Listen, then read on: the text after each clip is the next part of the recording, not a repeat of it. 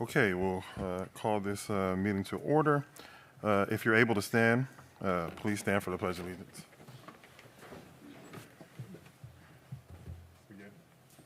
I pledge allegiance to the flag of the United States of America and to the republic for which it stands, one nation, under God, indivisible, with liberty and justice for all. Okay, roll call. Thank you. President Calvin Peterson. Here. Vice President James Forsyth. Here. Trustee Sabrina Rodriguez. Here. Trustee Shannon Fredericks. Here.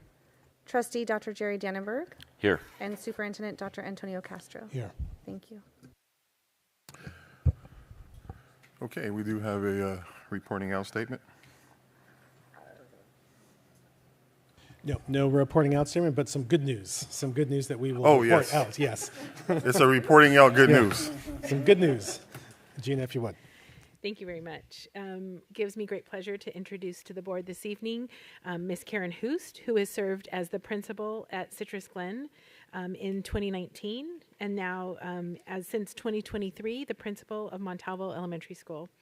Her 30-plus years of varied experience in education include adult, university, preschool, and elementary levels across public and private institutions in multiple districts, including teaching abroad in Valencia, Spain. And all of that experience will serve her well in this new role. Ms. Hoos comes into this position with extensive experience in curriculum and instruction, including instructional coaching and change management, multi-tiered systems of support, social emotional learning, universal design for learning, professional learning communities, and academic interventions. Ms. Hoost also has strong bilingual and biliterate experience working with multilingual learners. She is highly knowledgeable in early literacy, inclusive and responsive pedagogy, and assessment and data analysis. It gives me great pleasure to introduce Ms. Hoost as the Director of Educational Services.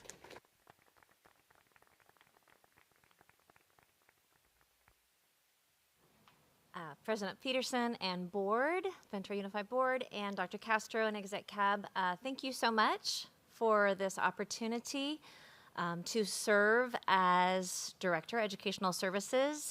Everything that I've done in the last 30 years, I feel like has led me to this point. My work with early literacy and multilingual students in particular is what drives me to get up and come day after day. And I love it, and I'm just so grateful for the opportunity and excited for all the work that lies ahead and all the great things we're going to do together. So thank you.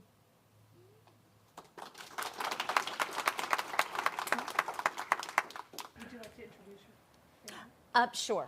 All right, so we have my son, Carlos, VUSD product. My husband, Ignacio Just, not VUSD product. Fiona, my daughter, and my mother, who is also Eileen Cherry, who is also a VUSD product, attending Will Rogers, I believe, in its inaugural year, right? Yeah, and was also an office manager for the Office of Educational Services back in the 60s. 60s. We'll go with 60s. So. Well, congratulations on your new assignment. We've been watching your career for years, and you just do amazing things, and we expect nothing less in the new role. And so we're happy to have you, and thank you for continuing to give your all for our district. We really appreciate it. And family, we appreciate you sharing her with us, because we know it takes a lot of her time to do what she does. Thank you. Thank you. And I would just add, I was able to go to the Montalvo event, the celebration, and your connection with the families was just so palpable. And I just, really appreciate your connections that you've made. And I just really look forward to seeing what you do in your next role. Thank you. Well, it's kind of bittersweet, I have to be honest, because you've been an amazing site leader. And over the years, watching the way you connect with staff and with families has been such a joy. You've stepped in places where we really needed you and really have benefited communities in ways that only you have been able to do. And I really appreciate that about you, Karen. And I'm excited for this, but a little sad. And I know you are too, because you love being around the kids. But I'm just incredibly grateful that you are taking this step for our district, because it's gonna really do some wonderful things. I just want to agree with my colleagues. Thank you so much for stepping into this role. I know it's going to be a pretty big role to fill, but I know, just from hearing about you and from what my colleagues have said, you're going to do amazing work. So thank you so much. Thank you. Same with me. I have some very strong opinions when we talk about this position, but you put me at ease, so thank you. And Karen, we just got a chance to connect recently. Just want to thank you for the creativity that you're going to bring to this position. You have a servant's heart. You're going to be able to build upon the great work that Dr. Molinar, who's here with us today, has done. I know you're going to contribute to not just the Ed Services Department, but the entire organization. Looking forward to working with you in this new capacity. Thank you. Thank you. I appreciate the confidence and the trust. All right. Okay. Thank you.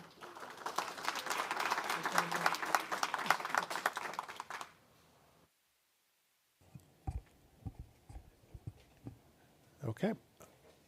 All right, and we're ready. And as we do, we have a few gratitude recognitions to share publicly as the rest scroll through on the monitor.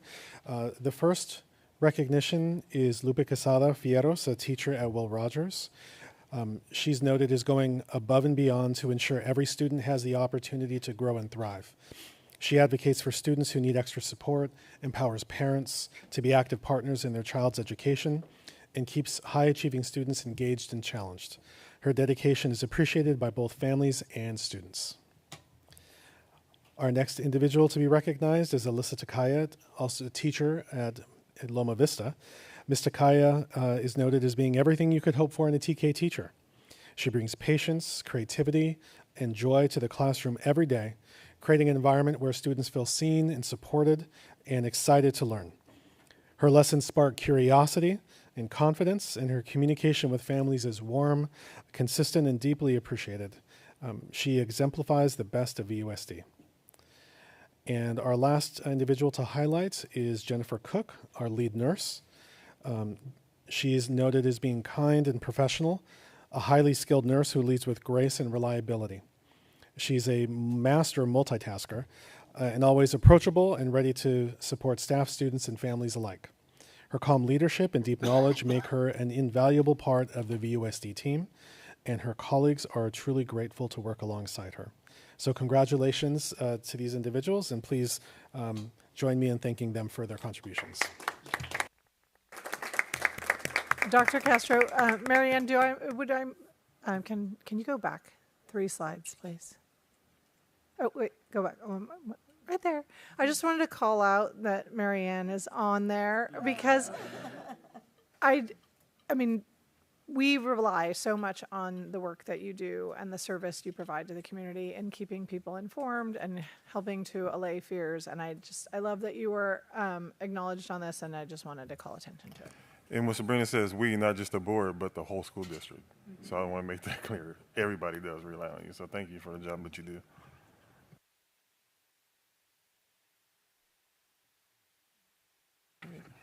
Any correspondence? We do not have any correspondence. Okay, we do have public comment.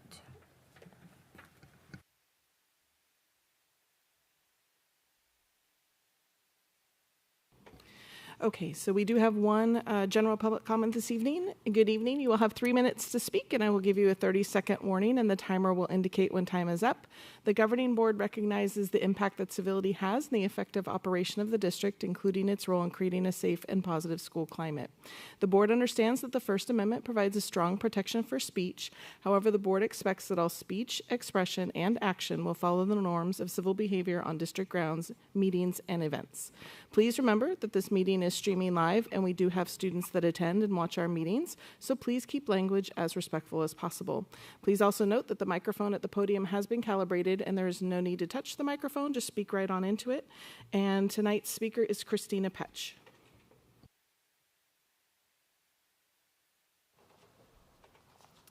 Hi, my name is Christina Petch. I am a VUSD parent. I'm also a PTA board member, and I'm also a volunteer on a rapid response team for immigrants in the community.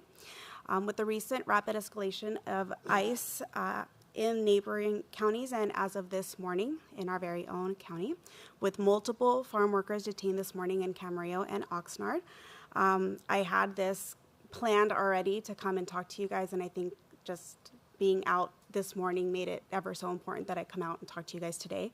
I think it's very important to have information regarding the rights of our immigrant students and their families easily accessible on our district website. While looking for such information on our district's website, I am unable to clearly find anything along the lines of immigrant rights. In another school district, LAUSD, for example, when searching the word immigration, the top result is a link to Know Your Rights, Legal Rights PDF, a resource guide compiled by the Mayor's Office of Immigrant Rights, where the first information is the Know Your Rights red card, along with very other really good resources. A similar search on our website yields 5 results, none clearly related to the topic. The second, third, and fourth result do link to the January 29th message from Dr. Castro regarding immigration officials on school campuses. And while, yes, I will note that I did find the same message on the bottom of the main page of our website under District News, the title itself implies the campus's response and not student and family rights. Moreover, in the message, the pertinent information, such as red cards, was not easily accessible. So I did as encouraged by Dr. Castro, and I explored the resources for families. Among them, I was unable to find information about what to do, but it did tell me to go to the Ventura County Office of Education for more resources. There, I did find information about VC Defensa, the group with whom I volunteer, and with whom I have been providing rights and trainings for resources and support for immigrant families. There shouldn't be a disconnect between the two. Our district should have the same information that VCOE has on their website, on our website. We shouldn't be gatekeeping this information from our students and their families and our community. So today, I just have 3 simple asks. My first is to make the rights for our immigrant students and families more visible and accessible on our district website, on the main page, so that our immigrant students and families feel safe and supported by our student.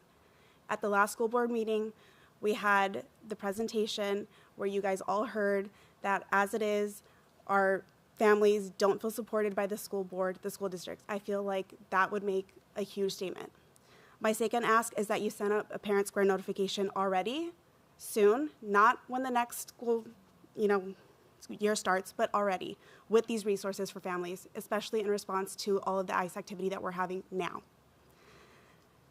especially with just a simple red card. My third ask is that we offer Know Your Rights trainings at our schools. This can be done by VC Defensa. This can also be done by other resources in our community. But as you see, VCOE has already partnered with VC Defensa, so that can easily be done by contacting them. Time is up. Thank you.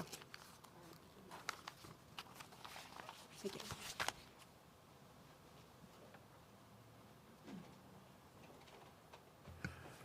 Okay, next we're on to 14A, public hearing regarding the 2025-26 LCAP. And that's the Local Control Accountability Plan. Okay, before I hand this over to Dr. Bayless, we will open the public hearing at 6:23. And Dr. Bayless is just going to read the notification of the public hearing, and then we'll see if we have any public comments. If we don't have any public comments, President Peterson, you will have the option of closing the public hearing, and the board can move into conference in the conference item if that's your choice. If we do have individuals present, we can move that presentation forward and discuss it again later under the conference item. We can do both. And so I'll turn it over to Dr. Bayless to read the public hearing notification. Yeah, thank you, Dr. Castro. President Peterson, a public hearing to review the Local Control Accountability Plan, the LCAP, will be held June 10th, 2025 at 6 o'clock, 6:23, at the Ventura Unified School District Education Service Center, Boardroom 255 West Stanley, Suite 100, Ventura, California 93001. The public hearing is being conducted to solicit the recommendations and comments of the public regarding the proposed LCAP. School districts and county offices of education are required to develop, adopt, and annually update the Local Control and Accountability Plan, the LCAP, using a template adopted by the California State Board of Education. The LCAP is required to identify goals and measure progress for student subgroups across multiple performance indicators. The Ventura Unified School District LCAP has been developed with the input from a diverse group of stakeholders. Adoption of the Ventura Unified School District LCAP is scheduled for June 24th, 2025, and the LCAP can be reviewed at that website. Thank you.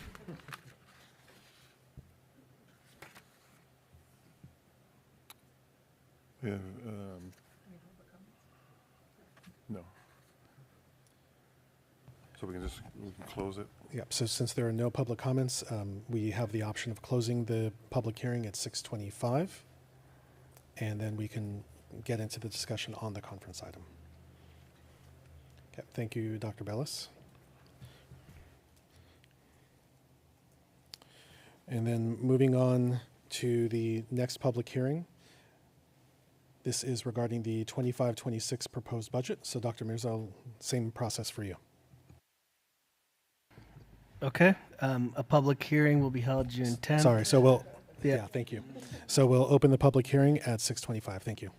Okay, perfect. A public hearing will be held June 10th, 2025 at 6 p.m. or as soon thereafter as convenient at 255 West Stanley Avenue, Ventura, California, 93001, or via public streaming available at https that website www.venturausd.org/board-meetings-live to review the 25-26 proposed budgets. The public hearing is held to solicit input and comments from the public regarding the 25-26 budget.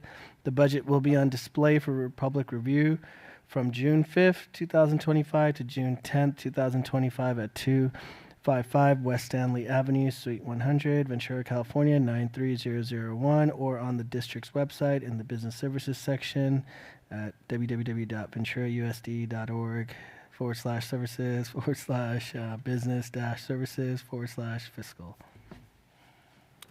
Okay, there's no public comment. It's 6:26.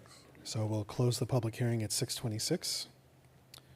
And we'll move on to our next public hearing, which I'll turn over to Dr. Mirza. We'll approach this a little bit differently, even though there's an item later on. We do have some information to share. So go ahead, Dr. Mirza. Yes, so we will open the public hearing at 6:27. Thank you. Okay, a public hearing will be held on June 10th, 2025 at 6 p.m. at Ventura Unified School District Education Service Center Boardroom, 255 West Stanley Avenue, Suite 100, Ventura, California, 93001. The public hearing is held to consider seeking extension of the waivers of the competitive bidding procedures set forth in Education Code Section 17466, ET-SEQ, period, previously granted by the California Board of Education for the following properties. Number 1, property located at 255 West Stanley Avenue, Suite 100, Ventura, California, 93001, known as the Education Service Center.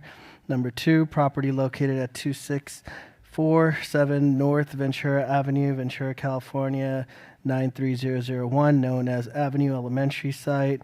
Number 3, property located south of Telephone Road, north of Bristol Road, east of Tamarin, Ventura, California, 93003, known as the Jewett Estate. Number 4, property located between Foothill Road and Telegraph Road, west of Satakoy Avenue, Ventura, California, 93004, known as the Sutton Estate. And number 5, property located at 96 Macmillan Avenue, Ventura, California, 93001, known as the former Washington School site, collectively the properties.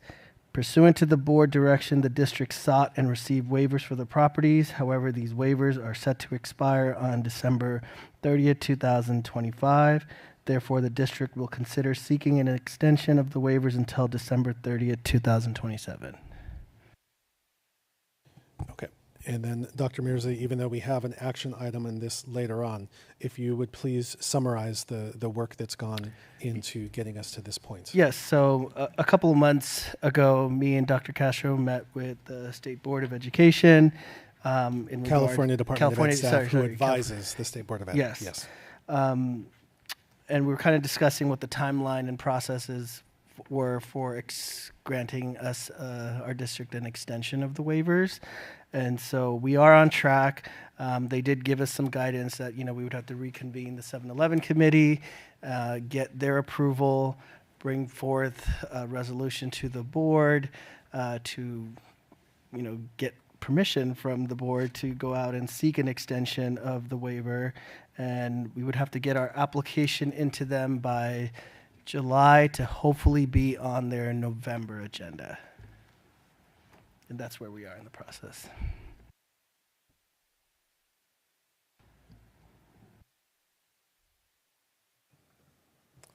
Please. Sorry.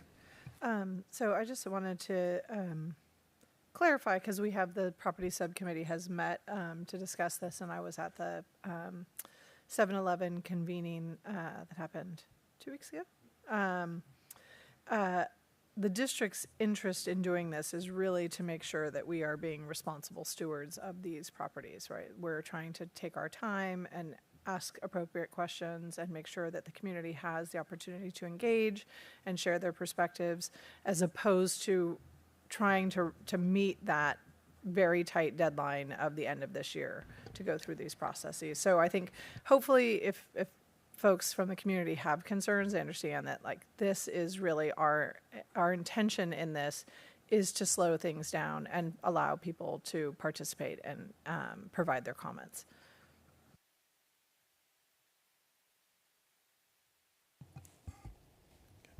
Go ahead. If the board has no other questions and we have no public comments, correct? Then We do not. President Peterson will recommend that we close the public hearing at 6:31. Okay. Thank you. And so we do have an amended agenda, so we will be moving up conference item 16B1, Business Services, Citizens Bond Oversight Committee, Annual Report. Yes, we have our members of the Citizen Bond Oversight Committee, Maddie, here to present to you the annual report for 23-24. And members of the board. One second. Can we turn the mic up, please? Oh, okay. Oh, okay. Good evening, President Peterson, members of the board, and Superintendent Castro. My name's Maddie Hendrick, and I'm the chair of the Citizens Bond Oversight Committee for Measure E. This is the presentation for the 23-24 annual report prepared by the Citizens Bond Oversight Committee for Measure E. So just a quick overview. November 8th of 2022, the Ventura Unified School District was successful in the election in obtaining authorization from the district's voters to issue up to $434,500,000 of general obligation bonds. Bond revenues are expended only for the construction, reconstruction, rehabilitation, and replacement of school facilities. This was our 23-24 committee, and I would like to give a special thank you to the annual report ad hoc committee, which included Christina Alvarez, Andrew Morgan, and Kim Perlhart. And I would also like to thank Andrew Morgan and Ryan Grau for being with me tonight. So some of our values are to be equitable, so distribute the funds as defined in the ballot initiative, and that every student has the right to benefit from bond funds. And also be transparent, communicate Measure E projects to all stakeholders, and encourage public input. So just a quick recap, the role of the committee, what we do. We inform the public of the district's expenditures of bond proceeds. We review expenditures, we review bond projects, and we produce an annual report. And this is what we don't do. We don't provide input on projects, we do not choose contractors, and we do not set the priority of projects. So this is a capital allocation summary. We broke it up based on project type rather than school site, as we did last year, just because there were numerous projects, and so this chart would be way too big if we did it by school site. So our findings, the Clifton Larson Allen LLP, they conducted an independent audit of Measure E Bond Fund Building Fund for the fiscal year ending June 30th, 2024. That audit was accepted by your board on January 14th, 2025. The report was provided to our committee during our January 13th, 2025 meeting. Staff was present to review and answer any questions that we had. We determined that the audit confirmed that Measure E bond funds were used only for approved projects in compliance with Proposition 39. So then I just wanted to do some highlights. This is the Pierpont field. Their field was completely redone and is now usable. The district, the bond manager, spent a lot of time making sure to get the right kind of soil makeup, to get the right kind of grass there so they won't have an issue with it in the future. And we reached out for quotes from various principals, and Mr. Tyner did just say how excited the kids were. And this is a picture of them, and there's I think the teachers wore inflatable costumes. The next slide. This shows some of the remodels and retrofits that were done at Atlas to add to their middle school classrooms. We reached out to Miss Winslow, who's the principal there, and she just said how functional the classrooms are. I didn't put the before pictures, but we were able to go on a tour and see these classrooms when they were broken down to the studs. I know Shannon was there with us. This is remarkable from when we saw them last July. Elmhurst Elementary, I know roofs are not super exciting, but Principal Kloffenstein, I know I said that wrong, he was very, very excited that the classrooms are now cool during the hot times and warm during the winter. This is another awesome project. This is the beach volleyball courts that are up at Ventura High School in the upper parking lot, and I do think this might have one of the best views of any of our schools. So if you have an opportunity to go up there and catch a game and just see how beautiful these turned out. And so now looking ahead, so we have to remember that this report is from 23-24. So a lot of these projects in our looking ahead, some of them have already been done, but they weren't covered in our report. So we're looking ahead, but kind of looking back at the same time. But looking ahead, new scoreboards, they're beautiful. The Buena and Ventura High School, the scoreboards are wonderful. The playgrounds, my son goes to Mound. Sorry, it's just very exciting what's going on. He is so excited to go on the 4th and 5th grade playground this next year. Right now he's on the 3rd grade, and he's like the fourth and 5th grade. Those kids are spoiled because it's so fun. Also, the roof replacements, we're taking care of our campuses, and also security for our schools. That's a huge, just especially, I have a son at Ventura High School, so with everything that's been going on, having that extra security gives parents a little bit of peace of mind, as well as the staff and anybody that's on campus and the students. Okay, next one. HVAC. I'm a VUSD student, and I remember being very hot in some of those classrooms. So having usable air conditioning and not just relying on the coastal breeze when you're, way out on the east end at Atlas, I think that's going to be great. We know we have the solar panel installations as well as updated lighting. And our sports facilities are also going to be getting new track and field services. I know Buena's will be a little bit faster than Ventura High School, as we've heard multiple times. Ventura High School just has a lot of underlying issues. So that'll take a little bit longer. And so with that, I want to say thank you.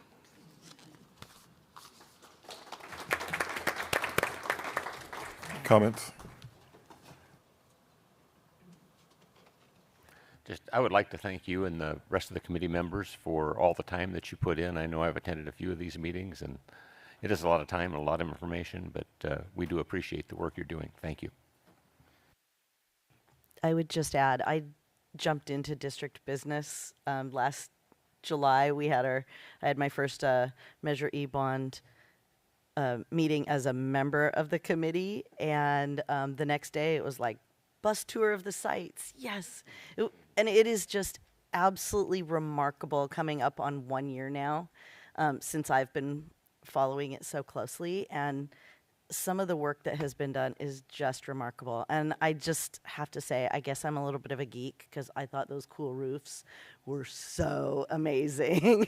I never knew I'd be so excited about a roof, but yeah, it was really phenomenal. And I just hope that people watching, if you get a chance to go on the campuses, see the playgrounds, see the roofing, see the solar panels. I mean, it is just such phenomenal work.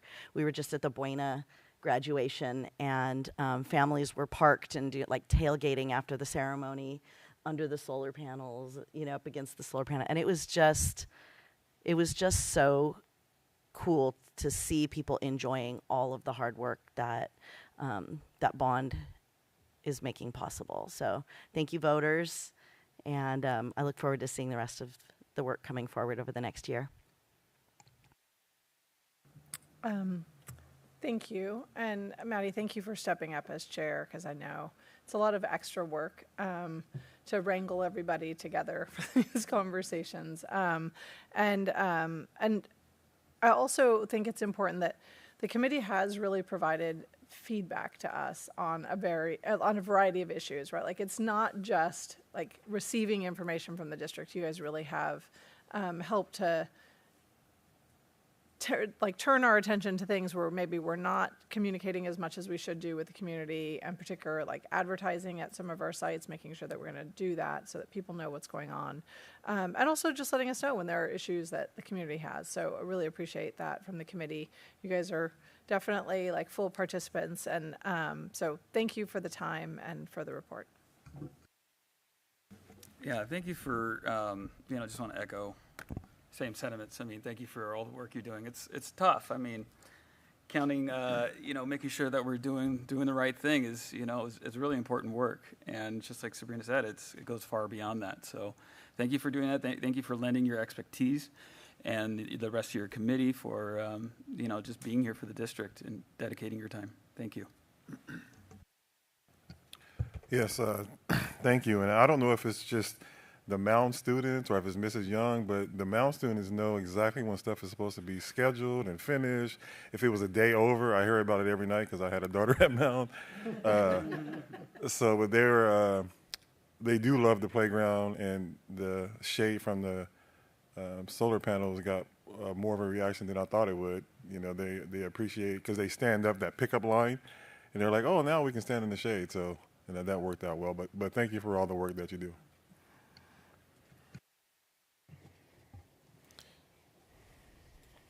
Okay, now we're on to 15A, Educational Services, Adoption of At-Risk Reading Difficulty Screener. Thank you, President Peterson. I'll invite Dr. Molinar to come up and join here. If you recall, last month on May 13th, she presented the results of the Literacy Committee.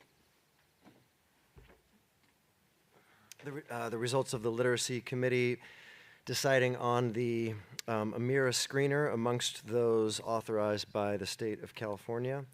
And so it is a formal adoption that is required by the state of school boards to make. So that is our recommendation for the Amira screener. And I think I have a few slides just to refresh everyone's memory. So just to echo what Dr. Bayless mentioned is that Ed Code says that we do need to make sure that we have a screening instrument and that it is adopted by the board. The recommendation at the last board meeting, or a couple board meetings ago possibly, I can't remember now, was the Amira screener, which is one of the recommended screeners through the CDE. The reason for this is that it was a clear favorite in student engagement, ease of administration, actionable reports, and it was a normative assessment in both English and Spanish.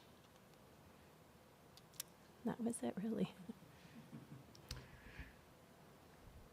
So happy to answer any questions that you have prior to Consideration of a vote for the recommended screener. Oh, that was a Bayless slide? Only two? What? No, that was actually Dr. Molinar's slide. So I cannot take credit for the brevity. I had a question. Since our last discussion of this, California has come forward with an in-house free version. Was that looked at, and then sort of what was the consideration? So Multitudes is the free version, and that was one of the programs or the screeners that we piloted. The considerations from the pilot group was that Multitudes was a one-on-one administration, so that took a lot longer than Amira, probably at least 4 hours to administer to a whole classroom. Some of the fonts were confusing. The reports were limited in the information that the teachers could use from it. It was the more kind of like a band, versus in Amira, you get more specific skills in order to be able to progress monitor, monitor instruction, and address the basic needs.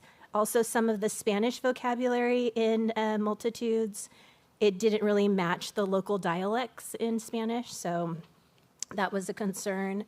And then even with the free version or the free screener, in order to get training either virtually or with a live person, the cost is still between $400 to $2,000. And with the other screeners as well, we still need to pay for training, and then depending on the time it takes to administer the free version, we might need support in the classroom with substitutes or paraeducators. So there's kind of an offset. And even with Amira, when we look at Amira, given the progress monitoring that we're able to do with Amira, because you can administer it more than once a year, the Multitude screener was only administered once at the beginning of the year, so it didn't really offer a progress monitoring for us to be able to offer 3 times a year and look at that progress over time. Since Amira does do that, we can look at a cost savings in ESGI. We're already able to reduce that cost, which is about a $60,000 savings in K through 2. And then depending on how the first year goes with Amira, we can start to scale back map reading fluency. Please remind us of the input we had from staff on this. So we have a literacy committee who was made up of teachers, administrators, district staff. They had presentations from each of the screeners we were piloting. And then from that literacy committee, several teachers, either from dual language schools, Title I schools, had a team of teachers who implemented the screeners at their sites.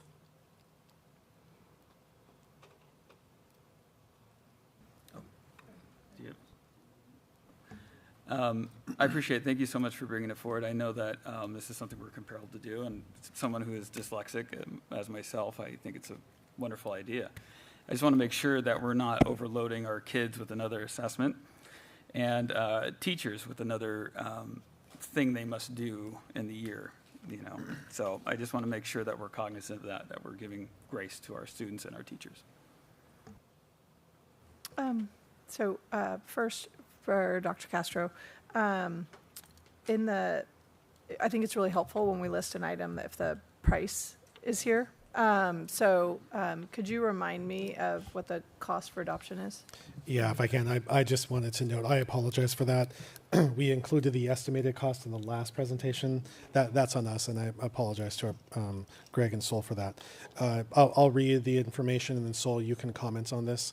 The estimated cost for the K-12 professional development package was $20 per student. The ongoing K-2 assessment licenses for future years were noted as $499 per student, which would cost approximately $13,000 annually. And I did also just want to loop back around. I anticipate you'll have other questions, but to Trustee Forsythe's question about being mindful of the it's not just the workload; it's the amount of time that students and teachers are spent assessing and what we do with that information. So Dr. Molinar, if you could, you went through it very quickly, but if you could loop back again and talk about that connectedness, where we see this going and what will be utilized from this, and then potentially how it places us in a position of maybe being able to back off of some other assessments. Right. So that was one of the considerations. We didn't want this to be an add-on. We really wanted to be able to take the place of some of the other assessments that teachers are administering. So Amira gives us those results that we currently get with our basic phonics skills assessment or our oral reading fluency assessment. So because of that, we would be able to scale back. We wouldn't administer those assessments. It would come from Amira instead. And that's how we're able to save on ESGI, which is where they administered those BPSTs and the ORFs and where we held that information. So can you not use acronyms? And yeah, thank you. So like basic phonics skills tests and the oral reading fluency assessment. And what are the costs for those things that we're not going to be administering now? So not necessarily the cost of the assessment, but the way we administered the assessment and where we housed those results was in ESGI, which I don't know what that stands for, but it's really an online module, I suppose. Yeah. Right? Mm-hmm. And that cost savings is going to be $60,000. And so now we'll pay only $7,000 for a TK.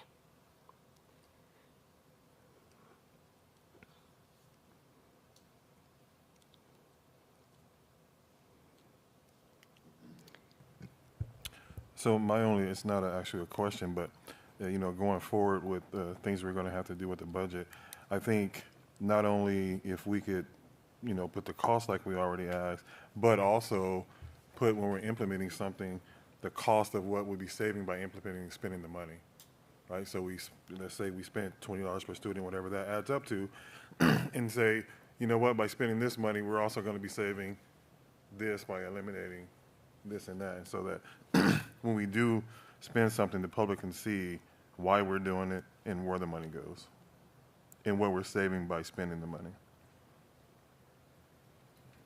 So the other question I have is, since the state of California is providing the other multitudes, is that what it's called, for free, I mean, something that's free isn't necessarily always free or even better, right? Like, doesn't necessarily save you money. But it does seem to me like with the state putting its resources behind that system, that one is likely to become kind of the standard and also presumably, become the thing, sort of improve significantly because everybody's going to be using it, right? Because most people are going to, or many people are going to choose the free option. Maybe not most, many people. So with this, if we commit to this initial contract, what are we, like, how long is the contract and what would be involved in if we wanted to switch over at some point, say the other system works through those kinks, what would that look like? So right now it would just be a yearly contract. Another free program that they're putting out is SOAR, which is through Stanford. And we didn't pilot SOAR because they don't have it. SOAR? ROAR.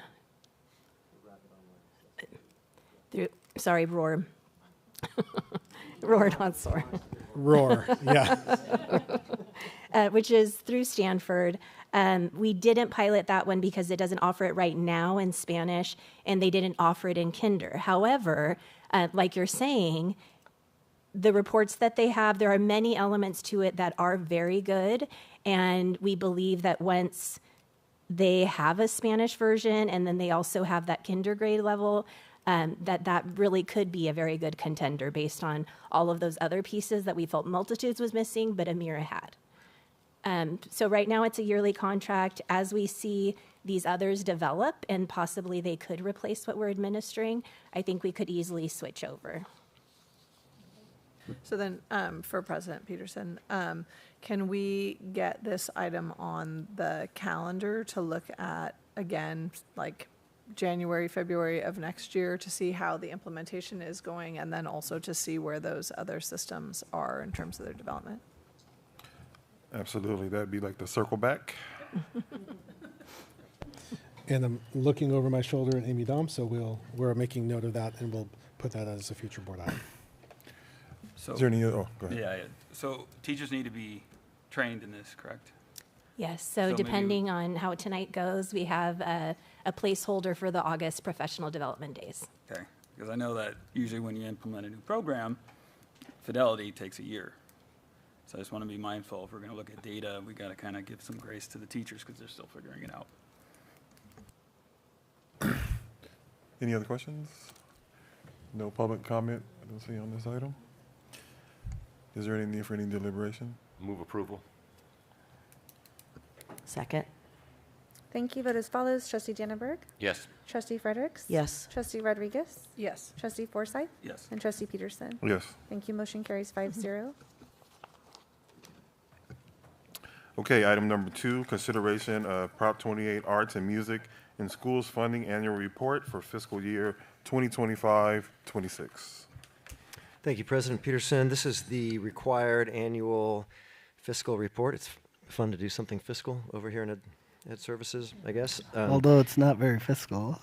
That's true. The report is not very fiscal. So, as you know, we have a process. Our district practice is to submit site-specific plans to the board. That's a practice, not required, but it helps clarify our spending.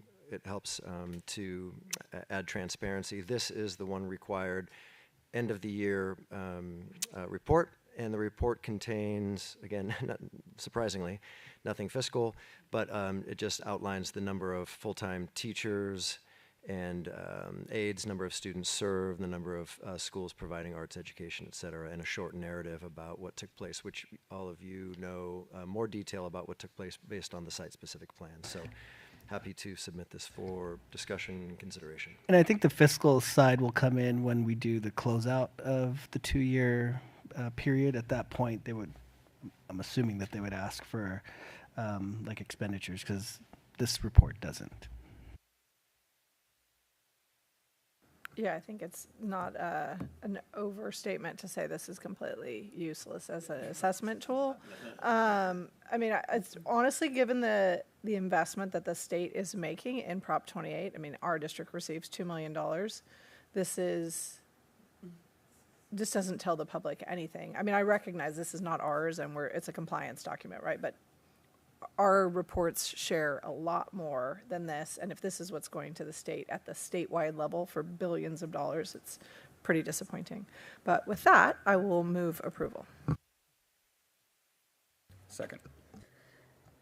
Thank you. Vote as follows. Trustee Dannenberg. Yes. Trustee Fredericks. Yes. Trustee Rodriguez. Yes. Trustee Forsythe. Yes. And Trustee Peterson. Yes. Thank you. Motion carries 5-0. Okay, item B1, declaration of need for fully qualified educators and annual statement of need for 30-day substitute teachers. First read, Human Resources. Thank you. So this is in the event that we do not have enough fully qualified teachers when we get into the hiring process. Often this happens in August, or if we have to add teachers into September. And so this is a proactive strategy. Right now, the pools that we are recruiting for, we're having good applicant volume and quality of applicants at this time. But this is in the event that in some of these specialized areas we don't get that. This affords us the opportunity to use alternative authorizations to put a qualified teacher into a classroom assignment. And it is routine. This is something that you see every year around this time. Any questions? No questions, but just a comment. I know there's currently legislation pending that would actually extend this to 60 days. So we wouldn't have to, it would automatically we'd be able to keep people for 60 days, which would be very nice. Unless somebody else wants to do it, I'll make the motion. Second. Thank you. Vote as follows. Trustee Dannenberg. Yes. Trustee Fredericks. Yes. Trustee Rodriguez. Yes. Trustee Forsythe. Yes. And Trustee Peterson. Yes. Thank you. Motion carries 5-0. All right, item number 2, consideration of approval of Ventura Unified Education Association, VUEA, / Ventura Unified School District, VUSD, contract changes, 2024-25, first read. Yes, thank you. Happy to report and appreciate the cooperative and collaborative work with VUEA this year again in another successful negotiation season. And so attached to this agenda item are the summaries of the different articles that were revised this year, as well as the detailed articles. Happy to answer any questions if you have any. Questions? I don't have any questions. I just wanted to really thank the entire negotiations committee because I know this is a daunting process, and every time you're able to sit down and tighten up the contract language, it just makes everything move so much, more smoothly going forward. So I just want to applaud the entire negotiations team on your hard work. Thank you. Yeah, I was actually going to say something very similar about that, like especially around the issues with our special education students and staff. Really appreciate the thoughtful work and the partnership with our associations to come up with something that is good for students and good for our staff. So really appreciate it. I'll entertain a motion. I move to approve. Second? Thank you. Vote as follows. Trustee Dannenberg? Yes. Trustee Fredericks? Yes. Trustee Rodriguez? Yes. Trustee Forsythe? Yes. And Trustee Peterson? Yes. Thank you. Motion carries 5-0. Okay, I've already explained the first two acronyms. So VUSD and VUEA, Memorandum of Understanding, first read. Thank you. These are revised MOUs that we had in place for the current school year for covering classes if in the event that there isn't a substitute available. We've had to use that less and less, but it is really nice, to your point, Trustee Fredericks and Trustee Rodriguez, that when we do get ourselves into a situation that there's maybe a high number of absences on a given day, that we have a process and a protocol in place that's already pre-agreed upon, as well as compensation schedule for independent study and CTE programs, and then as well as an updated and revised co-teaching MOU. Questions? There's no questions. I entertain the motion. Move approval. Second? Thank you. Vote as follows. Trustee Dannenberg? Yes. Trustee Fredericks? Yes. Trustee Rodriguez? Yes. Trustee Forsythe? Yes. And Trustee Peterson? Yes. Thank you. Motion carries 5-0. Okay, item number 4, TK teacher requirement, first read. Thank you. I know it's always shocking when HR has a presentation. But a little bit more detail on this one. So for transitional kindergarten teacher requirements, there are actually two different requirements. So the first requirement, it's right there.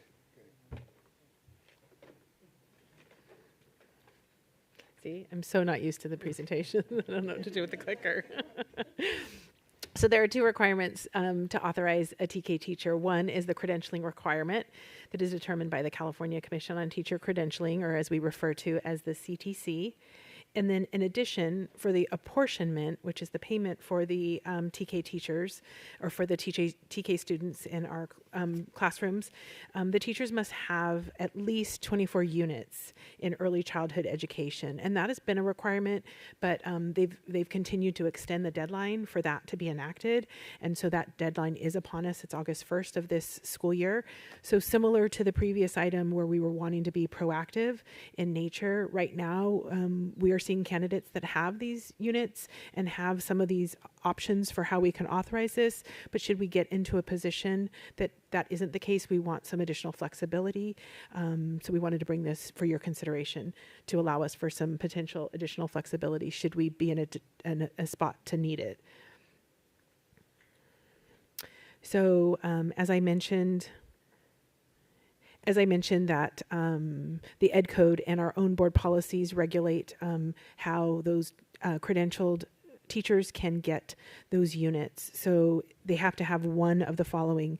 We have some of our teachers that were in a TK assignment prior to 2015, and so those have been legacied in, and so they're not required to have this, one of these authorizations. So you can do any one of these three options to just get the 24 units in childhood education or child development, or a combination of the two. They can have experience in a classroom setting with preschool age children, and they could also have a child development teacher permit or the new PK3 credential would also meet that requirement. So what I'm bringing to you today is consideration for the process for the second bullet point. What? Oh, okay. Go ahead. See, I know it's shocking, HR with a slideshow. So the criteria that we were proposing for your consideration is using the criteria of 15 hours to equal a semester unit. So 1.5 years of experience with preschool age children would be equivalent to the 24 units of early childhood or child development education. And that experience would be verified with the previous employer through our employment verification process. And then we would put documentation in the personnel file in the event of an audit. I just have a quick question on this Of one. course. So is this like a state criteria, or is this a district criteria, or how was that developed? This criteria was in consultation with VCOE. We actually just recently last week had a call with all of the districts with the credential analyst there at the County Office of Education. And so it was very similar to our own calibration that we did with a number of hours and units. And so that's how we determined, and we checked it with them. And that is what they have been using as a standard, is 15 hours equals a semester unit. And so they have to have a teaching credential.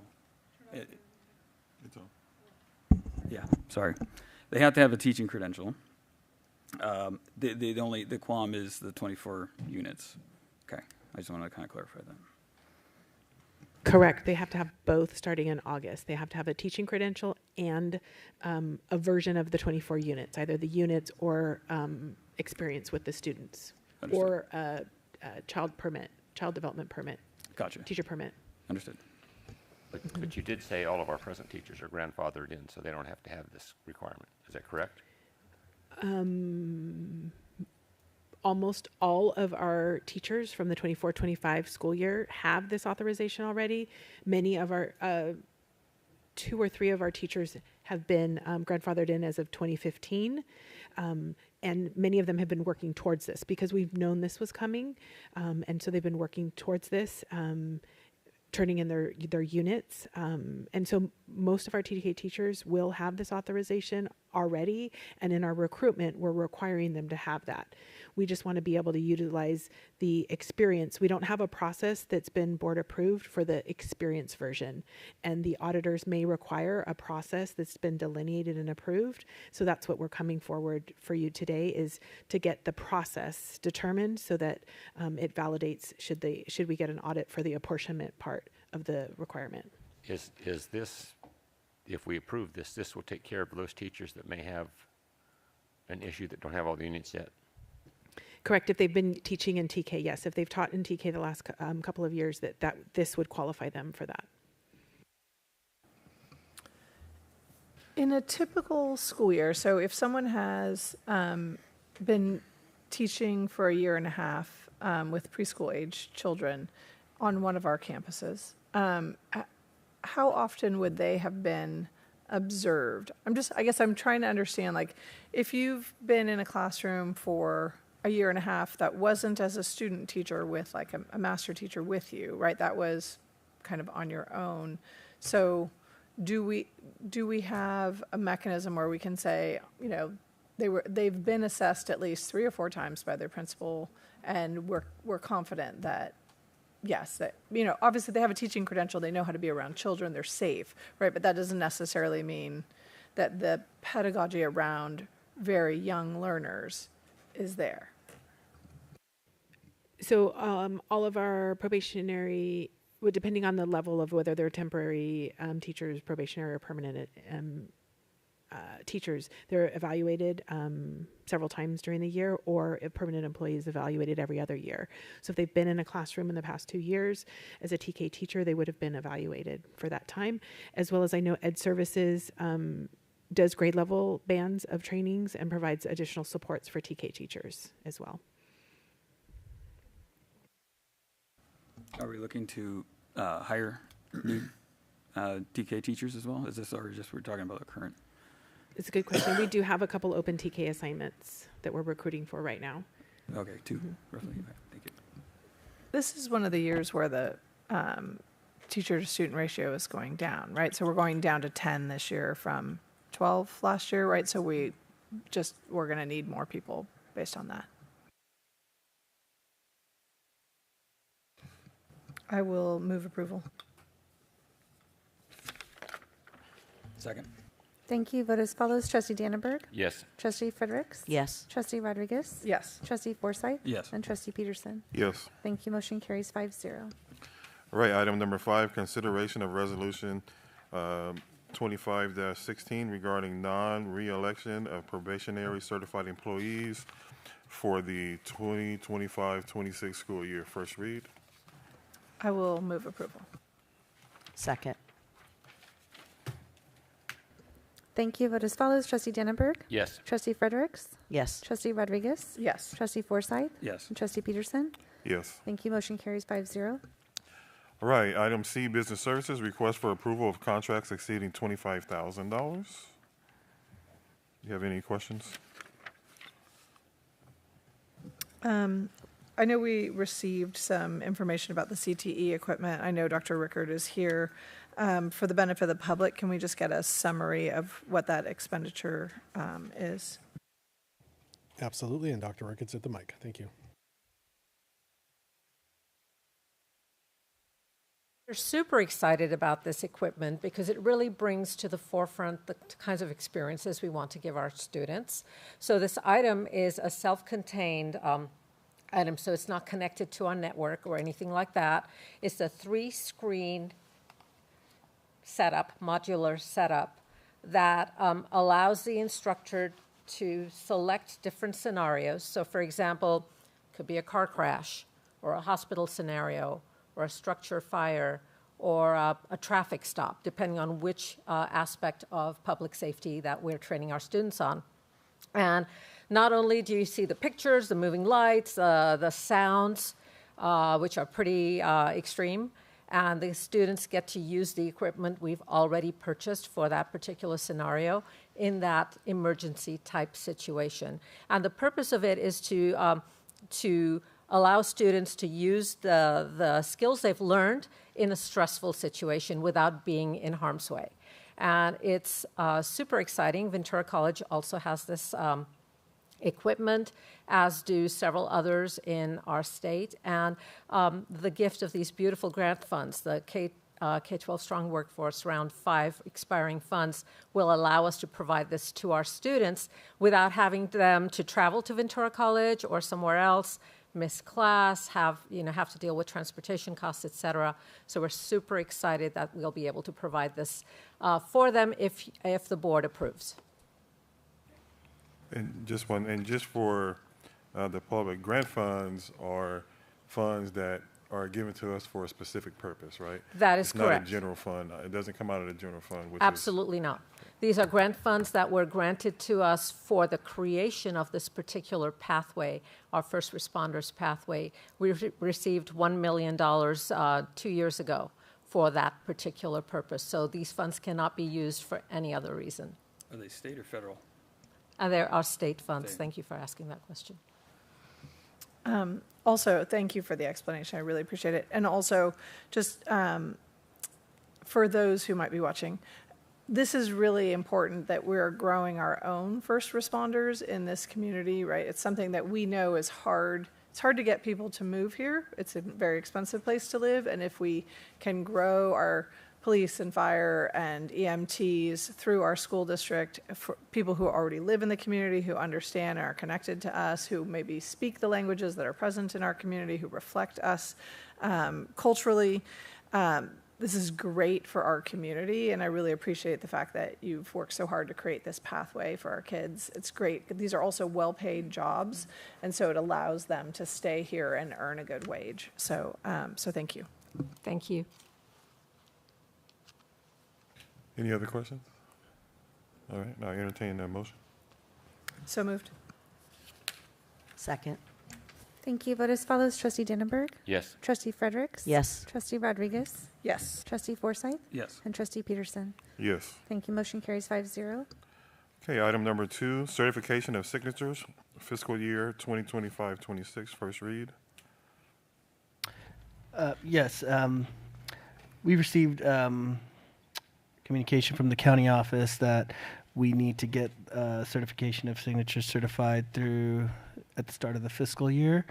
I know we bring this back to the board anytime there's some changes, normally in December, but for compliance purposes and our county office wanting it at the beginning of the fiscal year, our actual fiscal year, and then again in December. That's why we're bringing this forward. Move approval. Second. Thank you. Vote as follows. Trustee Dannenberg. Yes. Trustee Fredericks. Yes. Trustee Rodriguez. Yes. Trustee Forsythe. Yes. And Trustee Peterson. Yes. Thank you. Motion carries 5-0. Item number 3, consideration of resolution number 25-15 of the Board of Education of Ventura Unified School District authorizing requests to renew the waivers of the surplus property competitive bidding procedures under Education Code 17466. First read. Okay, as mentioned in the public hearing board, we do have a presentation ready, and we have Stephen, our attorney from AALRR, available if you guys have any questions. But like I mentioned at the public hearing, we are seeking to get this resolution adopted by the board so we could seek an extension of our existing waivers for an additional 2 years for all 5 of the properties. So, I mean, if you want, we could walk through the PowerPoint. If you have any questions, we're here. Not really a question, and I don't know, Stephen, I don't know what you were, if you were going to share this already. So, but I do think it's important for people to know that we have gone out for RFP on 2 of these properties, but because the board then later hired a consulting firm to help us assess highest and best use for these properties, we've kind of slowed to allow that process to unfurl so that we know more before we put ourselves and the community in a place of making a decision about these resources. I don't know. Were you going to just say, did I just steal your whole presentation? Sorry. Yes, you did. That's exactly right. Yes, I have nothing to add. And I'm free. I mean, I just want to point that out. That is true. I don't charge by the quarter hour. Any other questions? Was that, are you going to, do you have more? Was that Yeah, it? I mean, unless you... We were prepared, but we anticipate that if there's no, we don't want to give you information that you already have. What's been summarized is exactly that. Yeah. We're at the place where we're prepared to seek the waiver extension, which would give us 2 years of flexibility. It allows the board the continued ability to seek both RFP processes, consider them for highest and best use, accept them or not. But either way, it's a reflection of our intention to be able to use our properties effectively, and that's where we're at. So if we can move forward with this, our next step then would be to go forward and seek the waiver from the State Board of Education.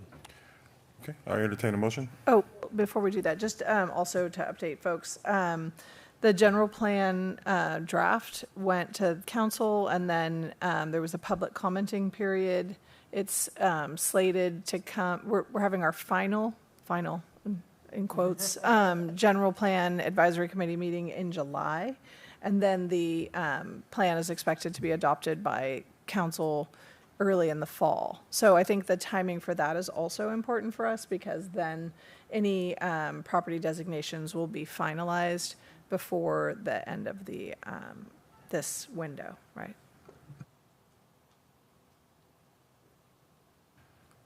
All right. I entertain a motion. Move to approve.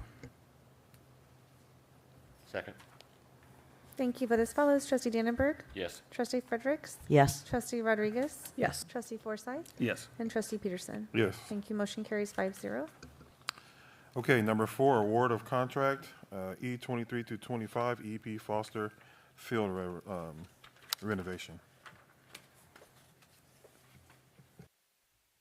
Evening Board. This project is to essentially redo the mess that we made due to solar to build a temporary parking lot. So we want to be able to give back the soccer field that EP Foster once had, but get it back to a better working condition. So it includes all new irrigation mainline laterals, irrigation pump, as well as removing the temporary parking lot and putting sod all back in.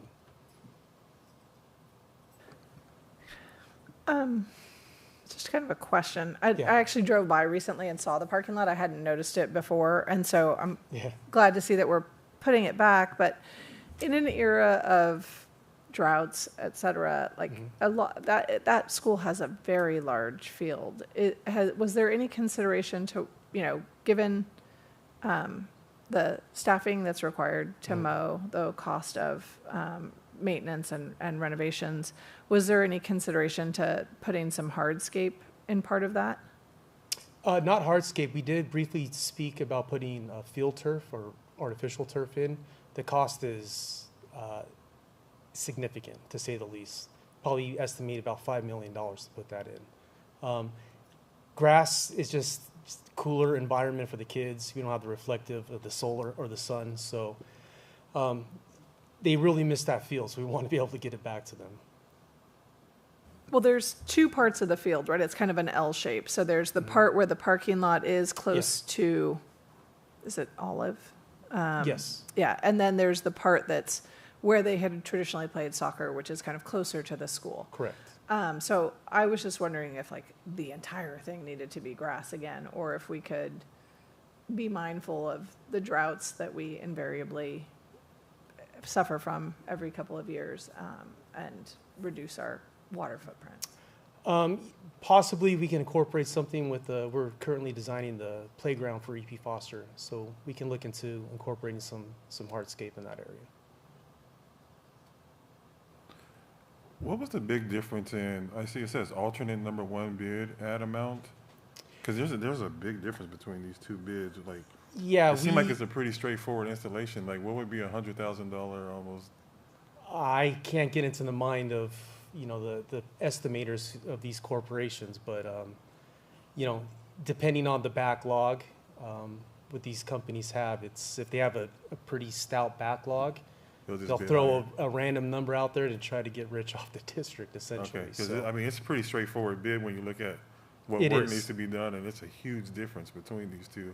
It is. I just want to make sure, like I always say, that a change order doesn't come across for $96,000 or something for someone who's bidding a $219,000 job versus someone who's bidding a $345,000. We try to do our due diligence of providing pretty solid bid specifications and count as many details as we can to reduce change orders. Thank you. Is Venco Western a local? Yeah, they're based out of Oxnard. Yeah. Yes. If there's no any other questions, I entertain a motion. Move to approve. Second. Thank you. Vote as follows. Trustee Dannenberg? Yes. Trustee Fredericks? Yes. Trustee Rodriguez? Yes. Trustee Forsythe? Yes. And Trustee Peterson? Yes. Thank you. Motion carries 5-0. Dr. Castro, just for future, we have asked for renderings, or so if we could get that in the future.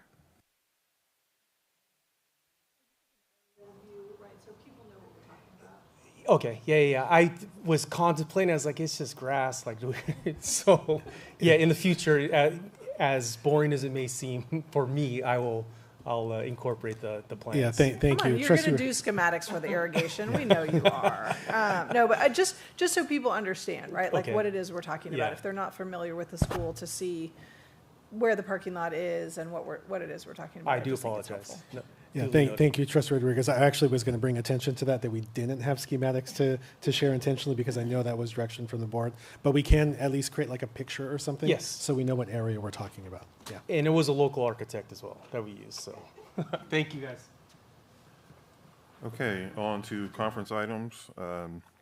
Educational Services, 2025-26 Local Control Accountability Plan, the LCAP, and Local Indicator Annual Update. Thank you, President Peterson. My pleasure to summarize for you the status of our upcoming year's LCAP. This is the required annual update, and you'll see it today, of course, and then you will also see it prior to June 30th at our June 24th meeting for consideration for adoption. A couple slides for background. purposes only, and these slides are similar actually to the mid-year update provided in February, but just as a reminder, some of the requirements of the LCAP that we have to identify school board red performance levels for the district, and we have to address those with our goals and actions explicitly in the LCAP, and we've done that.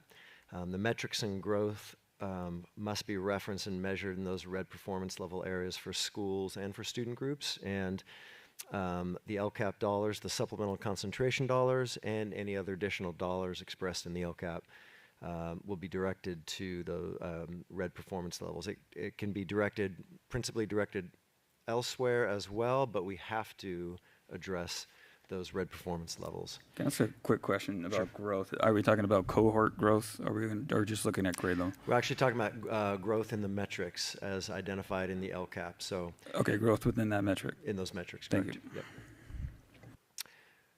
Yep. We are entering the second year of a 3-year cycle. All LCAPs are on a 3-year cycle.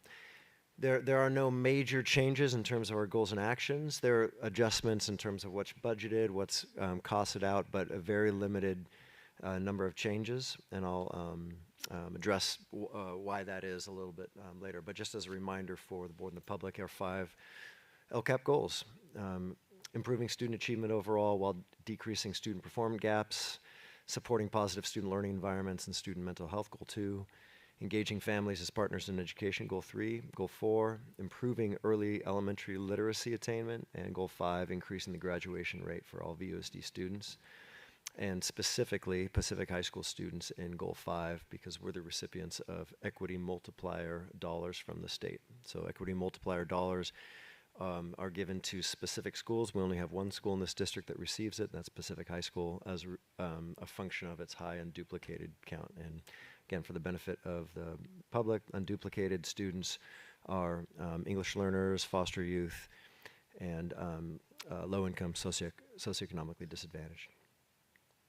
All right, I'm going to channel my inner Hassan here and tell you that total revenue projected for the district is $244,701,470, and so it's broken out as follows. We have our LCFF funding, we have other state funds that would be learning recovery block grant funds, et cetera, local funds, and federal funds, so our federal title programs.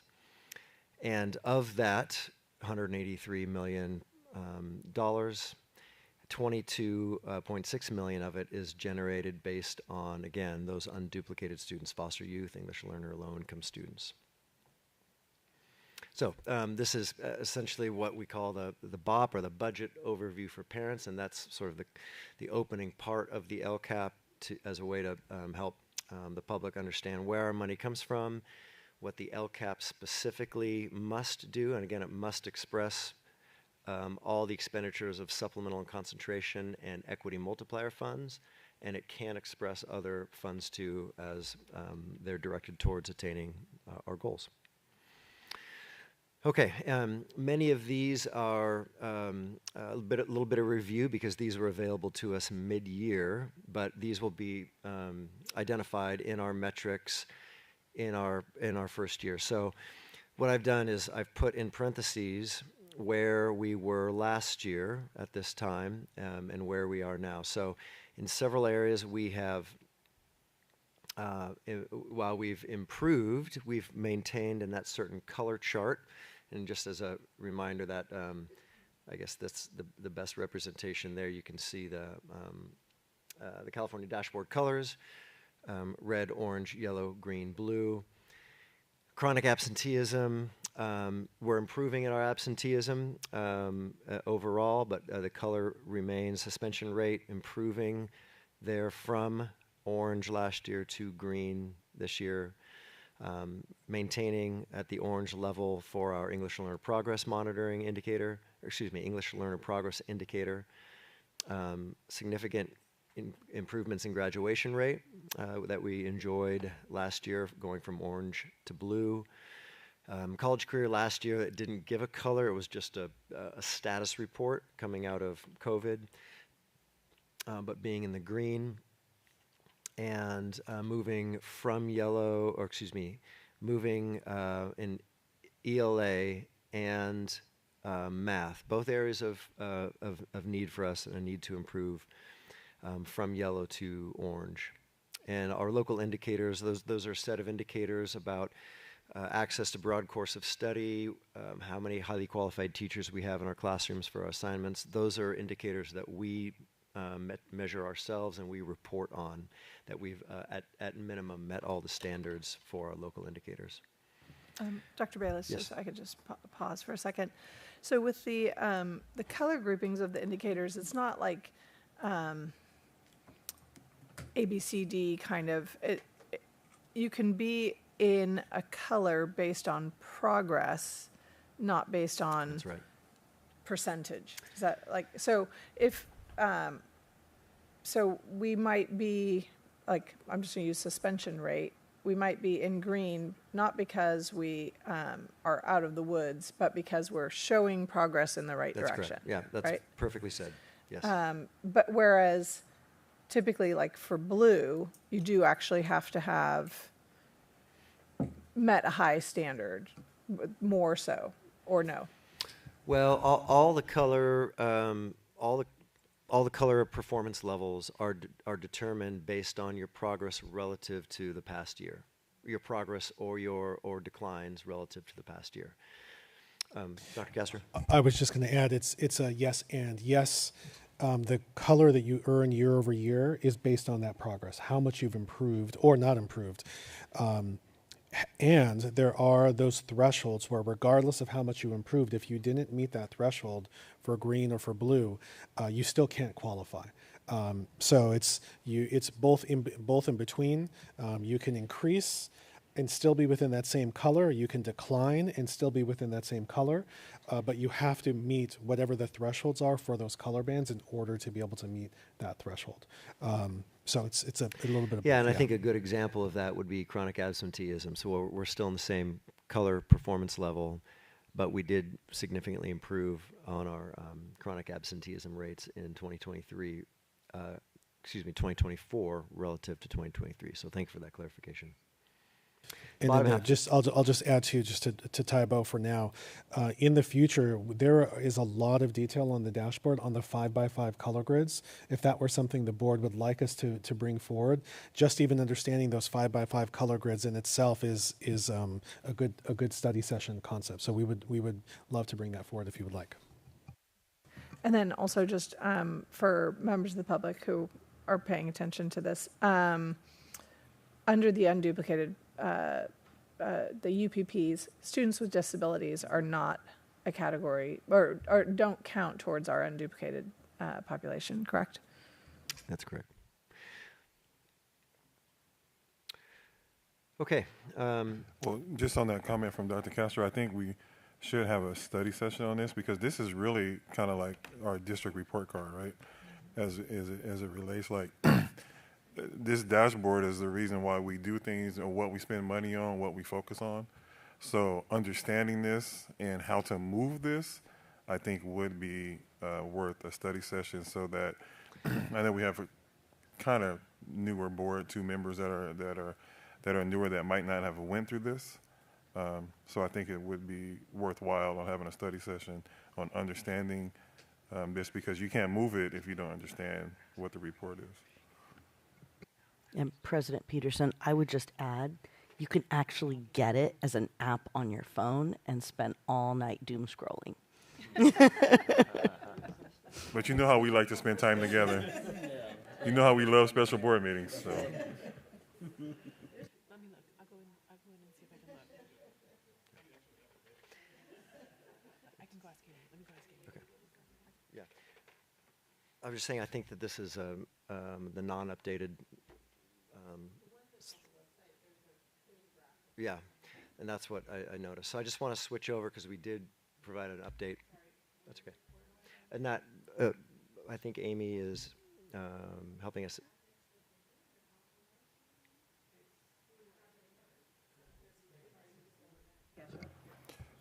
Sure, we'll take our 10-minute break now. Yeah, thank you. We'll be back at 7:43.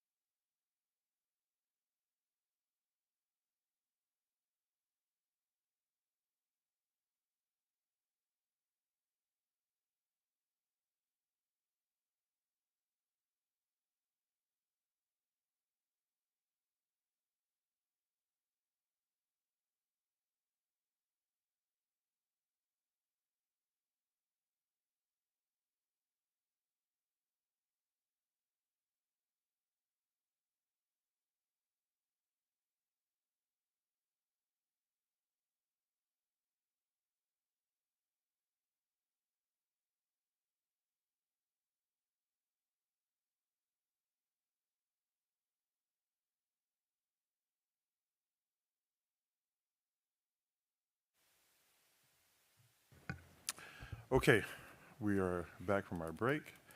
It looks like we have a new icon on here. So this must be the updated one. Yeah, that's correct. And it also has the abbreviations down at the bottom for everyone's benefit. So I think we left off at the bottom half of this slide. Again, we're talking about the California Schools Dashboard performance levels. So for our graduation rate, moving from students with disabilities in the red to none in 2024. And again, 2025 data is not available yet, so that's why we're reporting on 2024 data. Foster youth still remains a concern, a red performance level for chronic absenteeism, but significant reduction in the number of student groups in our lowest performance level for suspension. For English language arts and math, though, those are areas where we are laser focused on improving. And so we do hope to see some significant improvements as a result of our efforts this year on the 2025 dashboard that will come out in the fall. Okay. Just wanted to report on some other goals and metrics that you have not seen and that I was not able to present to you on in the mid-year review. But a couple of non-California dashboard metrics. Most of our Goal 1 metrics are California dashboard metrics, but we have a few that aren't. And we have some increases in, for example, high school advanced placement courses enrollments, up 3%, and an increase for low-income and socioeconomically disadvantaged students. We also see an increase for dual enrollment as accessing post-secondary education, decreasing time to degree, and making it more likely that those students will enroll in college after high school. So we're pleased with some of those results. And sorry, Dr. Bayless. Yeah, sure. When you have a minute, it would be great to not only have the enrollment data, but also successful completion data for those same subgroups. Successful completion of each course, dual enrollment course courses. enrollments and dual enrollment courses, right? Like, so not only are the kids signing up for it, but are they successfully completing it? Yeah, I can clarify, but I believe all of those are grades. They're not represented as enrollments and then drops, but I can clarify our data and get back to you. Yeah, and for Goal 2, we are seeing some decreased gaps between student groups in our high school athletics participation. And again, that's that connection to school. Not the only means by which students connect to school, but by the numbers, it's one of the larger ones. And again, I'd reference in the fall, or excuse me, in February, that we didn't have a great means in our current system for tracking that data with extracurricular activities like arts and music, which are equally as important for supporting students' connections to school. Goal 3 is, the metrics for Goal 3 are largely survey metrics for our annual LCAP survey, and we did get a decreased number of respondents this year.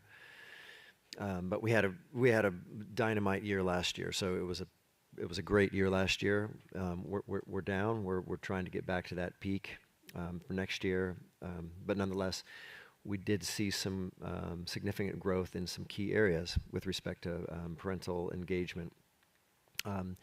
And we also, I just want to reference some of our initiatives. One particular, our shift to Aries. We do think that Aries is going to support particularly our secondary families' connections to their students' school, or their child's school and teachers and their academic performance, just because there's some functionality with Aries and reporting out and more consistent communication with parents than our current system. So we're pleased and hopeful about that as well. For the number of surveys, do we have the comparison of the number of surveys that were received? It's in the LCAP. It is in the LCAP, and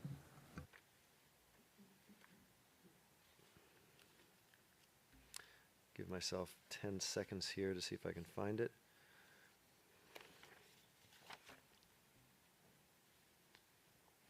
All right. So we had about 4,500, close to 4,500 LCAP survey results last year in 2024. This year we had under half that, so we had about close to 2,000. And always, the majority of our respondents are students, just because we have influence over that.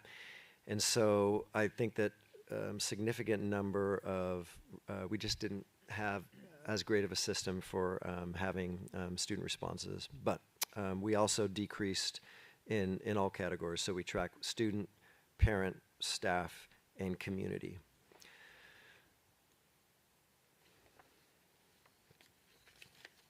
Okay, on to goal 4. Goal 4 is our early literacy attainment goal. And we have some positive growth here with our CASP ELA. But we know that,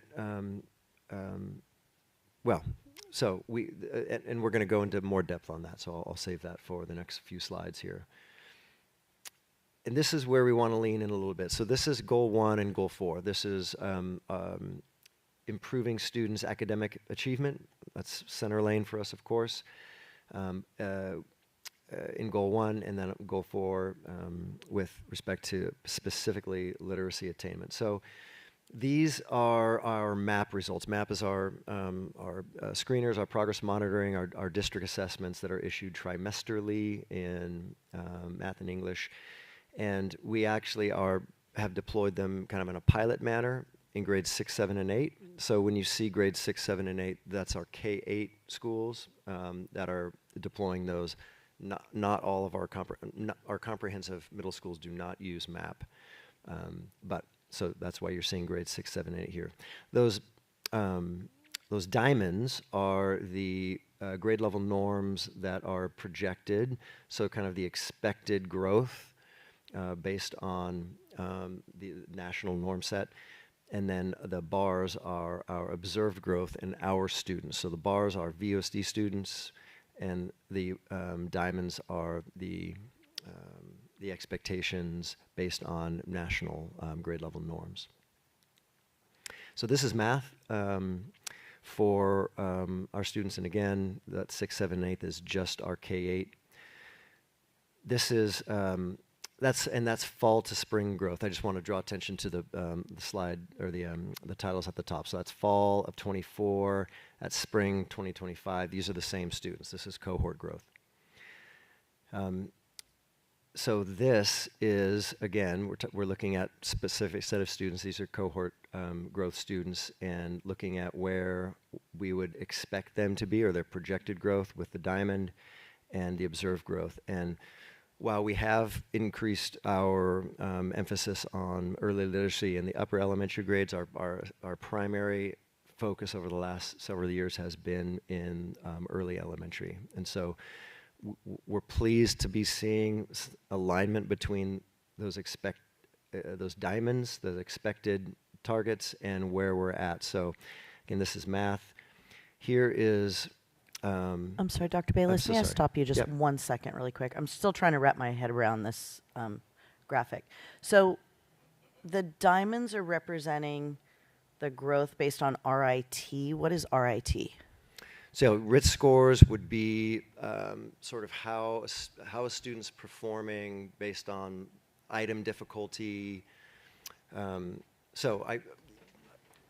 Is Dr. Molinar still here? She's probably got a better means of explaining it. So, yeah, RIT growth is just a metric of how a student is doing on difficulty. So the diamond is not how they are doing, it's how they're projected to do based on that same amount of time with instruction based on a national norm. So that's where we would expect them to be based on a certain number of days of instruction. So then as we're going up in grade level and the diamonds are moving down that RIT growth scale, does that mean they're making smaller increments, we're expecting smaller increments of growth as they get older? Based on the national norms, that's the expected growth for students in that grade level with a specific set of instructional days. And it's a K1 assessment, there's a 2 through 5 assessment, and then 6th grade starts a new assessment.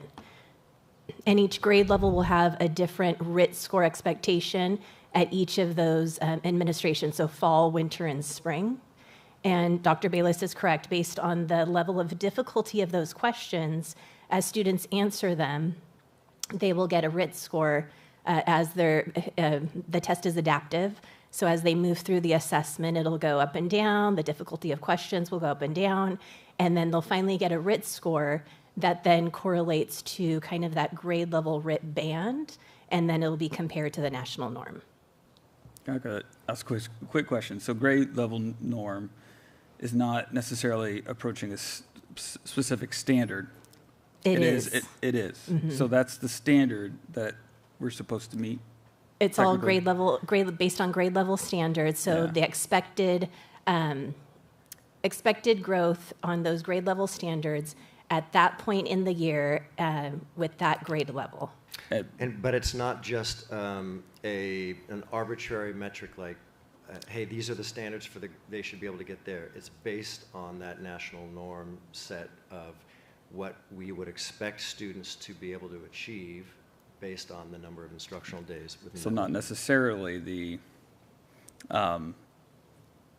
national is not reaching that grade level standard or meeting or exceeding, correct? I'm trying to wrap my hand around the diamond. Let me just interject real quick, and I'm going to back up a little bit because we have the intersection of like the California School Dashboard data and the CASP results and SBAC, which are state standards. Then you have these national norms, which are reflective of standards and skills and sets, but they're not necessarily always aligned. So I just want to call attention to this graph here. Everything that was said is absolutely accurate, but I want to add one thing, that if you note that those diamonds, they start at a higher scale and they drop off as the students go through. That is not because we expect less of students, and it's not that schools expect less of students over time. The phenomenon is that our highest growth years are in our early years, and as the students progress through later elementary and middle school, we hope that because the level of complexity, and that's where that computer adaptive test navigates the level of complexity, we want them to continue to maintain that growth level. And so that's why you'll see on all national normed instruments, the expected growth drops over time because of the level of complexity. And I just want to make sure that we know, like, because sometimes people look at this and go, oh, so we're not expecting students to achieve as much. There's a distinction between achievement and growth. And I just wanted to kind of set that as a framing, because we will be, the conversation that we were starting to have when we look at CASP results and SBAC, largely we look at those results from an achievement perspective. Did they meet or exceed? Versus when we have a growth paradigm, they may have started at a relatively low area. They would be starting below, let's just say, below standard. And they could have, we want them to have exceptional growth, and ultimately we want them to grow beyond what they would have expected to grow within a year's time. Anything that exceeds 1 year's growth in a year's time, that's when we know we're striking gold. So we will be flipping back and forth between paradigms of achievement and growth, and sometimes, especially with NWEA, when we talk about the standards connections, we may be talking about very similar things, but we're not always talking about apples to apples when we talk about student achievement versus student growth. And that's it's a different paradigm for all of us. The last CASP conference I went to, they explained it as like when you're working out, right? You first start, you work out, your growth from when you first start working out is huge. And then as you work out, you're still making improvement, but there's just not that much growth there, but you're still working out just as hard, but the growth diminishes because from where you started to where you are, you're getting stronger, and it's not, that's how they kind of did it as like a weight bench, and they added weight to it to show the difference between growth and achievement. Yeah, like pull-ups. Everybody, our board knows about pull-ups. I'm still trying to do one. Yeah. That's a really Dr. Bayless, could you, so the previous slide wasn't in the packet, so I'm trying to compare that one and the next one. What's the difference? Because they seem to have the same.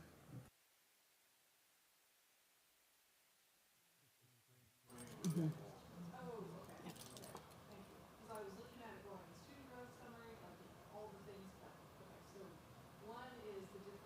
I have my camera mic. So one is spring to spring, one is fall of this year to spring of this year. Okay, thank you. Not sure, I kind of forget where we were at, but let's okay, let's start here. This is a really key one for us. So this is fall to spring. This is 1 year, 3 trimesters of data for a cohort of students in instruction this year. And you can see for 2 of our early years, high expected growth and high observed growth. So 2 really good signs. We're not meeting those expected growth targets in other grade levels. And so that's obviously an area of conversation and emphasis for us. But again, our primary emphasis in our initiative with respect to our goal 4, literacy, is in those key early elementary years. So with all of the initiatives that Dr. Molinar has guided, our California Reading Literature, a California Literature and Reading Project practices, our grade level collaboratives surrounding best practices for reading instruction. That's what we hope is bearing fruit in those early years that will continue on and show to bear fruit later on as well. So here, this is spring to spring. This is a year's worth of growth from a calendar year's worth of growth, where the alignment between projected growth or expected growth is aligned with what we're observing in reading. So again, good news in that area. So I just wanted to share some of those pieces of metrics with you because they weren't available in the mid-year in February. And thank you, Dr. Molinar, for providing those. This next slide is something that we discussed in our last LCAP committee meeting, and the LCAP committee is one of the several groups that we get feedback from our community on LCAP initiatives. And what we have is, we of course have our goals, we have our actions, but we have allowed school sites, based on their specific student groups and read performance levels and needs, et cetera, to generate proposals.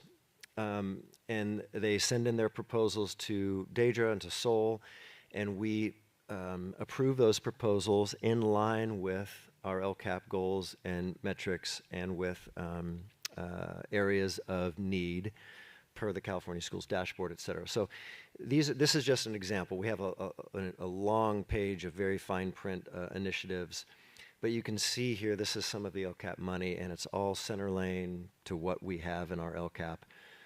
I'll just highlight a couple of these because they may not be easily apparent or understandable. So if we go down towards the bottom and we see Minga. Minga is something that in secondary, the majority of our secondary sites use. It's like a digital hall pass that allows administration to set a limit on the number of students that are out of class at any given time. And if you're in a class and you want to use the restroom, it helps a teacher understand, well, right now there's 60 kids out. Maybe we got, because bathrooms and students out during instructional time, that is an area of concern that's come up in many of our committee meetings. So we do think we're getting some results there by better management with what's happening in unsupervised areas during instructional time. PBIS, Positive Behavior Intervention Support Programs. Many of our elementary sites are deploying this approach to creating clear expectations for student behavior, both in instructional settings and out on the playground, et cetera, in order to get at that goal 2. So just a small sample here of what's happening across the district. We of course have district initiatives. We pay for many things out of the LCAP, but there's still a lot of school choice that comes in the LCAP if they can demonstrate a need and submit a proposal. Okay. This is the local indicators. I alluded to this earlier.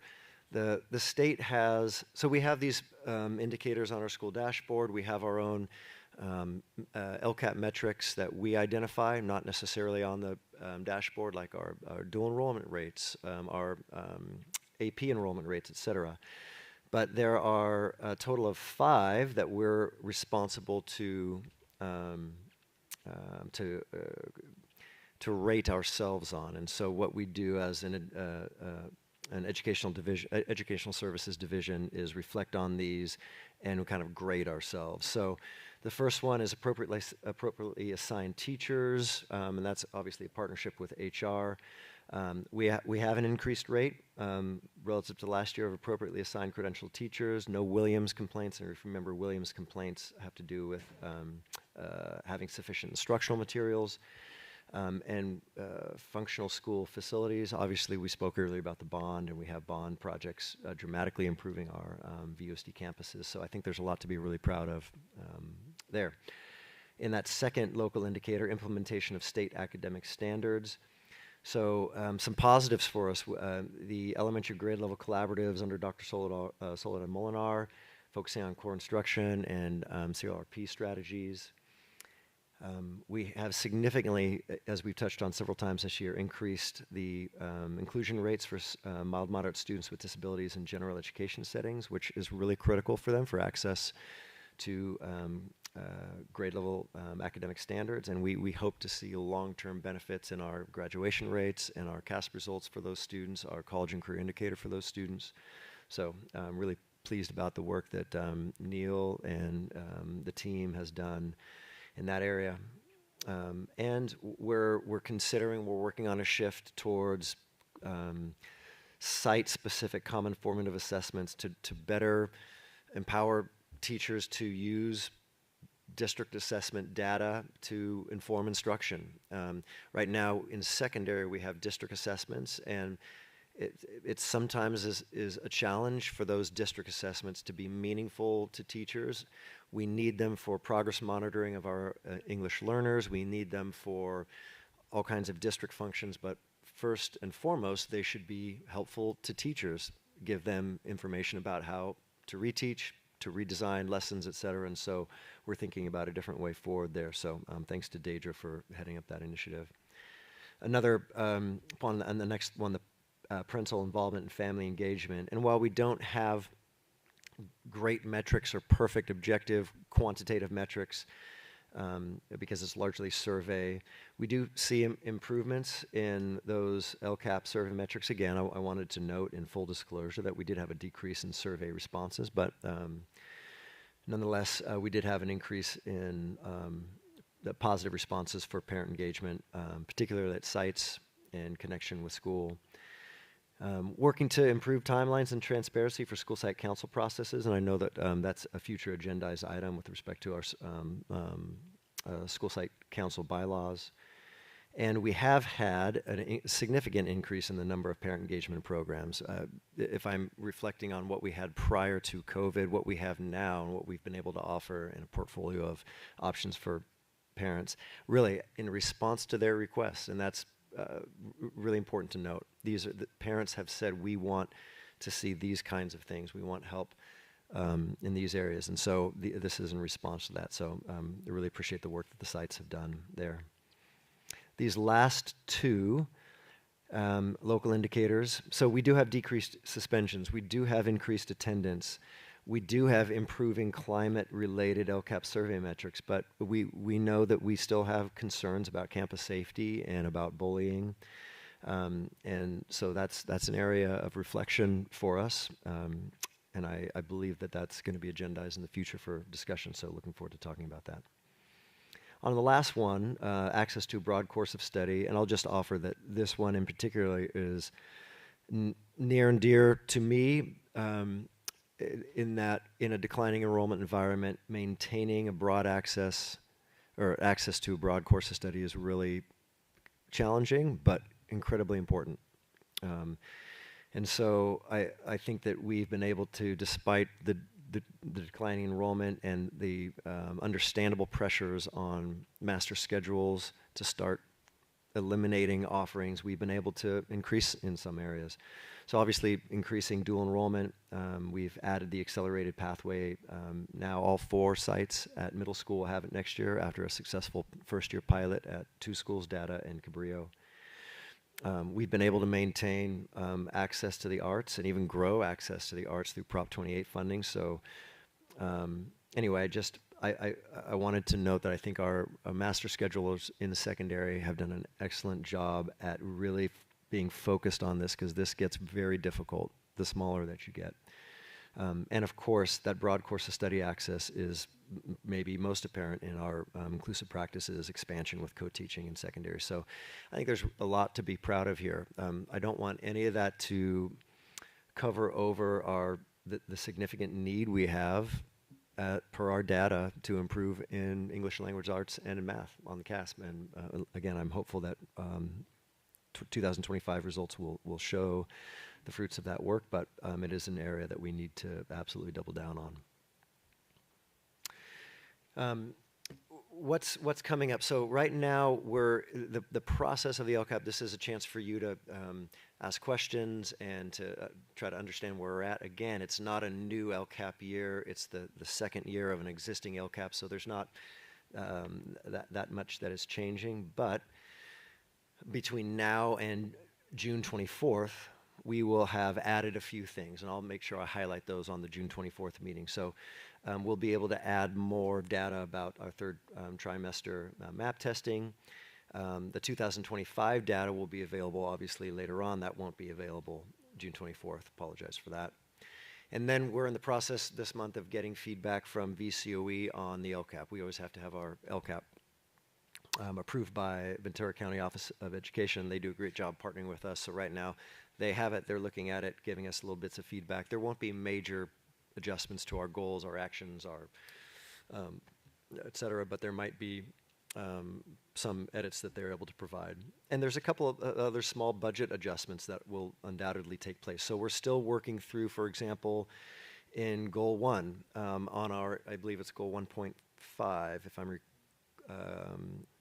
is it 1.5? 1.5 has to do with inclusive practices, and so we are adding the TKK Mild Moderate Inclusion Initiative next year, and it's still a little bit unclear about exactly how much that's going to cost, so we're trying to budget in a way that is responsible, and that's going to reflect what it will cost, but there'll be potential changes there. So those are the kinds of things that we will have more clarity on for you at June 24th, but just real quick about the CASP. Are we going to wait until fall to go over the CASP, or are there going to be preliminary? I know preliminary is already coming. That's a great question. So I will not lie and say that I have not peeked at the preliminary results. I have. I don't think we're allowed to discuss them at this time. No, but what we can do, so let's say, first of all, that these are embargoed.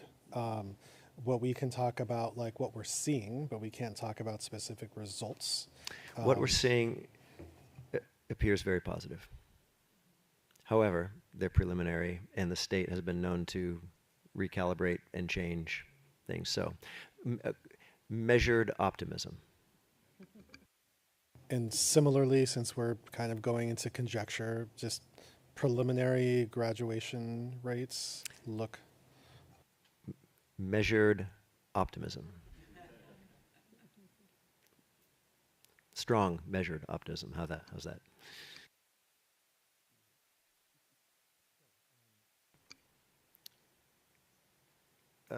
Yeah, that's it. So happy to answer questions, and I want to just take a moment because many of my LCAP partners are here. Obviously, we'll really miss Sol's partnership with the LCAP. So, and all of the Ed Services directors, Nadia is an LCAP veteran as well. Haven't had Joey at the LCAP. Maybe that's a good idea. But I really appreciate it. It's very meaningful, particularly for the parents and students, to be sitting at tables with people like you who know how things work and can hear them and answer questions and help guide them. So, really appreciate the LCAP committee and our DLAC. And all of the groups that provide input. So just wanted to say thank you, Ed Services team, for that. Questions? Not a real question, but more of a thank you to the whole Ed Services team. I remember when I was still a superintendent, the LCAP was just coming in, and this has really mushroomed into much more than we ever thought it would be, and the amount of work you guys have done on this is incredible. So thank you all very much.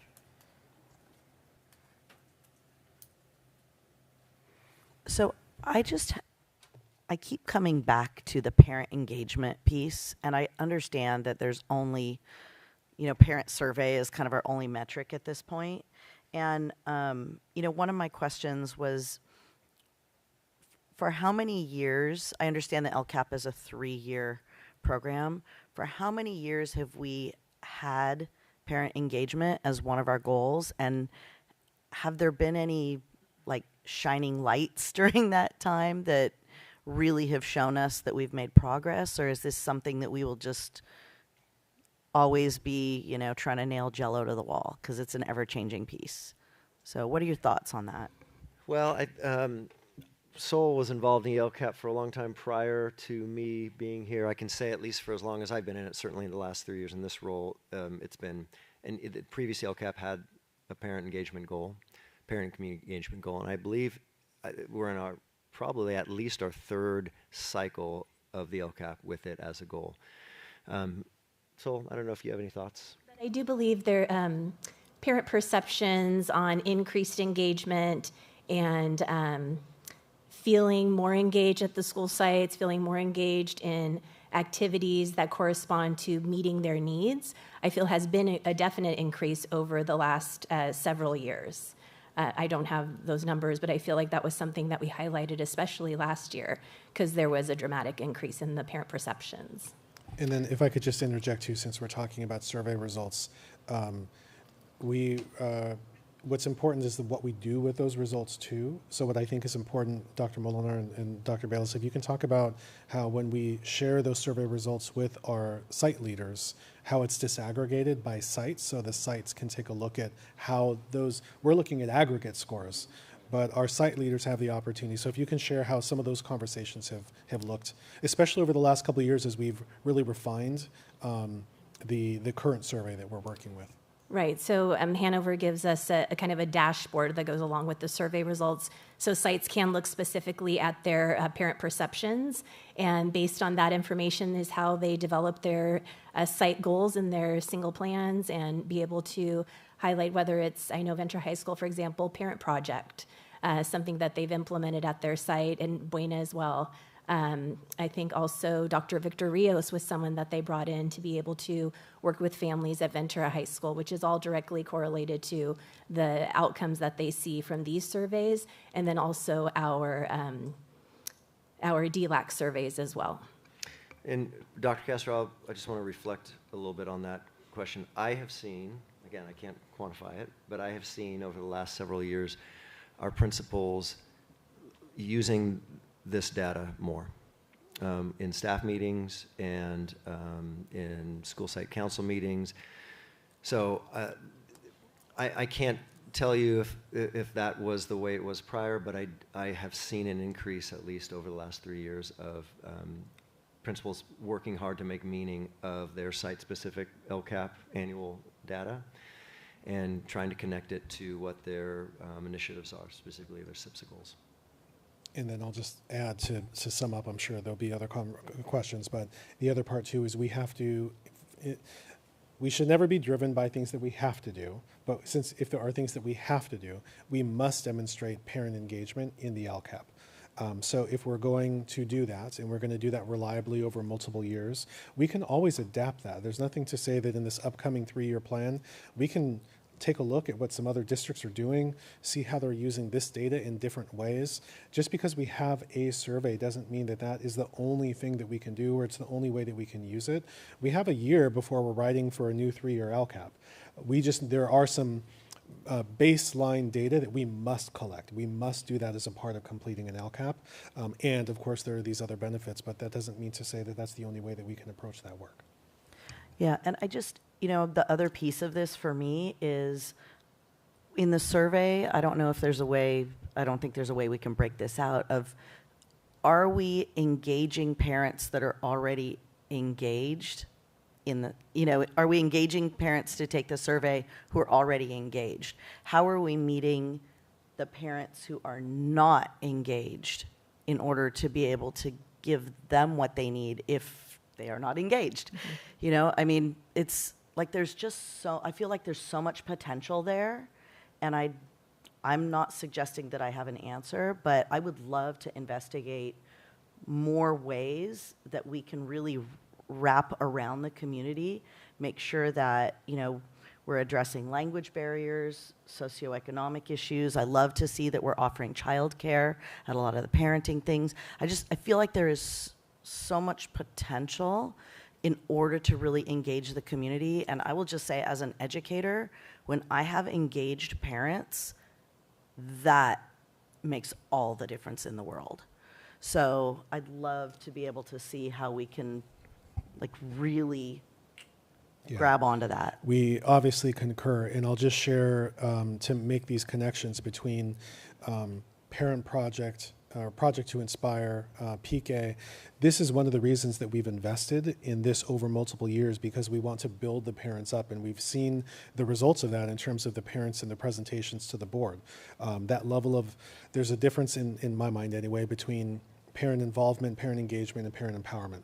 And so that is a continuum. And so what we're starting to see, and we've seen evidence of that in our board meetings, parents who understand the system are not as intimidated by that system, are now, we have a better baseline in order to take that next step. So, for example, thinking out loud, one of the things that we could do is then take those survey results with those groups of parents that have an identity and are now willing and open to be engaging on those and have that time committed to it, and bring that to them and talk about what would that next step look like in this community.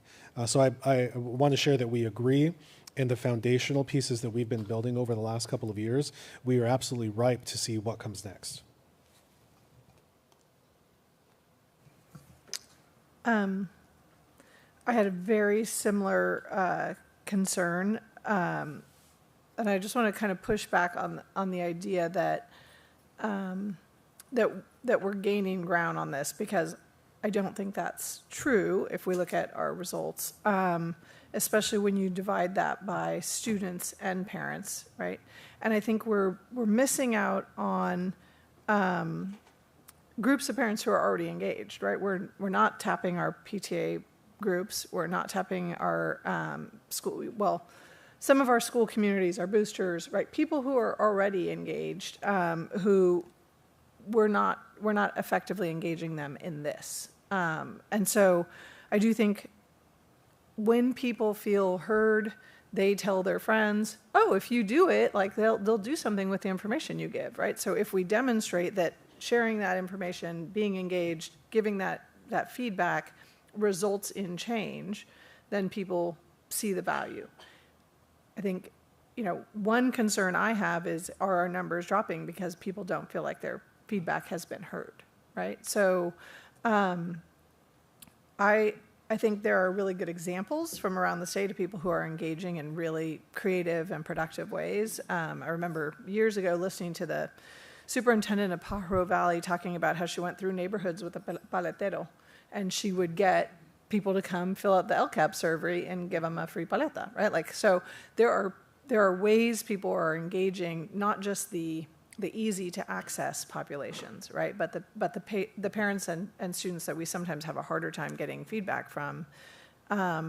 Not that I'm suggesting you should wander around with a paletero, but I'm just saying, like, I mean, who doesn't want to spend their Saturday like that, right? But I think we need to really think about, are we asking good questions? Are we acting on the answers that we get? And are we being really, you know, no holds bar in seeking input? Because I feel like we kind of do well, we had the meeting, you didn't come, that's not really on us, right? Like, so I know you wanted to respond.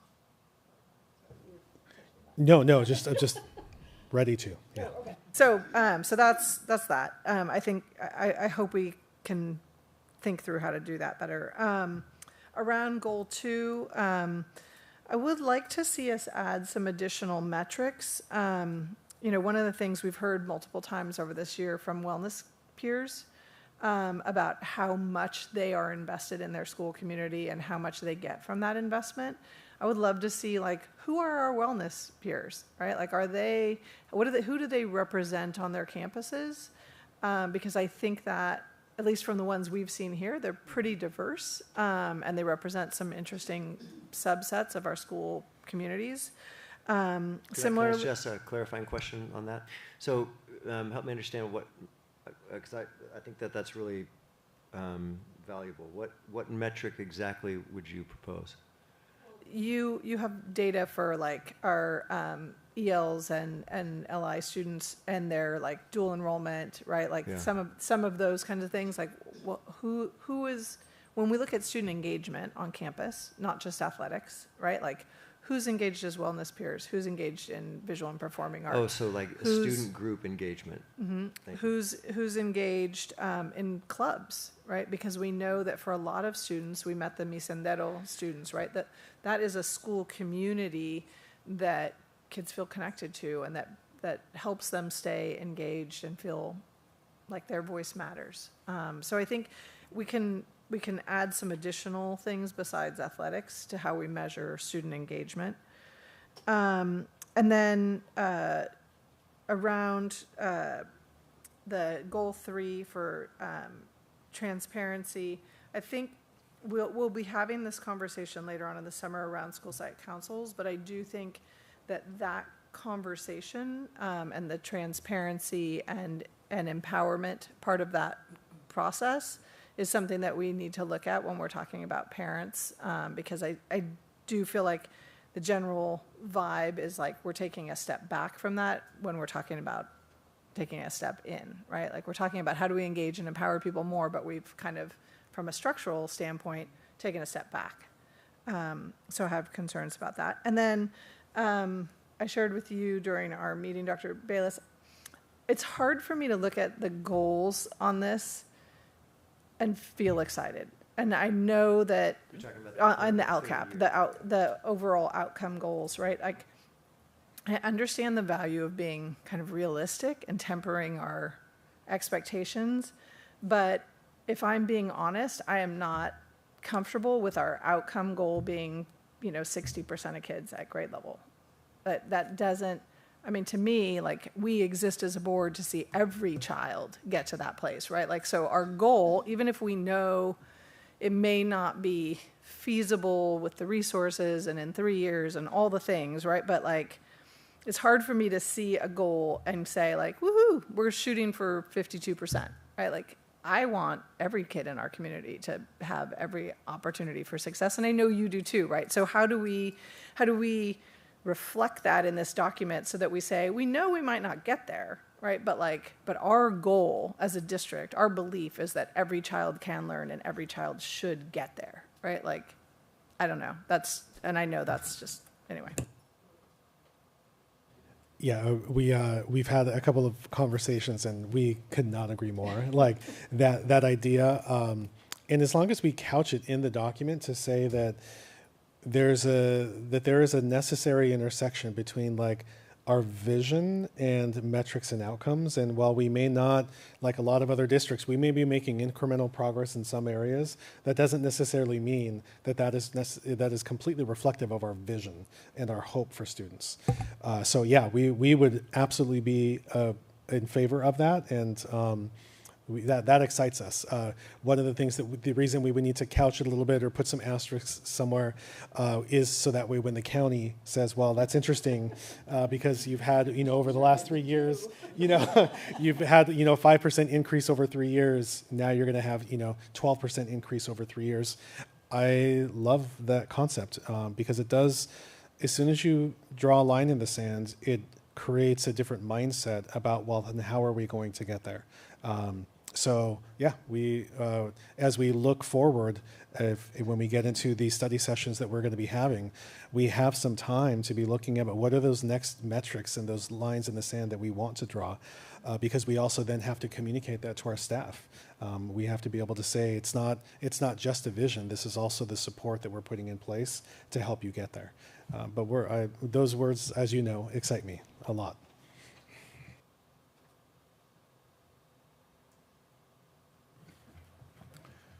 Any other questions on this item or comments? Okay. Next, we number 2, Interface Children and Family Services Youth Lift Partnership Program.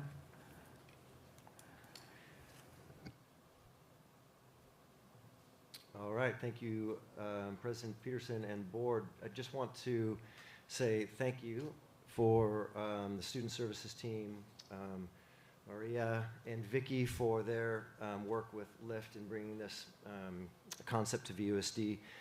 Last month, I believe it was last month, at our last regularly scheduled board meeting, I presented just a brief update on the LIFT concept that we were approached with the offer to be the recipient of staffing from a grant from Interface.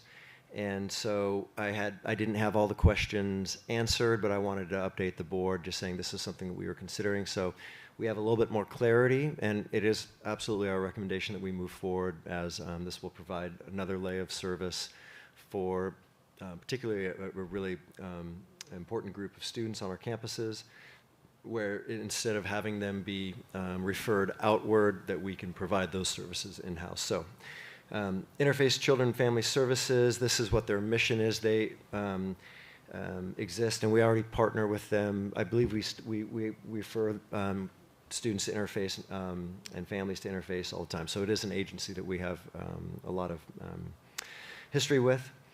And this particular initiative is a grant-funded diversion program. So it is, it's specifically targeting diverting youth from contact with the juvenile justice system. And so they use counselors, they use intervention experts to help students who are in danger of or who have had contact with law enforcement and the juvenile justice system to try to divert them from those behaviors and those encounters in the future. So what they are offering is staffing, free staffing on our campuses. What it right now appears to be is a counselor 2 to 3 at Ventura, Buena, and Pacific High School. That would be our target schools. And these are licensed mental health professionals who, much like we already employ, highly qualified, highly trained people who are doing this work in at Interface or with related agencies that would be providing it in-house. The kinds of things that they would be doing, you can see it here. It looks a lot like what we're already doing. So again, it's another layer of the kinds of supports that we are already providing. It is targeting, again, those students who have had contact with the juvenile justice system or who are at risk. So it falls in line with our MTSS pyramid. So it's more support for a smaller number of students. Again, not that we have to cross our fingers and hope that they go to in another location, but we can provide it on our campuses here. So again, even though these services are principally directed for youth who have been or at risk of being in contact with the justice law enforcement system, juvenile justice system, they're still available for providing services for other students. But sort of their efforts and the referrals and their cases would be directed towards those students. But nonetheless, they'll be a part of our counseling portfolio of services, working in concert with our current counselors and social workers and wellness peers and mental health wellness center counselors, et cetera. So what we are proposing we enter into is an MOU for the upcoming year. Again, it's something that we can exit at any time, but it's a very simple MOU. There's no formal data sharing. We can cancel at any time, but they're just saying, hey, we would like to put staff members on your campuses, and that they would be under our sort of immediate direction. The sort of clinical supervision would be done by Interface, so it wouldn't add additional administrative burdens to our team. We just feel like it's a pure win. for us. So want to thank Vicki and Maria for working on that. So just wanted to update you because I think that the last time I presented we weren't quite sure about what the details of the MOU were and what kinds of data sharing or metrics. All the answers came back really positive in that it just looks like more counseling for students. So that's the great news. So happy to try to answer any questions. And again, thank you for Vicki and Marie being here. Just want to be sure, these are not our employees, they're Interface employees? That's correct. They are Interface employees paid for by the grant through Interface. They are not on our books. And there's no expectation that once the grant funding goes away, we carry on this program? Yeah, that's correct. There's no expectation. Dr. Castro, I mean, I think this is great, but I'm curious, do we collect any kind of ACEs data for students who interact with our counseling? I'm just wondering, like, how we would, aside from people who have already interacted with the juvenile justice system, right? Like, how would we help identify potential trauma-exposed students for the services? I'll see if anyone wants to answer the ACES question if you want to come up, but I'll just jump in real quickly. There is already an identified high needs population, and that has to do with individuals who've undergone any kind of threat assessment. So we have a pool of individuals, we have a structured process, we have a training broadly, and then we know just from a metrics perspective, those students who either one time from an acute perspective or maybe multiple times over years, we know we have a population that's demonstrated higher levels of need objectively. I don't know if we implement uniformly ACEs No, we screeners. don't, but it's something that we have discussed in the past, and I'm glad that that's something that was brought up. It's something that we're looking into doing with our school-based social workers, especially as they're working with different students, and maybe even adding that to what we're doing with Healthy Campus as something else that we can maybe bill for. So definitely something that's being discussed right now. But we also, I just want to echo what Dr. Castro said, that we do have other metrics or other, I would say, assessments that we utilize to identify those students that have more risk factors. I'll just add through our SAP referrals. Students who are engaged in high-risk behaviors, violence, drug use, so those would be candidates for a diversion program traditionally. Yeah. I guess, so the reason I ask is that I think, oftentimes a teacher or a trusted adult on campus may hear from a student about, violence at home, exposure to, any number of adverse childhood experiences, right? And so I wondered if we don't want to necessarily capture more personal information than we should have. On the other hand, we do know that some of those things do put a child more at risk for some other types of behavior, right? So I guess I was just wondering, is there a way for us to keep a record of it, not in their cume, right, that helps us identify kids who might need additional supports in a way that respects their privacy, but also recognizes that sometimes kids share stuff with us or their families share stuff with us that informs how we support them? Yeah, I just want to offer, and I want to circle back in answering that question to what you said, Maria, about the concept of using ACEs, the adverse childhood experience. That is a part of something that we don't do. We don't have universal mental health screeners, but it is something that is allowable in the fee schedule. That this could be a nice dovetailing between where we could go with our Healthy Campus initiative and with better serving students and finding things out. So yeah, it wouldn't live in the cume. It wouldn't live anywhere other than in our confidential records for referrals to services. And I know that even prior to looking into Healthy Campus, it was something that was discussed with our school-based social workers, just because they feel like it would provide more information in terms of what are the services that the student and the family really needs. Because you get some information, but not everything. So definitely something that will assist us in providing better supports for all of our students and their families. This came up years ago when I was meeting with the group that created the Family Justice Center, right? So when we would talk about, someone shows up at the ER because of family violence, that child then goes to school the next day. No one knows, right, what happened last night and that they were, in this very stressful environment. And then they show up at school and maybe make some bad choices, right? So having more information and having a way to keep it so that we can support students more effectively.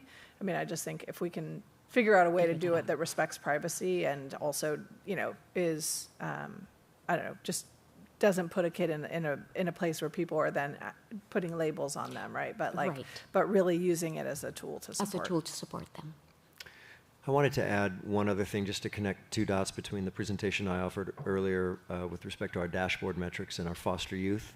It is an area that we need to improve on, and that foster youth are at higher risk of the kinds of behaviors that would put them in contact with juvenile justice systems. So this is another layer where we can lean in further to a student group that we need to serve better.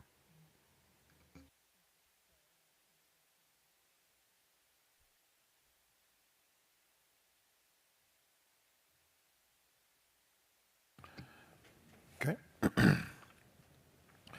Next, number 3, we have an update on anti-bias, anti-racism, ethnic studies, and supplemental novel initiatives. That's my last one, Hassan, I promise. Okay. Thank you once again, President Peterson, Board.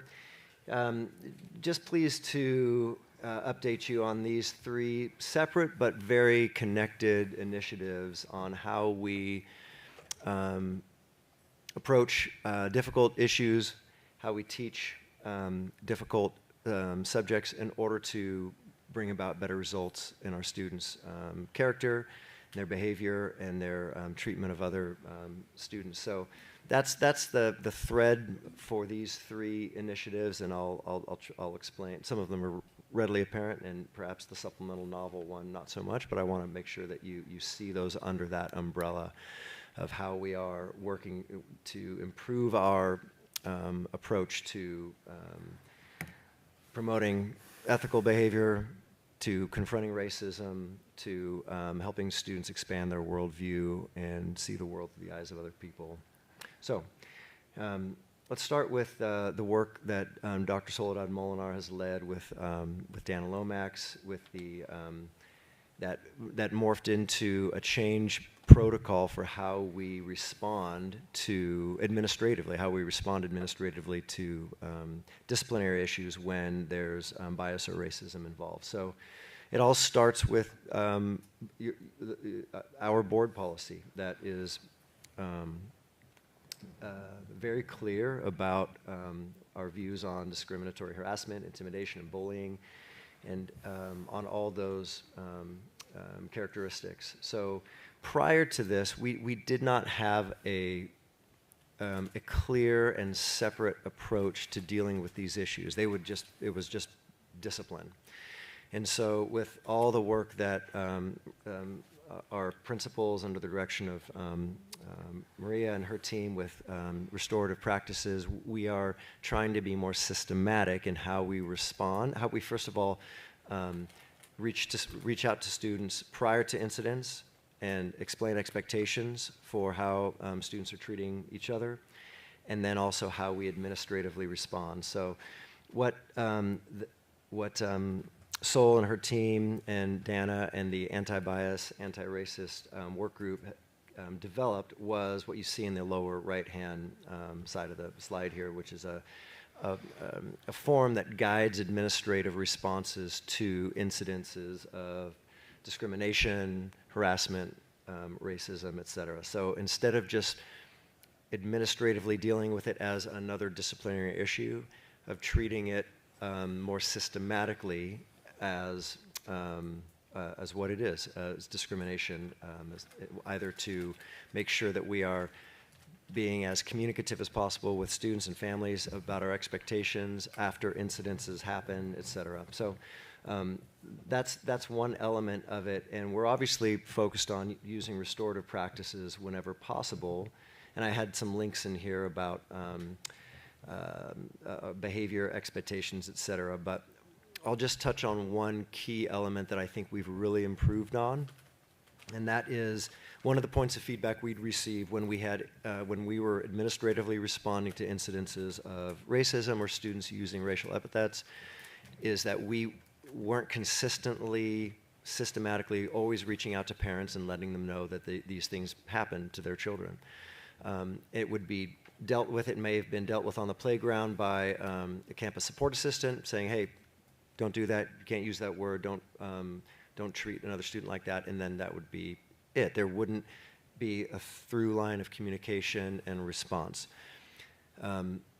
This process has done a really good job in the training that Student Support Services provides our assistant principals in particular on how to respond to those incidences. So we're getting much better at, we're always calling home, no matter where those incidences happen, we're letting parents know that their child experienced this, and here's how we're working on it. We don't, of course, disclose personal information, but we're always looking for restorative opportunities wherever possible. It's not always possible. Sometimes these events, if students are victims of discrimination or racism, they're not ready for those kinds of restorative practices, but nonetheless, we are always working at, as I highlighted there, healing harm and getting at the root cause. So that's, I think we've dramatically improved our administrative systems with dealing with this. We're certainly not perfect, but we now have a protocol and a system for responding to when these incidents happen. So I'll hover there before we move on, because I see you have a Yeah, I just had a question. Can we go back one slide, please? Yeah. So I just want to talk about the flow through for the incident report, where you get to an actual incident report. So a couple of questions. Mm-hmm. First of all, are we talking about like student harassment, intimidation, bullying toward other students? Is this solely for that, or are we talking about like adults and things like that as well? Well, this system that I'm referencing here is specifically students. Okay. Yes. So then my question is, would every incident lead to an incident report? I mean, for example, the thing that you mentioned, two kids playing soccer, one of them calls the other one, an inappropriate name. This, campus supervisor calls them over, talks to them about why it doesn't work. I mean, does every incident result in Yes, that's how it should work. That's correct. Okay. Yes. Yeah, I didn't see them, so I'm glad my I'm answer laser focused. I didn't is see in all the heads, alignment but with yes, him. thank you. So the answer is yes. Okay.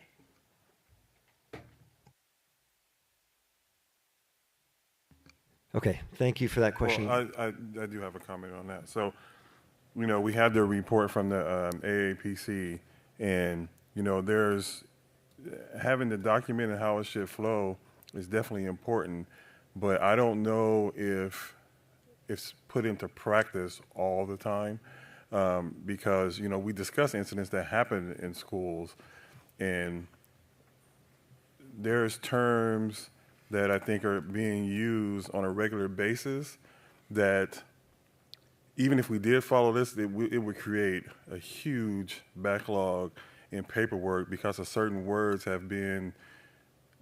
they're used a lot on campuses, right? And it's not always to bully, right? Sometimes it's used to how people refer to each other, and it's kind of hard for a campus supervisor and some teachers and some powers to decide on what should be a report or not. So I don't know how, this is being translated and how you deal with that. I'm referring to the N-word, if anybody doesn't know what I'm referring to.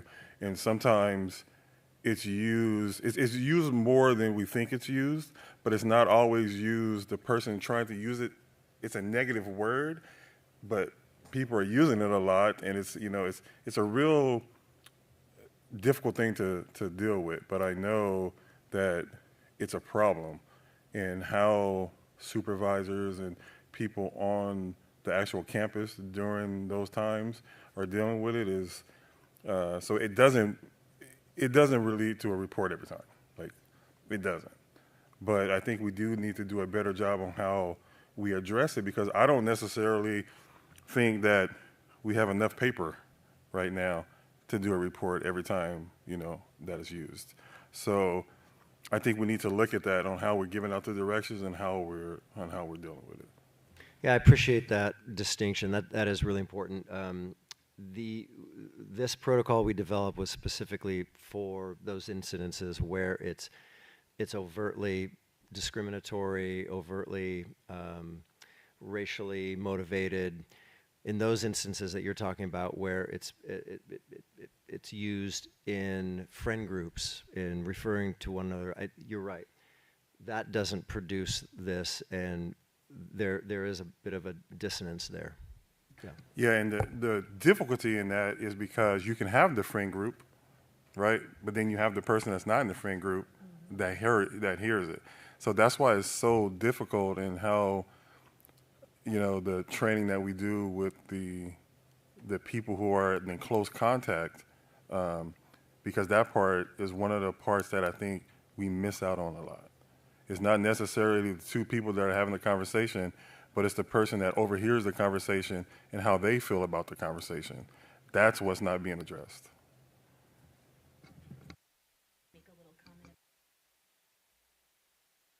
In place.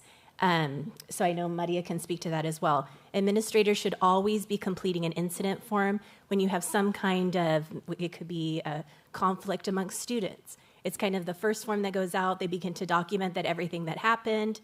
And then as you begin to do the investigation, you learn more about what happened. And then that could possibly take you to, it was an A-bar incident. Correct. We didn't have that last part, like, oh, it's designated. Before it might have been designated as bullying or harassment, but this is very specific to once we get to that point. I think where we're seeing a lot of that discrepancy that you're talking about is really making sure that everyone is trained in the incident form and in the process and who they should be reporting to, and then understanding also that all of those behaviors are important and should be reported on the incident form and should be reported to an individual on campus. So real quick, the site administrators are filling out this report. It could be anyone. It could be anyone. A parent, could be a student, could be a staff member, a campus supervisor. And then how do they submit it? Is it going to be an online form, or is it going to be, We have their paper copies sitting in the office. Okay. And it typically online. goes to the administrator to be processed. Okay. Yes, and then the administrator would do the investigation. I just also wanted to add that for any issue that happens at the school, we have trained our campus supervisors this year. We actually did the ABAR training with them. That was not a training that had been provided in the past, just because we do know that there's incidents when perhaps there's a word that's being used, and they need to be able to recognize that that needs to be addressed and it needs to be investigated. And if there was a student that was around at that time, then also doing an educational piece that would be a part of that with those students, because perhaps they didn't think it was something that needed to be addressed, but once we do the investigation, then we're able to also provide an educational piece for those students so that they know that that is not something that they can say again. And that's on the response side too. And something I didn't highlight here necessarily is what we do on the front end. We have a required set of slides that our secondary schools show at the beginning of the year, and their behavior expectations, seminars or assemblies, and so it's happening in both settings, in the response side and also on the front end. So that's been about 2 or 3 years now that we've been doing that. Okay, so I had one more question about the administrative piece. So regardless of who initiates the incident report, if an administrator gets an incident report, then they're required to contact the family of the student who was, victimized, for lack of a better word, who this situation was projected Yes, toward. yes, and that and so that was to their point. We always had an incident form, an incident report, but more specifically, the addition is now addressing the incident of bias or racism that occurred and making sure that we outreach to the families of the individual who suffered the attack of the victim. So, where if it was a word on a playground, I think in years past it might not have always. We may have forgotten to call the parent and said, "Hey, your child heard this word. This happened on the playground." Even if it was dealt with somewhat effectively in the moment, we're trying to do a much better job of. We still reach out to the parent, even if it was on the playground. There was an immediate restorative that took place in the moment, and we move on. We were missing that parent communication in the past. But do we also notify the parent of the perpetrator so that they know that their child is acting Yes. inappropriately or saying inappropriate things?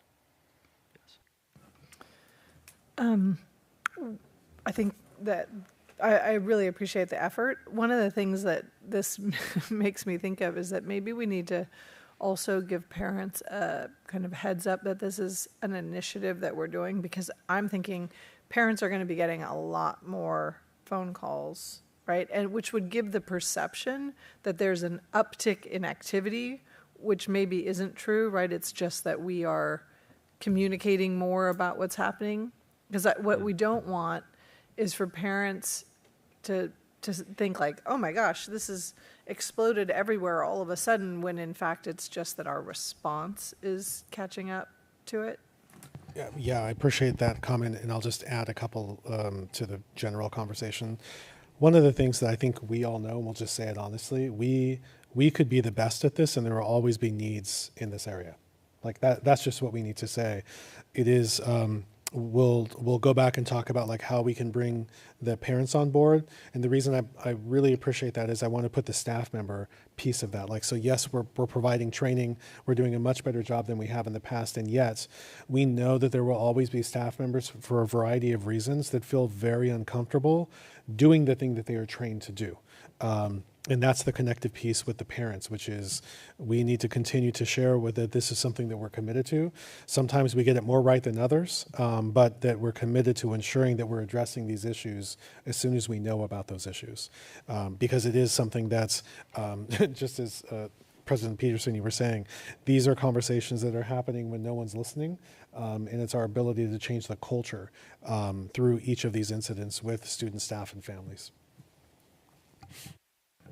And my last comment is that, the ABAR process over this last year, I guess the word cohort that they're using with the kids is great. Like, you can tell the difference in training when they're from 3rd, 4th, and 5th grade. So I commend you on that. But what I do want to tell you is that you need to have more communication with the schools on the days that you do it, because what's starting to happen is the people that you are picking are engaging children, or I guess kids that you feel can get the message to the rest of the school. But sometimes the days that they leave to do it or engage in it could be a day that's important academically. And if every year that you're kind of using the same kids and you pull them out on certain days, that communication needs to be there, because I've had conversations with parents. It's like, hey, I love this. Right? This is going great. But they were just learning fractions that day. They were gone half the day. And so now that kid missed a very important part. So I don't want it to keep, happening, and parents are saying, nah, I'm gonna have to take my kid out of it, because I think it's important, and I think it's making a difference, really, because I can tell by the conversations that parents are having, right? People didn't used to talk to me at all, but now people talk to me all the time. So that information that people this is really making a difference. I want to make sure I get that across. It's making a difference, and people appreciate it. But that communication between when it happens, it needs to be a partnership. Well, thank you for those comments, and obviously the Compassionate Systems partnership has been excellent. And I think well, we might touch on it a little bit later here, but I did want to address the use of derogatory language in text, and this came up in the APAC presentation a few meetings ago about the N-word in academic settings, and we reference it just in sort of schoolyard settings or in settings where it's discriminatory and harassing, and also in friend groups. But we also have the issue, of course, of when it's used in history classrooms, in primary source documents, in videos, et cetera. So this is a draft statement that the ABAR work group constructed here. So just for your review, and I want to be really clear because there was a nice brief but important board exchange about academic freedom and how we teach students versus wanting to be categorically opposed to the use of this word. How do we strike that balance? And I really appreciate this draft comment. It's not saying that we can never show a historical video during the civil rights where we see protesters holding up signs or saying things, that we can never read something as a primary source document. In fact, and when we'll get to in a little bit with our ethnic studies initiatives, that history needs to be very bluntly and overtly addressed, and students need to dive into that at the appropriate age levels. But it's about how you do it, how you set it up, what kind of advance education are you giving students, and just instead of just rolling the tape or throwing a document in front of students, or being in an English environment, literature, and having students read aloud. That's what this statement to me in spirit is getting at, is being much more thoughtful and methodical about how we instruct students prior to when they see these words in academic settings, when it's critical that they perhaps see them. And I think that the historical examples are the best. So I want to thank the ABAR work group for constructing this draft statement, and it's just here for your feedback and discussion as something that was brought up in a recent board meeting.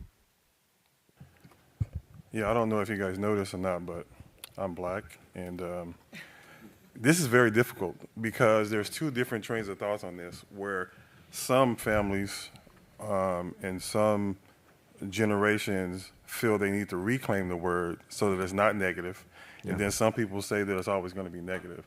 So this is, you're going to, even in a black community, they can't agree on this, right? So this is a very difficult thing to navigate in a school system because of those two different trains of thoughts.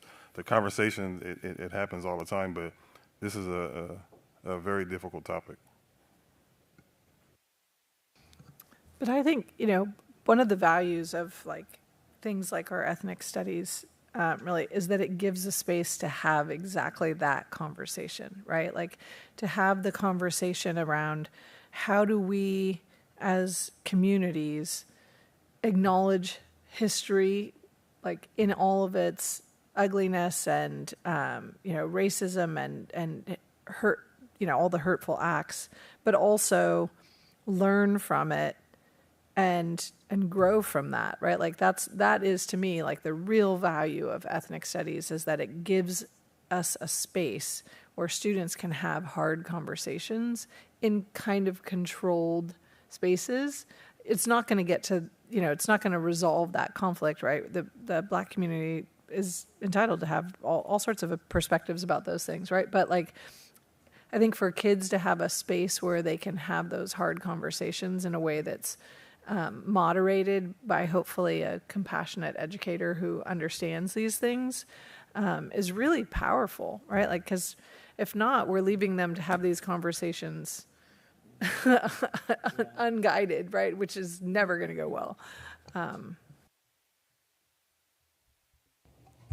I'll just add to, hearkening back to the AAPC presentation, the part at the center is the students, and that the student, however we navigate these complex issues, that there are certain students in our systems that end up bearing a higher burden for these conversations. And so that's the both the beauty and the ugliness and the complexity of having these conversations without also reinforcing a higher burden that needs to be borne by some of the students, so that way all can learn.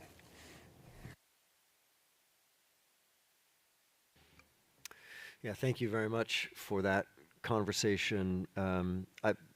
Obviously, we are looking for more guidance and feedback if you see fit, but this is something that I think, given the recommendation from the ABAR work group, that we are certainly comfortable with using in our training materials with teachers, with not only our ethnic studies teachers, but all of our humanities teachers, most importantly, but and beyond, and beyond. So, an open discussion on that. And this is what you were referring to, President Peterson, earlier, the CDE anti-bias grant work. And so these are just a quick slide on, and I really appreciate your really positive comments. That's been my takeaway as well. I'm not as close to it as Sol is, or some of our other leaders are in the district, but I'm hearing really good things, so I'm very pleased to hear that. Some of the things that they are recommending are panels of students. There's a recommendation for surveys of students and teachers for next year about how better to promote these concepts. This comes out of the Ethnic Studies and Ethnic and Social Justice Steering Committee as well. And so we'd love to work with our association partners to the extent that it's relevant for how we survey students and teachers about courses and about their experiences in the class and about the course quality and topics. So that's something that we can start working on for next year. As we're sort of departing that anti-bias, anti-racist sort of administrative response and the kinds of things that we're trying to do, both in terms of responding to discipline, but also in terms of educating students, like the draft statement on the N-word in academic settings. We also have our Ethnic Studies initiative. So it's sort of a two-pronged initiative right now in it's district-wide, most certainly, but in secondary, we have a standalone year-long elective course. And this current year, we have one section or one period of it at one high school, two sections at Foothill, and one at Ventura High School. And so this class, if you recall, was the first expression of the board's desire to have a graduation requirement in the future, and that we all agreed that we'd start with a year-long elective. And this was connected to, but not totally in response to, the state's initiative for graduation requirement. And we know that the state's graduation requirement of ethnic studies is a little bit in limbo. It's a semester-long class. It's technically not implemented until the government, or excuse me, until the governor allocates funds for it, but this district has taken a stance that it's a graduation requirement. But this ethnic studies standalone class, it can fulfill that elective, it can fulfill that graduation requirement, but it's something that we started with. So, what the ethnic studies standalone elective course teachers are asking for, recommending, the goals for next year. Increased professional development opportunities for them, ongoing data collection, as I referenced in the last slide, an end-of-the-year student panel, which we had done, I think, in our first year of implementation. But this is an elective course that runs based on student course requests. The ethnic studies graduation requirement in United States history. So, when the district adopted its year-long graduation requirement, there was a discussion about, well, is it going to be a separate class? Well, that's a challenge because then students would be torn between taking music or art in a compacted schedule. So we went forward with the approach of having our ethnic studies be embedded in United States history. So it's contextualized in U.S. history. That's the credential that the state has identified as the appropriate credential for teaching ethnic studies. And we're also using it as a mechanism to improve our instruction in U.S. history. So I really want to appreciate Sarah Glock-Perez, who is still here, I think. Yes, Sarah's still here. She is our lead professional developer for all of our United States history teachers and our AP US history teachers for starting to embed, not starting, but embedding ethnic studies and social justice into United States history. So this started a couple of years ago. So we're well underway. We're well past pilot stage, but you can just sort of see the timeline. These are required trainings for all of our U.S. history and AP US history teachers over the last couple of years, and they develop lesson plans. They change their lesson planning in their U.S. history courses to better incorporate narratives of marginalized groups per the ethnic study model content standards, and to allow for those conversations, Trustee Rodriguez, that you pointed out are really critical that we have that we bring into the classroom, or else they have them unguided outside of the classroom. So that's the great privilege and the great challenge of being a United States history teacher is not just teaching a narrative and playing it safe, but inviting in those and teaching students how to have those important conversations about race, bias, and difficult history, and elevating voices and narratives that had not necessarily been present in our U.S. history studies in the past. So, And Dr. Bayless, I'm sorry, yeah, go ahead. I was going to say, as we go into this next section, just in the interest of time, it might be good to pick out some highlights of the feedback. I know there are a couple that we need to point out in terms of like the areas of difficulty highlights, but then also some of the areas of challenge, I think would be some things to highlight. Sorry, Trustee Rodriguez. Just slightly going back a little bit, you don't need to move the slides, but one of the things I wanted to share, because I think when we talk about ethnic studies, people's focus is on marginalized groups. But actually, when we did the visit to Mr. Carey's classroom at Ventura High School towards the end of the school year, one of the things the students were doing was analyzing bias within a piece of media. So they were reading a current media story, right, and analyzing it for bias, and then finding an alternate source with a different perspective on the same piece of information, right? So whether or not people agree with the idea of ethnic studies, we all, I think, agree that kids need to be critical thinkers and need to be critical users of media, right? Because especially in today's world. And, you know, that is happening in our ethnic studies class, which is really fantastic. And I think just having those kids have that opportunity to have those conversations around like, oh, well, you can't believe that one. Like, no, look at how it's obvious it's bias. Like they were, you know, really able to show examples of bias in the media that I think will, you know, serve them well in life. But I was also going to ask, you mentioned on that same slide that there was a recommendation for asking teachers next year about with surveys, and we had talked about doing them this year. And so these results are from this year, right, that you're sharing now? So no, these survey results are surveys of teachers for the U.S. history teachers who are embedding ethnic studies in their class. Yeah. They're this year, correct? By we, I mean the ethnic studies group, right, had asked. Because one of the things that we were really curious about, right, was we've asked these teachers to do this kind of hard new thing, right? And did they feel prepared? Did they have the tools they needed? Were there particular conversations that were really sticky that they weren't sure how to navigate? Or did they get pushback from, you know, families or students on particular areas? So I think this information is really helpful. Yeah, so Dr. Castro, thanks for prompting me. I'll just highlight a couple things here. So how did your teaching in history class improve this year? What is something you did differently? More projects and readings related to ethnic studies, emphasizing the experience of marginalized groups, more diverse voices and topics. And I'll just remind us, this is good history instruction.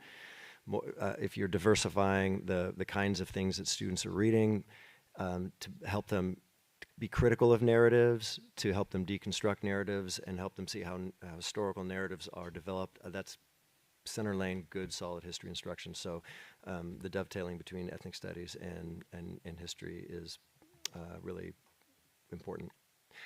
I will just, let me go to this last part, and just, this is a thank you to Sarah and her work.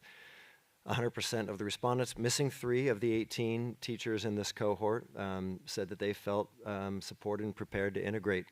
So I think we're doing an outstanding job. I think our history instruction in general is dramatically improved as a result of this initiative. And so I really want to thank Sarah and Deidre for now leading this initiative and getting our teachers there, because having 100% of respondents, again, not all of the 18, but that's pretty significant, because those of us who have taught history before or in secondary, these are very challenging things to do well. And you're helping them get there. So thank you, Sarah. The last part of that umbrella is how are we helping our system, our teachers, our students improve in these areas of confronting racism, how are we getting better at addressing racism and bias, and how are we helping our students expand their worldview to build their character and empathy, to decrease the likelihood that they'll be prone to these kinds of behaviors and viewpoints. Our secondary novel and supplemental text committee is really critical for that. So it's about expanding the kinds of texts kids are exposed to in reading, different voices instead of just the traditional canon, so students can see themselves in literature and be exposed to a greater number of identities and voices expressed in literature. So I can't tell you enough how impressed I am with this process and with Sarah's work on this. We have all kinds of teachers and different grade levels and different subject areas. We have added a parent, and that was something that I tasked Sarah with, and she found an excellent engaged parent to help us, and then we hope to expand that part of it. So now we have a committee of teachers, of administrators, of parents. So I want to spend a little bit of time on this, because this is probably something that you interact with the most, is when we bring supplemental texts and novels to you for approval. And so this is the process. Just as a reflection, since 2019, when we initiated this, 66 books have been brought forward, 60 books have been read or reviewed, 30 books for upper elementary, 11 for upper middle and high school, 19 for high school only. So that's 6 books that have been rejected. And so here's kind of the process about how a book is reviewed by the committee. So remember there's 2 pathways. There's the fast track pathway. It's already been approved by the state of California. Great, we can approve it, we can move forward. If not, it needs a full read and review by the committee. And I believe you assign the books, not everyone reads every book, but then the committee comes together and they discuss not only the book and the titles and the authorship, but also the recommendation from the teacher. They wanted to use it for this grade level. Well, is that appropriate? How is it helping to expand our students' worldviews and expand our portfolio of literature, or does it have some problem areas to it? Does it have words in it that need to be addressed with a lesson plan prior? So there's all these considerations that the committee goes through. So they have this is just process and forms, not super exciting, but nonetheless you can see we have a system. And this is not something we had a handful of years back. We had no committee, we had no system, so I'm really pleased with the work that we've done here. We have a defensible system and a defensible process for bringing to you recommendations. So a little window into our forms, which are great, they're wonderful. So the committee identifies the Lexile level, they identify the areas of challenge, they identify all towards bring it to you. So that's all the work that the committee does prior to it coming to you. So there are some additional, this last slide here, this is, there are some additional things that the committee is considering on how, for example, evaluating Black representation in curricula related to our conversations about the use of the N-word and how Black characters and Black themes are discussed. So in the bottom right-hand corner, it's just a little note here. This is something that's being considered as an additional step in the process because, again, the goal of the committee is to not just say yes or no to books, but it is to provide a more well-rounded portfolio of options for teachers, and not just to say yes or no, but really to improve our overall approach to these topics. So again, I want to thank Sarah. And so that's the through line here, some of the initiatives that I think are helping move us forward. Still a lot of work to do nonetheless, but I'm happy to answer any questions you might have. So I'd like to answer a question. I don't know if it was from what point of view the question was asked from. It came from a Google number that just came across my phone right now. The question was asking, why did we spend so much time on this topic if the demographic African American is so small? And my answer to that, to whoever is watching, is when it is small is when it's the most difficult. If you have a community that's a Black community, it's a majority Black school, this kind of stuff is self-regulated right then and there when it happens, right? You'll have a community or a group or someone say, listen, let's not do that. This person doesn't like it, this person doesn't like it. When you're 1% or 0.5, the harm is greater because that person doesn't have anybody to turn to. So you have that one person and they hear it and then they internalize it. If they're in a group where it's more people, they can have a conversation about it, right? And they can rationalize why it happened and it gets acted on right away. When it's that one person and they look around, there's nobody to talk to, then that harm is greater than if it was somewhere else. So that's the reason why when the group is so small that you have to focus on it, because the harm is so much greater. President Peterson, if I can add to that, one of the reasons we are educational institutions. We educate students, we educate families, we educate our staff. One of our primary missions is to better society. And so because we are a system, the things that we don't address are things that become acceptable or perpetuated. And so this isn't just, this is intended, very similar to the LCAP, like we are designed to benefit a particular group of students, but we all benefit.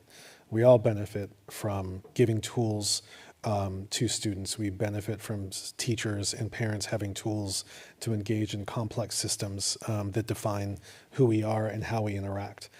So this is bigger than any one person or any one district.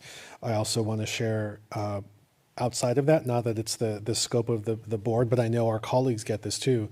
We get calls from other districts asking for our tools. And it's a tremendous source of pride for me. I know it's a tremendous source of pride for you too, because these Ventura Unified has distinguished itself in its preparation and its dedication to bettering on these things that other districts and other educators struggle with. So this is an instance where we have a lot to take pride in, just as we talked about before. That doesn't mean that we rest on where we are, but we have some objective points to know that we're doing a good job, and that there are others who are looking our way to know how to improve in this area. So there's many other things I could say, but I wanted to say that. I appreciate you saying that, because I think, one of the things that people believe about public education is we're raising the next citizens, right? We're not just raising people who can read and get a job. We're raising the next group of voters, the next group of people who are going to live someplace with neighbors who may be different than them. They're going to work with people who are different than them. And ideally giving them the skill set to be able to navigate that successfully, right? Respectfully, thoughtfully.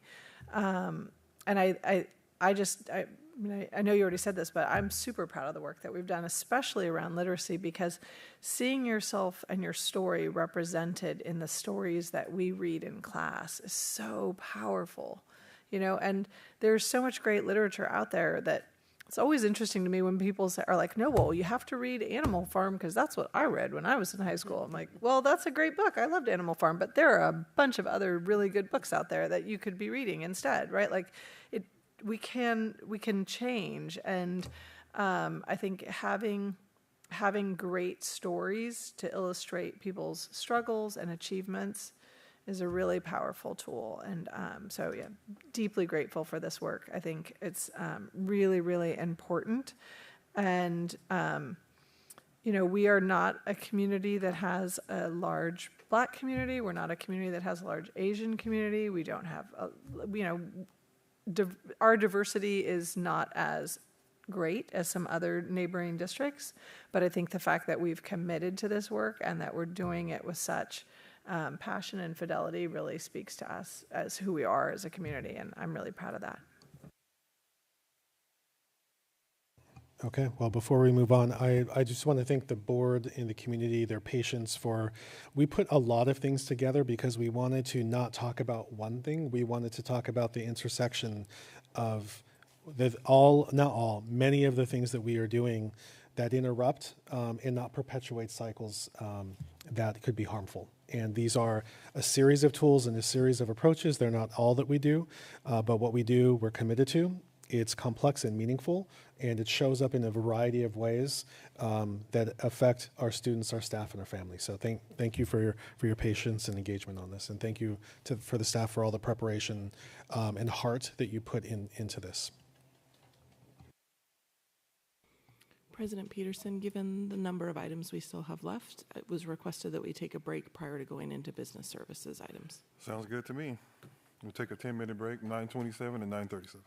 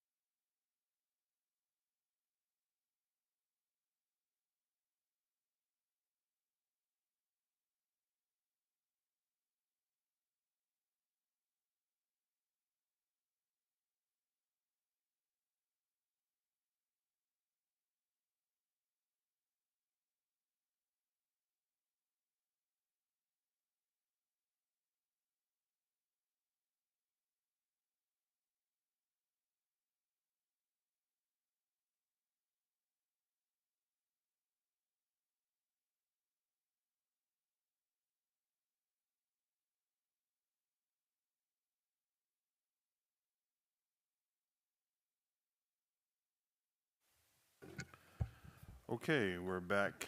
The next item is B2, Ventura Unified School District Tax Revenue Anticipation Note Overview. All right. Good evening, board. We've invited Mark Farrell from Dale Scott and Company to discuss the Ventura Unified TRAN issuance to provide an overview. If you recall, a couple meetings ago, we brought forward to the board a resolution for potential tax revenue anticipation notice. We talked about it at second interim that we are anticipating in the month of December and April to go negative in cash while we await our property taxes to be deposited from the county. And just to give you a look, our annual tax amount is about $90 million, so we get that in 2 different installments. So it's not like a small amount of dollars that we're waiting for. It's a pretty big deposit. So December, it's approximately $44 million of funds that we're waiting to be deposited. So we are now at the point that we're going to be discussing the budget adoption at this next presentation. So we wanted to have Mark come over here and kind of talk about what's the next steps here.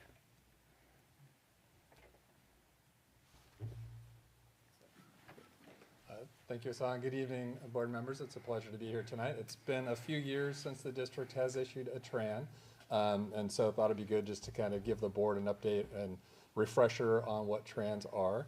The district will be issuing a TRAN through what we call the Cash Reserve Program. It's a statewide TRAN pool sponsored by CSBA and CASBO. We serve as the municipal advisor. I've worked on the program since 2003. Worked with the district many times on TRANs throughout the 2000s and into 2020. So TRANs are common financing tools, especially in California. They're issued by the state, different counties, school districts, and it really is just to cover that timing mismatch between revenues and expenses. As Hassan mentioned, your property taxes come in basically twice a year, but most of your expenses are pretty regular, right? Salaries and benefits every month. And so as you get into November, December, and into the spring, waiting for those property taxes, cash balances really drop. TRANs are more like a loan than a line of credit. It's actually pretty similar to the general obligation bonds that you issue. We'll actually go out and issue the TRAN note to the public like you do for a general obligation bond. The bonds are issued or the TRAN is issued, and those dollars then get deposited with the county treasurer for the district to use for your cash flow needs. And then there's several different laws, but really the key thing is TRANs are truly just to address cash flow issues.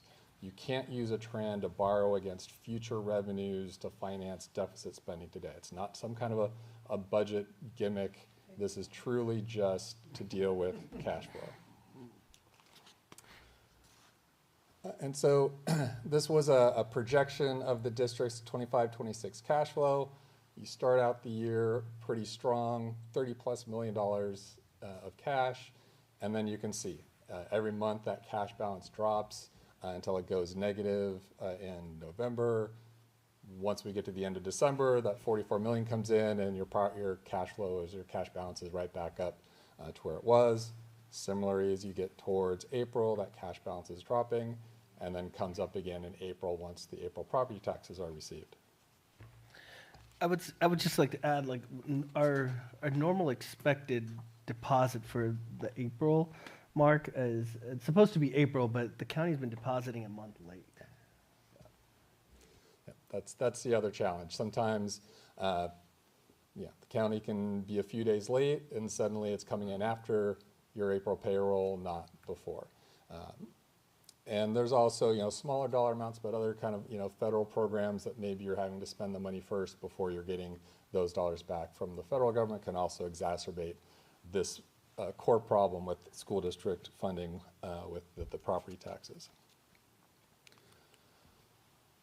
So TRANs are actually typically a very low-cost mechanism for districts to finance their cash flow issues.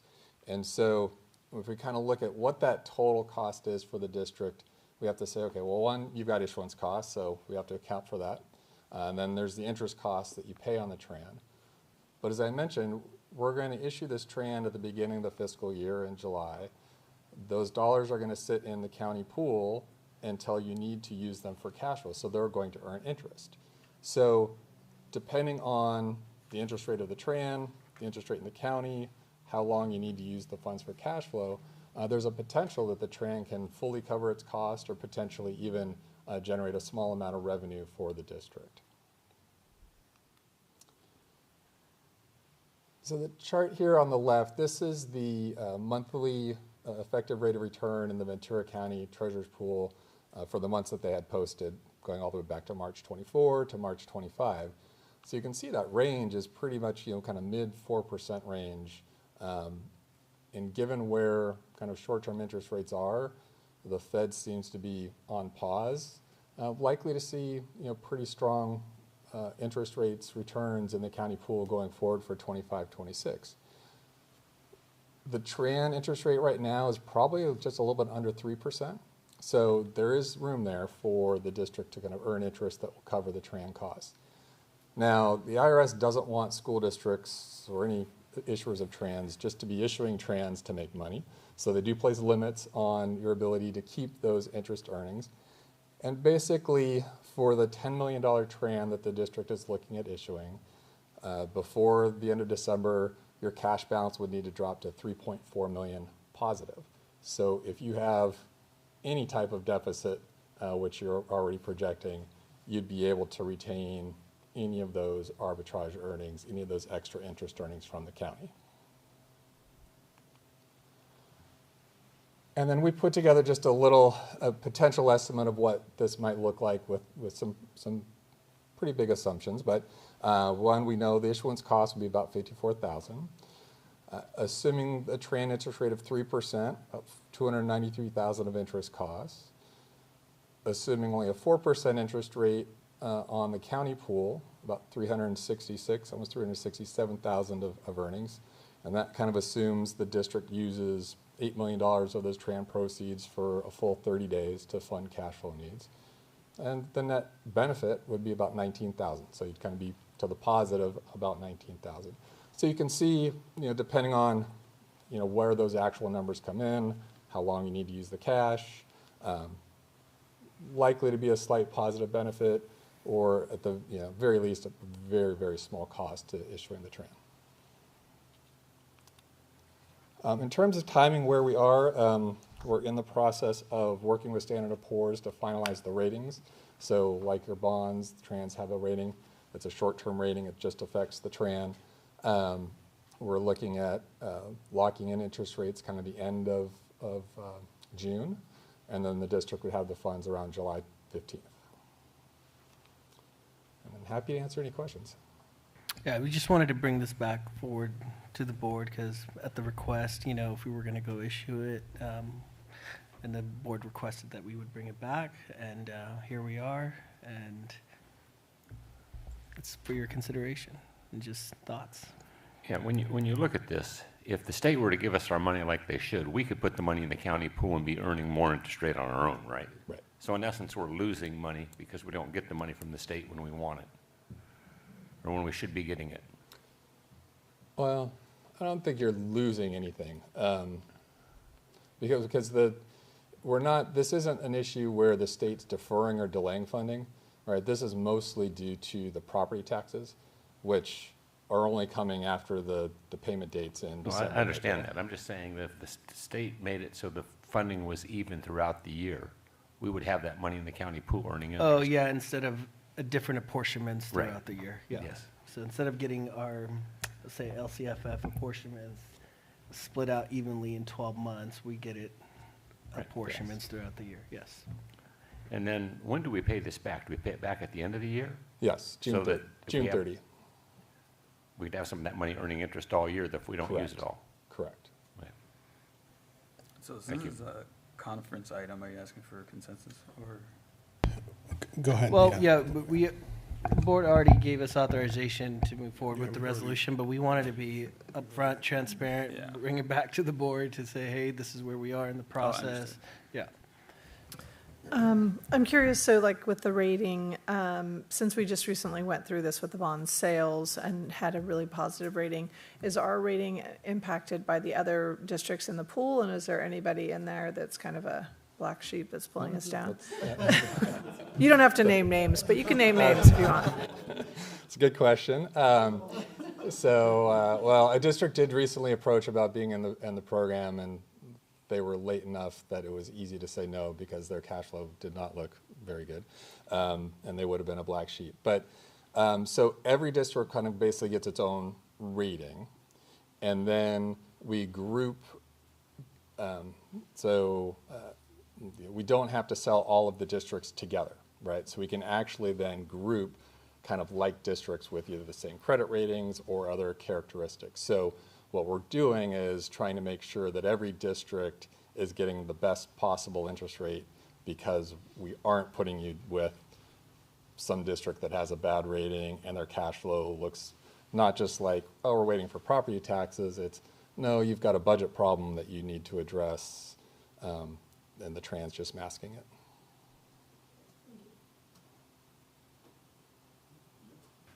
Any other questions? Oh, I just was to say, I appreciate the information, and I love the fact that, you know, even if there is a cost to this, obviously we need to have the money, but if there is a cost to it, it's relatively negligible, and it allows us to continue to pay our bills and function. So thank you for bringing it back. Yeah, I would say the slideshow brought me huge peace of mind, because I was ruminating about, you know, the exorbitant, you know, crazy costs that were going to be attached to the TRAN, and not to say I was losing sleep, but yeah, I was worried. So thank you. This is very reassuring. Okay. Thank you. All right, thank you. Item number 3, presentation of the 2025-2026 district budget. Okay, good evening, board. Myself, and then we have Joey Brunella. Did we lose him? No, he's here. He's here. He's here. Sorry, you were sitting over there, Joey. Somebody go for Joey. So we're going to present to you tonight, kind of tag team this effort. If you guys have any questions throughout, just please stop us at any point. We'll clarify anything, answer questions. And so without further ado, we're going to present the annual budget, 25-26. So we'll get into the agenda, talk about the reporting requirements, go into the reserves, the enrollment and ADA trends, talk about the revenues and expenditures, go over our ending fund balances, and then look at our 3-year MYP. Per Ed Code, Section 42127 and 52062, school districts must hold 2 separate governing board public meetings. The first is the LCAP and budget hearing. The second meeting is the LCAP and budget adoption. The LCAP item must precede the budget item at each meeting. Okay, so getting right into it, the district is going to be certifying and meeting our 3% state and board required minimum reserve for the next 3 fiscal years. We will be at, for fiscal year 25-26, $15.3 million at about 6%, 26-27, $15.5 million at 6%, and 27-28. Our reserves will be dropping down to about 10.1 million. That would put us at 3.91%. Our average daily attendance, nothing that we are not expecting. I mean, obviously, it's never good to have declining enrollment, but we are continuing to see that. In 24-25 was a loss about 284 students, but we're hoping to see this decline ease, and so we're still projecting at about an average about 200 drop in students. Our ADA to enrollment ratio is still at 94%. We've improved from the previous fiscal year. We were at 92 prior. We went up to 94, but we haven't seen it improve to 95, 96, 97%. So we're maintaining that level for our ADA. This slide is just to show, this is a snippet of our LCFF calculator. First of all, it shows the COLA amount that's included in the LCFF calculator. It shows you the enrollment count that we're paid off of at 14,262 students for fiscal year 25-26, and then 26-27, 14,062, and 27-28, 13,862. And then if you look at the next yellow line at the funded LCFF, and the line above that that says current year LCFF average daily attendance, our actual ADA is for fiscal year 25-26, 13,422. But since the state is still allowing us to use the current year, prior year, or 3-year weighted average, it actually bolsters the ADA, improves it a little bit. So we're actually funded at 13,696.58 for fiscal year 25-26. And the below chart is the breakdown of how our main source of funding, our LCFF base grant, is funded, broken out by the base grant, grade span adjustment, then it talks about it breaks out the supplemental and concentration grant dollars, and then it has all those little add-ons that we receive. One thing to note is transitional kindergarten has improved. I believe in the previous fiscal year, we were receiving like half of that. So it went up a little bit to accommodate us for transitioning to 10-1, and we're receiving at about $1 million now. I still don't think it's enough, but Hassan, yes. just a question. Our unduplicated pupil percentage changes. Is there some sort of assumption in that like over time No, so we're maintaining a 60% unduplicate. Where do you see it going over? That's at 57.06, and then you're projecting that it goes up. Yeah. So sorry. So I believe fiscal year 25-26 should be at 60% because we were able to. Correct me if I'm wrong. We were like at 59%, 60%. Yeah. So yeah, I was just going to say, if you can talk about the 3-year average also applies to the UPP. Yes. Yeah. Yes. Yes. So what Dr. Castro said is we don't start seeing the increase right away. It's like spread out over 3 years. Yeah. They want to make sure that it's not just a 1-year fluke and that you're maintaining that UPP percentage. So the general fund revenues from estimated actuals, we have all of our expenses up to May, and it's still not the full year picture, but it's pretty close. And so we have pretty much all of our expenses up till May captured, and then what we're projecting is our budget for this upcoming year. So the main changes for the 25-26 budget, our LCFF was updated. Our COLA was at 2.30. This is an increase from 24-25 fiscal year at 1.07. So that increased our LCFF funding about 1.6 million. There were some changes in federal, state, local revenues. Federal revenue decreased. Special ed, IDA, and mental health allocation was decreased about 179,000. Previously, we had a carryover amount, so when we're budgeting annual amounts, we're budgeting based off our annual allocation because we don't know the full carryover amount yet until we close our books in September. So for the adopted budget, we're budgeting at our annual allocated amount. So Title I, same thing. We're budgeting at an allocation, and carryover amount was removed in amount of $232K. CSI funding, or Comprehensive Support Improvement Program, we are no longer eligible for, as no district schools are identified to receive that funding. So we removed that funding, about $174,000. State revenue decreased about 1.5 million, and expanded learning to match their annual allocation and to remove carryover amounts. UPK grant was removed as it was fully spent in the amount of 196,000. ACES budget amount was also decreased by 300,000 to remove carryover. The remaining decrease was in career tech grants and K-12 strong workforce program. Can I stop you really quick? I have a question.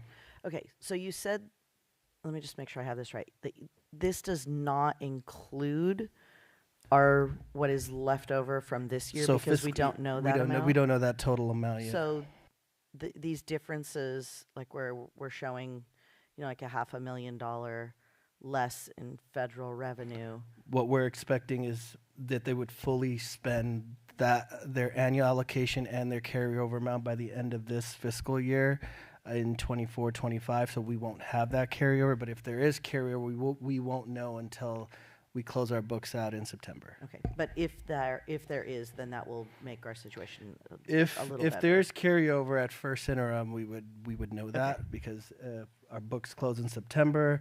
Then we have another opportunity to update the budget, and if there is carryover in all of these areas, we would update the revenue at first interim and say, hey, we had $300,000, $400,000 carryover in Title I, so we're adding that to the allocation. And also by then we would know any additional amounts of new revenue that's coming in that we do not know as of right now, such as like what is the actual amount for ELOP for next year? What is the LRBG discretionary block grant amount? So we don't have that information at this time. Local revenue, there was a huge decrease, about 6.2 million. Parcel tax was removed, that was about 2.1 million. Then we had in fiscal year 24-25 that one-time payment we received from switching over to or closing out our health providers from Gold Coast to SIBO. We received about $4.4 million. That was only one time, so we're not accounting for that in the out years. As we transition, just kind of point in time, this is a point in time. We know, like, we've all been updated on the acts that the legislature took today. We still have to figure out what that means for us. So there's still some unknowns, but we'll continue to adjust those unknowns as we go forward.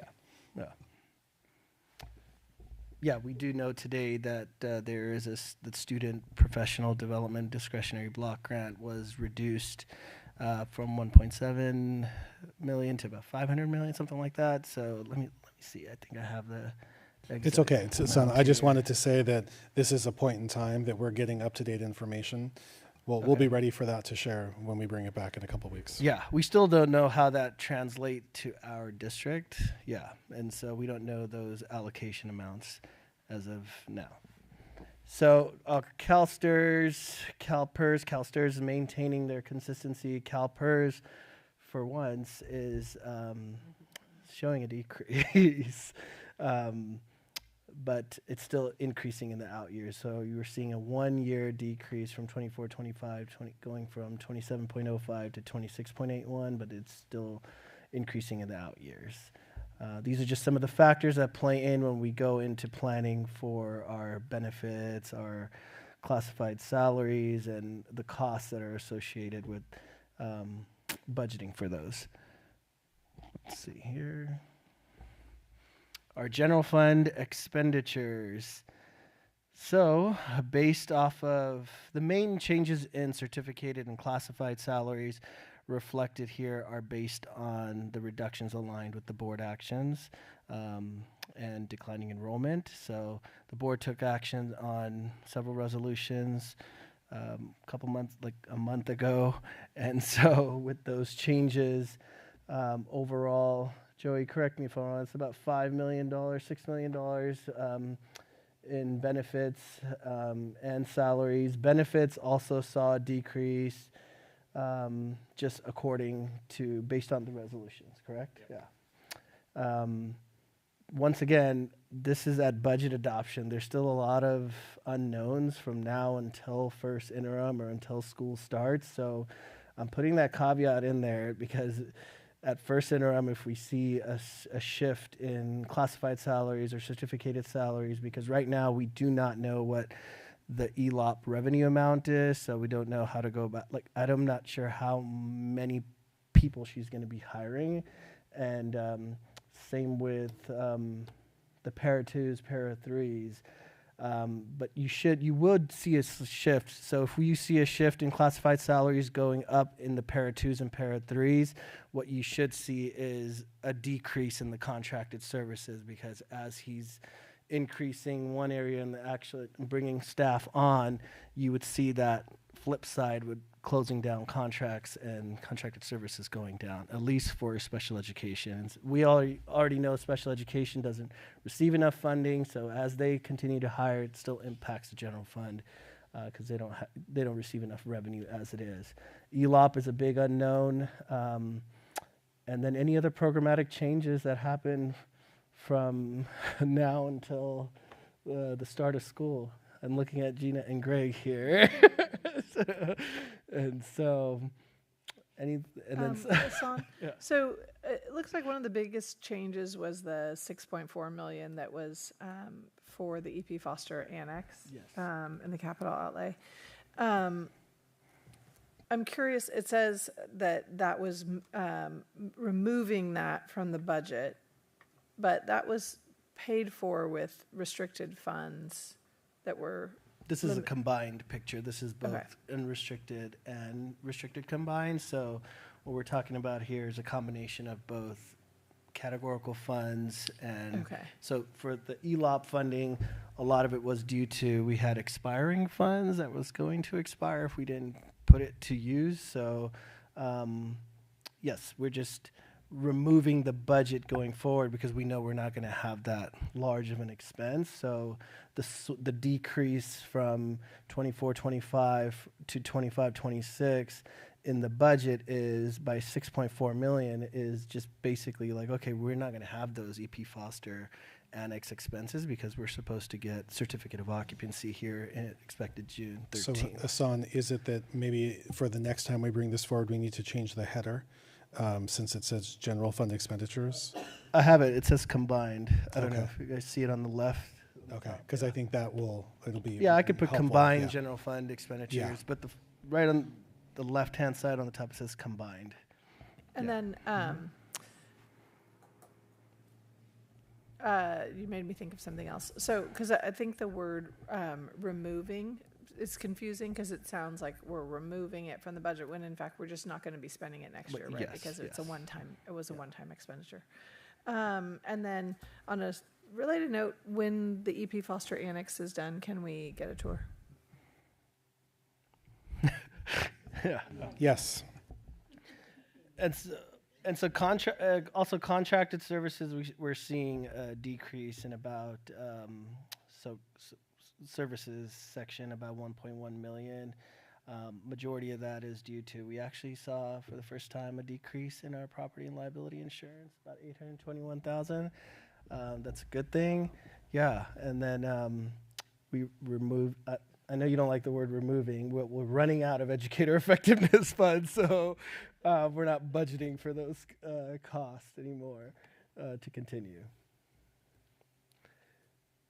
So our beginning balance for 25-26, you're looking at 27.1 million. Our income and expenses are there, 195 million for income, expenses 165 million, and then you have contributions about 32 million. Once again, contributions, you have two areas. You have your routine maintenance, which is 9 million, and special education is 23 million. So that's above and beyond the funding that special education receives.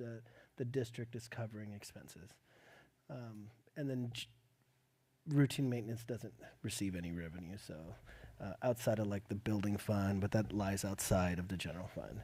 So we're seeing a decrease of our ending fund balance, about 2.1 million in the unrestricted budget for 25-26 fiscal year. Our ending balance is then broken out, that 24.9 million is broken out to 6% of reserves, and the remaining is 365,000 for our stores and inventory, and the rest is put away for reserve for declining enrollment. Our restricted fund, as you could Sorry, I couldn't hit my button fast enough. So the reserve for declining enrollment is separate from the 6% reserve? Yeah, it's just additional. Okay, I would say it's an additional. additional reserve. Yeah. Additional reserve, okay. Yeah. And so when you'll see the MYP, that would fall under the assignments section. And so when we get to the MYP, you'll see in the third year out, there's 0 assignments, so you don't have any additional reserves, and you're down to 3.91. That 6% of 15.3 million is down to 10 million. That's 3.91, and then your assignments are zeroed out, meaning there is no more extra, like, set aside. Your restricted fund ending balance is 4.3 million, and it's just broken out into the ending fund balances. That's for these categorical programs. Majority of it is your Prop 28, $2.4 million. Reserve for expanded learning, 1.5 million, and then you have a lot of small grants. And Joey will talk about the assumptions in the MYP. Thank you. Good evening, board. So I think one of the themes to the adopted budget is there are a lot of assumptions and a lot of unknowns. And it's, one of those, I mean, as Dr. Castro said, every single day we learn more information. We received, additional information from the state yesterday. And so, within the assumptions, they're primarily based around, our enrollment, our staffing, and our revenue, because those are items that are sort of constantly changing. So some of the key assumptions as we are adopting the budget. So LREBG, we know that we are planning to spend the remaining amount of the original LREBG assessment. Luckily, the state has said that, and the Assembly has confirmed that they're going to reinstate the $356 million that they had taken away previously. So hopefully there'll be a little bit more coming back. But between last year, we spent about 9.6 million. So we have about 7 million remaining this year. So over the 2 years, it's about $9 million is coming back into the general fund. Another one is that, based on staffing needs, we're likely to see an increase in overall staffing. And then one area that we sort of are expecting to see additional staffing is in the special education as they try and increase their paras. But as we are expecting to see an offset in the amount of contracts, and so we're sort of taking that into account, and we're meeting with the special ed team on a regular basis to make sure that, as they hire additional paras, we are factoring that into our contracts so that we're not, overcounting one side or the other. The educator effectiveness, we plan to fully exhaust the remaining funds this coming year, and there's supposed to be some new professional development dollars that should be coming through. So we'll sort of just have to see what's available. But we know that that specific grant won't have any remaining funds.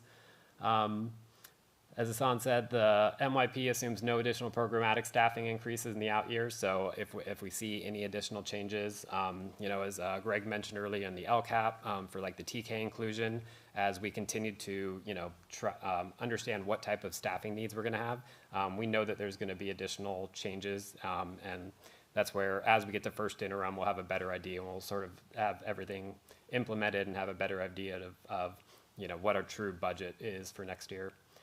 For the COLA, it was reduced to the 2.3% based on the May revise. And with ELOP, we know that,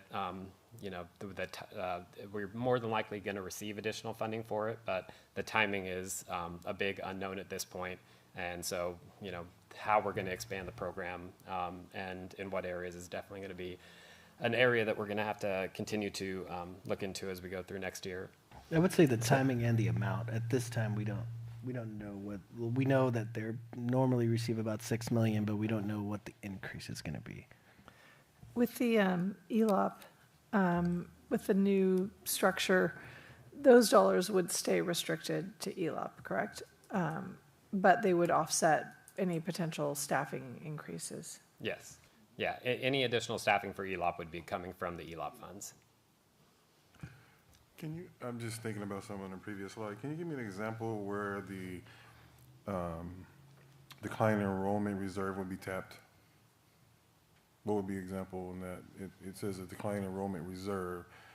When would you have to use that reserve, or what situation would happen where we would use that reserve? I think it's accounting for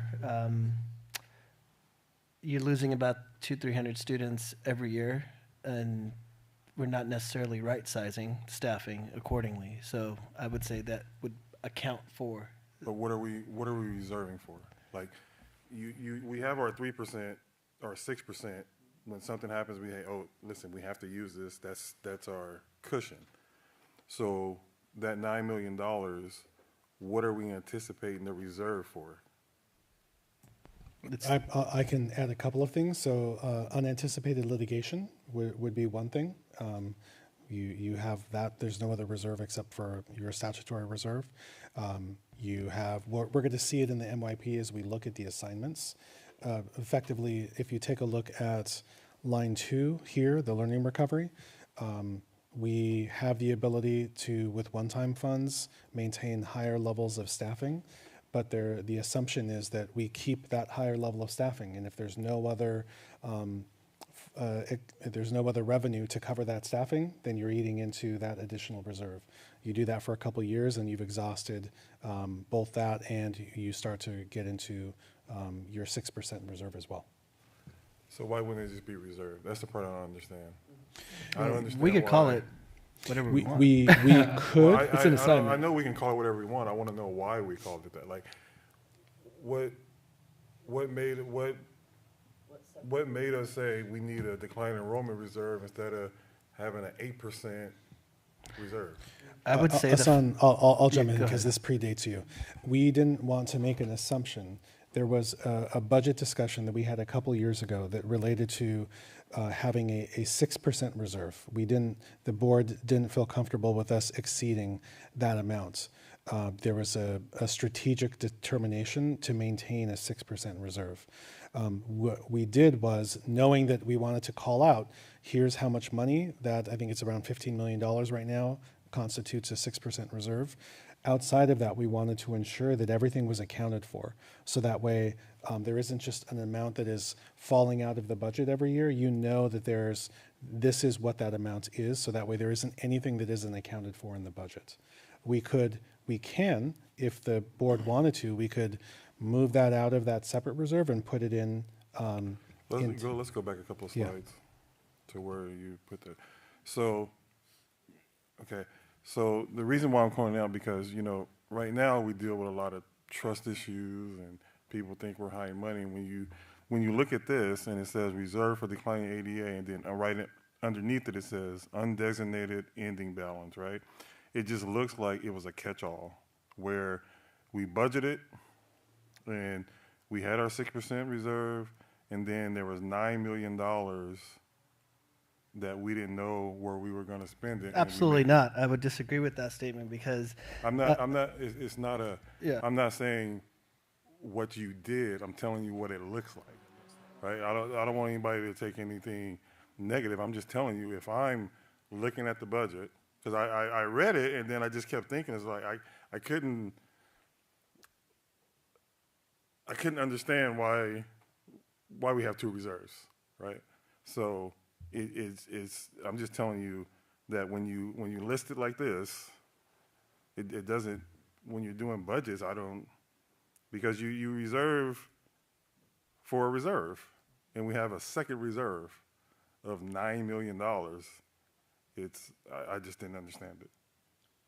I'll just go back to if the board were fine with us combining that with the reserve for economic uncertainty, and you were comfortable with us representing the budget that way, we could absolutely do that. There's no reason not to.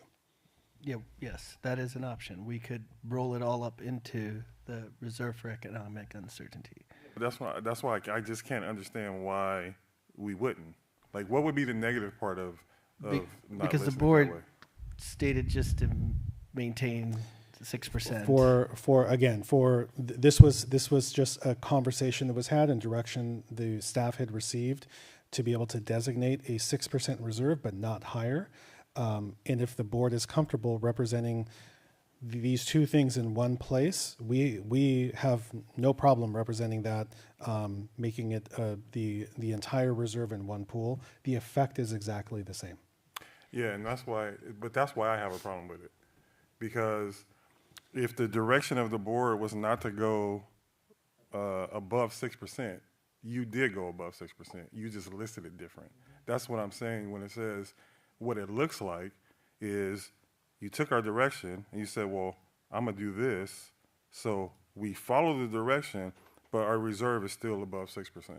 So But at in the time, essence, we did ask for a fund to look at declining enrollment. I don't remember that. It's what I think will be important is as we get into the MYP, it actually becomes a moot issue. You'll see that there will not be that separate assignments. We will burn through that. And part of that is because we have to provide a budget that's a 3-year budget. So when you take a look at our 3rd year of this 3-year budget, this reserve, again, assuming current spending patterns, that reserve doesn't exist anymore. And not only would there be no need to combine these into one area, the reserve for economic uncertainty also drops below 6%. Well, for my 20%, when something, I'm telling you, I'm uncomfortable with this conversation because you said that you were following the direction of the board, right? Not to go above 6%. To me, it should be a conversation saying, listen, I know you don't want to go above 6%, but we have this. Should we go above 6% because we have this $9 million? Because when you do it this way, you're not following our direction because it is a reserve. No matter what you title it, you can title it whatever you want. It's still $9 million that is a reserve. So in essence, you're not following the board direction. You're following what we want to see and putting the money somewhere else. Is that sorry, not right? can I just jump in? I think part of it is the label, right? Essentially, what this is one-time funds that are available to us to soften the blow of year-on-year declining enrollment, right? So this is money that it's not revenue that we're going to get every year. It's revenue that we have right now that if we use it, it's gone, and it will likely be gone in a couple of years. But I agree that the category name is misleading. And I do think, and we've had this conversation before, I think just showing undesignated ending balance of 0 with an extra reserve layer in there feels disingenuous, right? Because essentially we do have $9.2 million of undesignated ending balance that we're putting in a category just because we're going to put it in a category. We're assigning that fund. Yeah, yes. yeah. We are assigning it. We're not in any way disagreeing with you. Even right now, if there were consensus of the board to say that you would prefer this either being represented one of 2 ways, either, actually we could do it several ways. Moving that reserve for declining ADA into the reserve for economic uncertainty and just combining it into one, we could do that now. The other thing that we could do is just move it down. There would have a $0 reserve for declining ADA and move it into an undesignated ending balance. We could do that too. Or we could split the difference. We could. I would just advise when you leave something undesignated, it sends a message, especially to the union partners, that we don't know what we're doing with that money, and they think that it's available. And what we're saying is it's not available because technically we're deficit spending, and we are losing enrollment, and we are not right-sizing staff. So we are accounting for that in this pot of money. And so if you leave it undesignated, the conversations are going to turn to, well, you don't know what you're doing with that $9.2 million, so we want it. Yeah. And that's not the case. But to me, it makes it look like that more, right? Because we're the checkbook holder, right? That's our job. We're the checkbook holder, and right now, let's just say it's $9.2 million that if we just go and cruise over it, that's $9 million that it could be something important that we wanted to use, or we're looking at our 6% and we're saying, oh, we only have 6%. It's what I'm saying, when you're doing the budget this way and you're saying you're doing it because of our direction, that's not our direction. Because that's when I said, why did it go here, is because the board only wanted to have a 6% when we had more than 6%. it should be a conversation that the board has to say, where do we put this $9 million? Do we just want to, do we want to put this up to 8% or whatever that would make it? Or do you want to put it here? Because this is not following our direction, having the 6%. And again, it's only because this was one of the last directive conversations we've had. Again, right now, if there were consensus of the board to say we're uncomfortable, which it seems like a couple of you are uncomfortable with it being visually represented that way, effectively, it makes no distinction. I do want to come back to what Dr. Mirza said about perception. If we move it into an undesignated ending fund balance, could the associations see it that way? Like we, quote unquote, we don't know what to do with that money? Sure. But a very similar conversation is going to be held regardless of where that money is designated. So we just need to, when we get into the Dr. Castro, the actual category that it would fall under is unassigned and unappropriated, not undesignated, unassigned and unappropriated. I understand, but I'm getting to the root of what you said, which is how it's perceived. Right now, regardless of where we put it, there's a perception that comes with it. So what we're hearing from the board is that the reserve for the declining ADA, there's a perception that comes along with that. Be it as it may. There's also perception about whether or not we should even have a 6% reserve, right? That we should we even maintain more than a 3% reserve? That's another. There are lots of perceptions that go on. Again, if the board were to feel more comfortable with that being represented a particular way, we can do that. What I do think, if we can go 2 slides, let's skip the next slide because let's just have this conversation now. Well. Hassan, just skip. We'll come back. Actually, I go back. I do want to have the conversation. I do want to know what Hassan wants to say. Yeah. And I want to go to the multi-year projection, and we can come back to these slides. Okay. So this is what we're talking about. Hassan, if you can walk us through the assignments on here. Yeah. So going back to that assignments, if you remember in the other slide, that 9.2 million is your declining ADA So this is a declining ADA fund that we've had since, I don't know, a couple years ago. This is not anything new. So since I've been here, it's been called declining ADA. We had additional reserves for like instructional materials at one time, but the point is we're running out of funds. Your assignments are depleting. In fiscal year 25-26, yes, you have a 6% reserve, and then you have additional assignments for the declining ADA, 9.2 million. But if you look 1 year out, 26-27, you're still at 6%.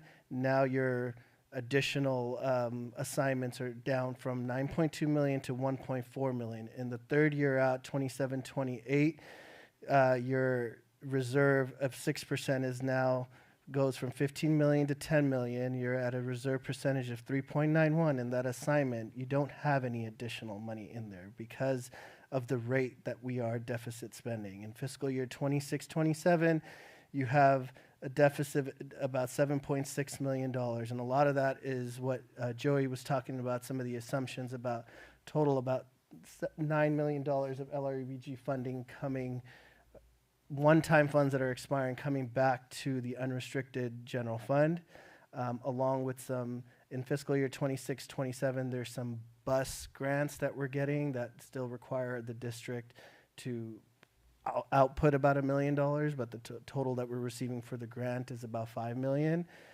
for about 10 buses. So that's what's happening there. But then our 3rd year out, we're approximately $7 million deficit spending. Your ending balance at the end of the 3rd year is to about 10.5 million.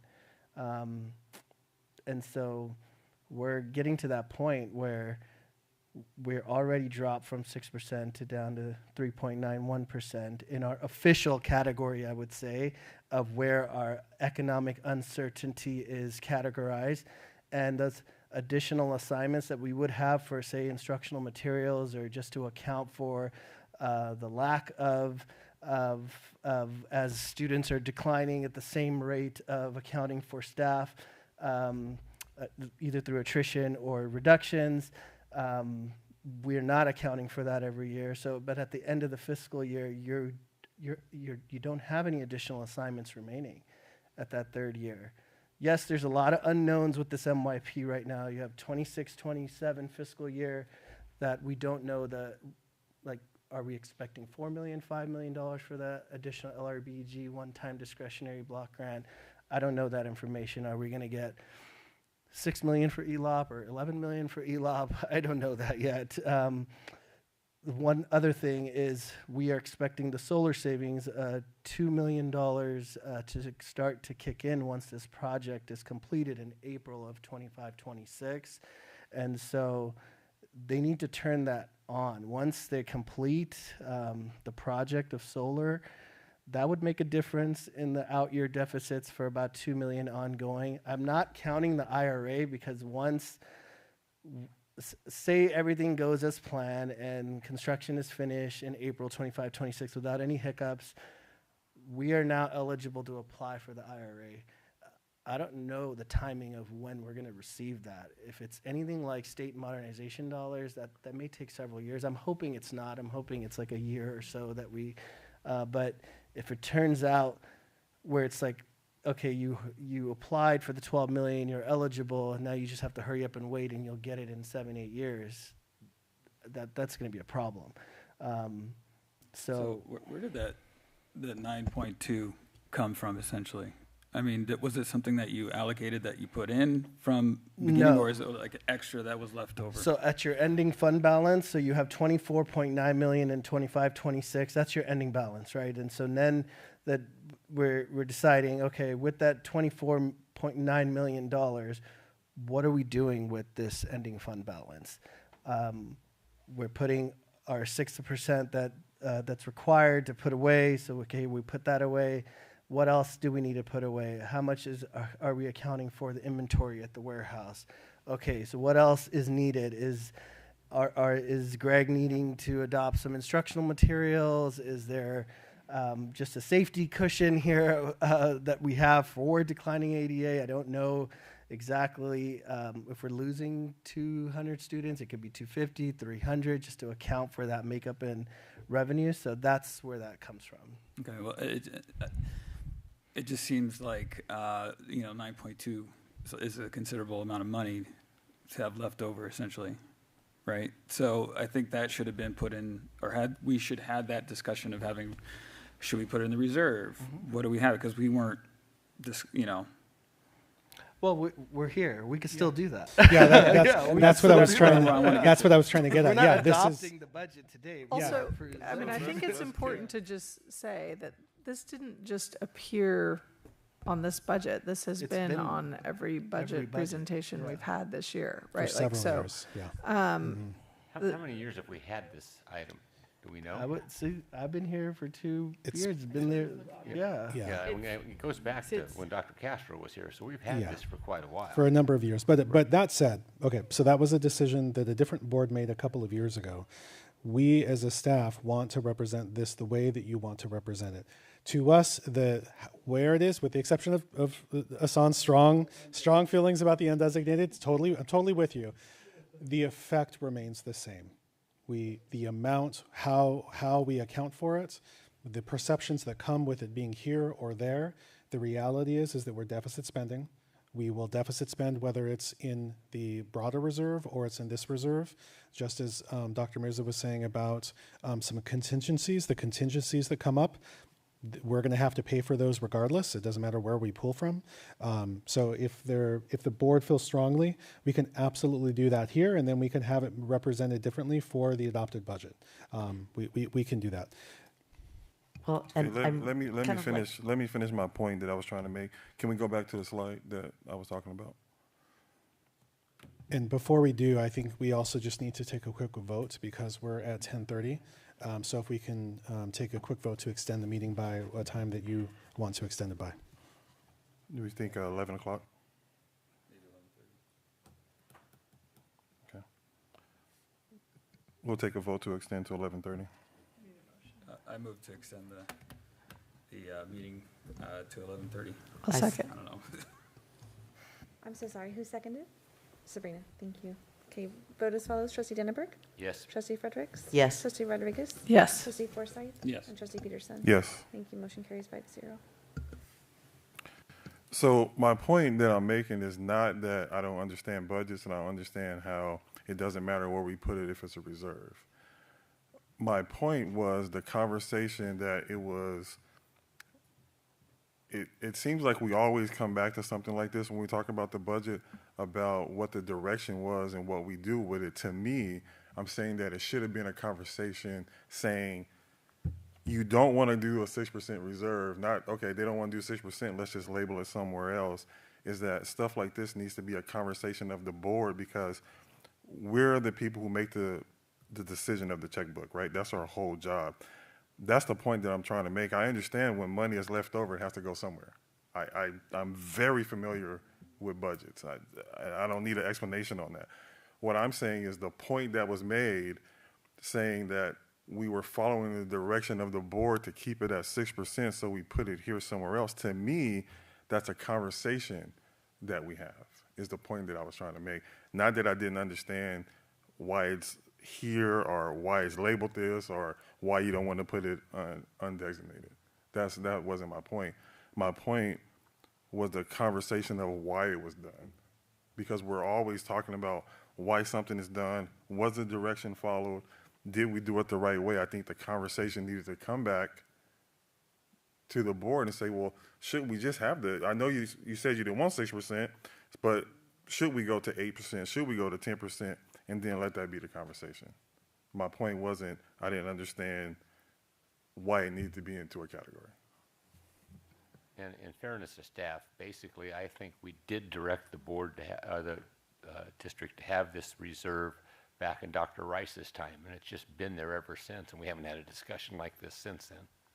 And thank you. But again, looking prospectively, the other, I completely understand what you're saying about this is a board decision. Staff is reflecting a budget that is as a result of the actions that the board has taken. So for example, had the two resolutions not taken place, this reserve or the 6% reserve that currently exists would, for all intents and purposes, not be there. We wouldn't have this separate reserve for declining ADA.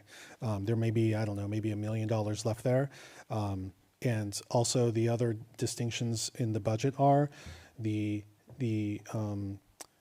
budget items that have been reflective in terms of the inputs and outputs. That changes this amount too. So again, we will take direction from you. We can take direction from you today. If this is not how you want it reflective. The key takeaway, however, is wherever we put it, however, in the 26 and 27 school year and 27 and 28 school year, that's going to show diminished regardless of which line item it's in. So if I could just add something, so we would, it's easy enough. So if we want to, I would rather get some direction from the board now because we need to adopt this budget by the 24th. So yes, exactly. How this would look if we move that 9.2 million up to the 6%, essentially it would reflect almost a 10% budget, like a 9.88% reserve. So if you're comfortable with that, we could make those adjustments and move it so it bumps the reserve level up for economic uncertainty in that category to about 9.88%. And then you would still have undesignated ending balance of 0. And then the stores you would leave for your inventory. We could make that adjustment. So for my 20%, I would feel much better having one reserve. Perfect. I would like, I personally, I mean, obviously, in 2 years, this it's a moot point because the money's not going to be there. We're going to be using it because of deficit spending. So I totally understand that. My personal comfort level would be for us to always have like a minimum 10% reserve. And like going back to the TRAN, if we had a more substantial reserve, then we wouldn't find ourselves in that situation. So that's my 2% or 20%. I just demoted myself. I think given all that we've come through this year, I think it's clear we really need to spend more time on this conversation for the board to fully understand the budget. This is one of the most important things we do. And so I would just make the recommendation that we have a study session because we have so much extra time between now and that 24th, because like this is really important, right? And especially because of all the changes we made this year to the resolutions and kind of understanding more the real picture of where we are. There is some stuff in the budget that I think we should have some more clarity around. I just think that this is a bigger conversation than we're going to be able to have in the next 20 minutes. Yeah, absolutely. We can have that study session. It would need to be effectively next week, because then we move into posting the budget. We also need to run some things probably by the county. So we can do that. I hear that there's one person comfortable with just combining the reserves and how it's reflected. This doesn't mean we don't have the budget study session. Are there two other members who feel just as comfortable moving the reserve into one reserve? So that way it's reflected like that visually. Can I ask the argument to keep it the way it is? You said we could draw on it if we can, but can we do the same thing if we draw on It would the be the economic same thing. uncertainty? So it doesn't really matter. The impact is the Okay. same. That's all. The level of deficit we're doing, it's going to reduce the reserve, whether it's the assignments that are reducing or whether, quite honestly, I would prefer it all in one pot as well. It's just easier to see, like, okay, we were at a 10% reserve, now we're at a 6%, now we're at a 3%, right? Rather than having these small pots of reserves that are separate outside of it, it would just fully reflect the true picture, but it would have the same impact. So from my perspective, for my 20%, I disagree. I think it's really important to have that line in the sand of like, we don't go below the 6%. This is the number we need to stay above the 6%. And then this is the other stuff, which is kind of how we got here, right? I never liked the name of declining ADA because I think it's unclear. But I do think having like a core, safety net reserve and then other reserve, it makes sense to me. I don't mind combining it into one.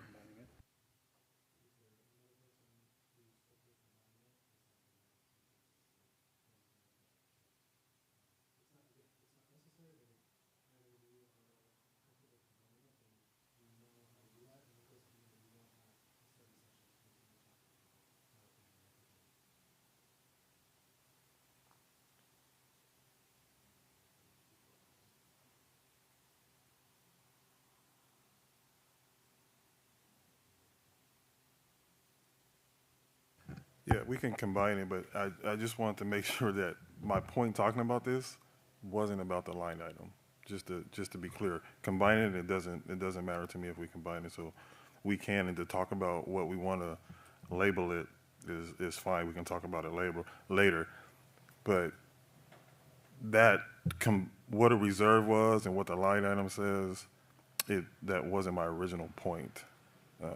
But we can.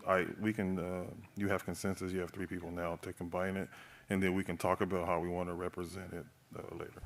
Okay, thank you. We appreciate the clarity. And just about the station, I think it might be beneficial to have our our labor leaders come in on that, to be invited to that.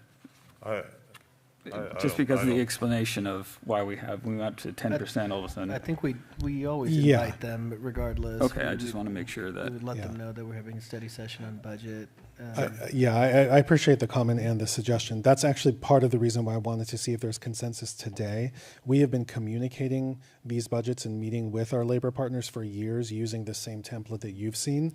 So we just needed some consensus to make sure that how we are talking about this is very similar, that they can follow these budgets along the same way that we meet with them. And we've met with them already, so they've seen this. We meet with them prior to. Yeah, I mean, since we're still talking about it, when was the last? It was just a week ago. A week ago. Yeah. So it was a week ago that we reviewed the budget with them. So every budget update, first interim, second interim, and audit actuals, we get some time with Sarah, Carol, and Andrew if he's available to come and review the budget. Okay, so Hassan, let's wind back the clock a little bit just to make sure that we've covered everything that needs to be covered. We left off here. You talked about the assumptions, but yeah, this is where we left off. I think so. Here, I think we already mentioned energy savings are not included, Inflation Reduction Act rebate not included. Yes, you talked about all that. Yeah. Yeah, let's go to the next slide. Joey? Yep, so moving forward.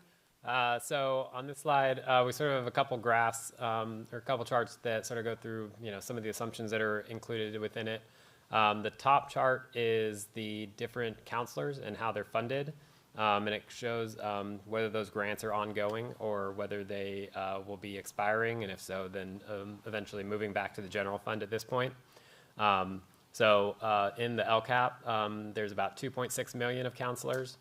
Title I has about 861,000, equity multiplier 100,000, LREBG 2.7 million, the student assistance program grant about 50,000, and the wellness centers are a little bit under $1 million.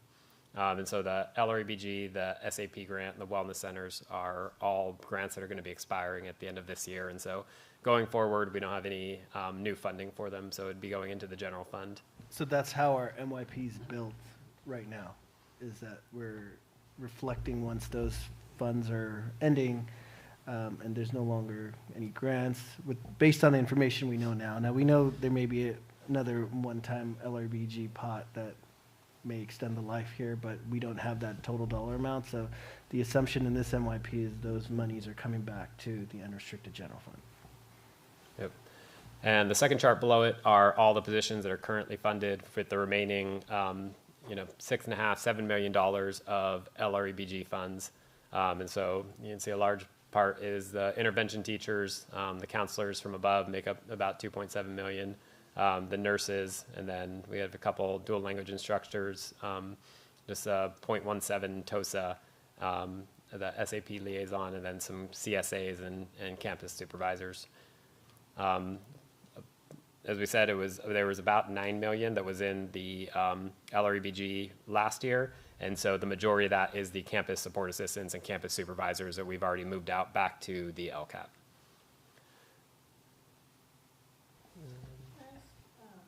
Joey, so on the top half of this, it's 3.7 in expenditures that would be moved back into the general fund, but I don't see in the second part the wellness center counselors or the SAP grant represented. So in the top part, so those are all funding sources for the counselors. So the SAP grant and the wellness center grant, are outside of LREBG. They're their own funding. For the wellness centers right now, we have a grant from VCOE that supports the high school wellness centers, and that'll be running out this year. And we have a CYBHI middle school grant that will also be running out this year. So on the bottom chart. So the bottom chart is only the LREBG. Yes, correct. Yes. Okay. So, but the other $1 million in counseling costs would be reflected in the general fund where? So in the out years, within our MYP. So it's going to be on the restricted side for 25-26, and then going into 26-27, it would move to the unrestricted side. Yeah, but the second chart down here says, returning to unrestricted general fund, and it's 6.5. But in essence, we're really talking about 7.5 because that other $1 million That's also is not expiring, reflected Correct, in yes. here. Yeah. So why is it not included? 6.5 million of just LREBG funds, but on top of that, you have $1 million that's also grant funded. The grants are expiring. Those are also going to be returning to the unrestricted general fund. Yeah. So as grants run out. Yeah, we're just sort of trying to highlight some of the major expenses that would be moving from the restricted side back to the unrestricted side in the future. And so those are the big ones. You have the LRBG ones that we know that are going to be expiring unless the lifeline comes down and kicks it down the road based on the amount we get. And then the SAP grant and the wellness grant is on top of the LRBG.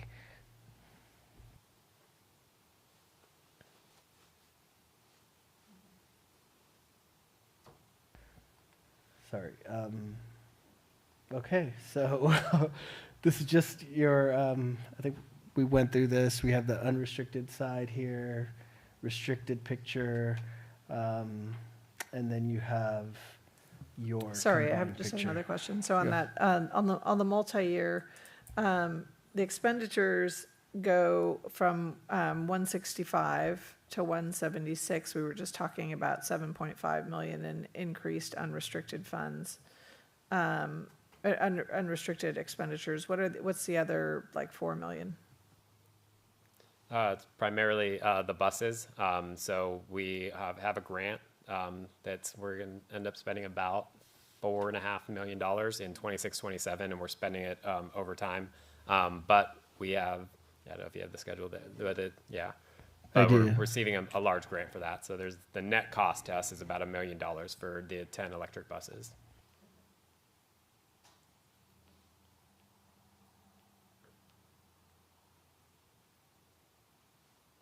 Yeah, I think the total for 25, 26, 26, 27, the total grant amount is about $6 million. And that covers, let's see, how many buses? We're talking 16 buses, electric buses. And our portion of that would be 1.5 million. Yeah. And it's also the revenue reflects the grant amount that we'd be getting in that year. So that's why you see the revenue has a very small shift between 26 and 27. And that's because we have that grant amount reflected in there. And that's in the unrestricted, not unrestricted. Yes. Yeah, we have no, the restricted funds can't cover that.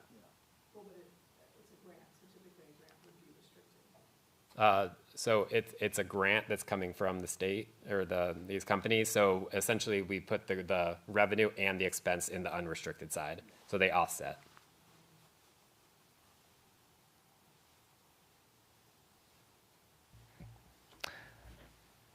Sorry, I think other than that, I got lost here.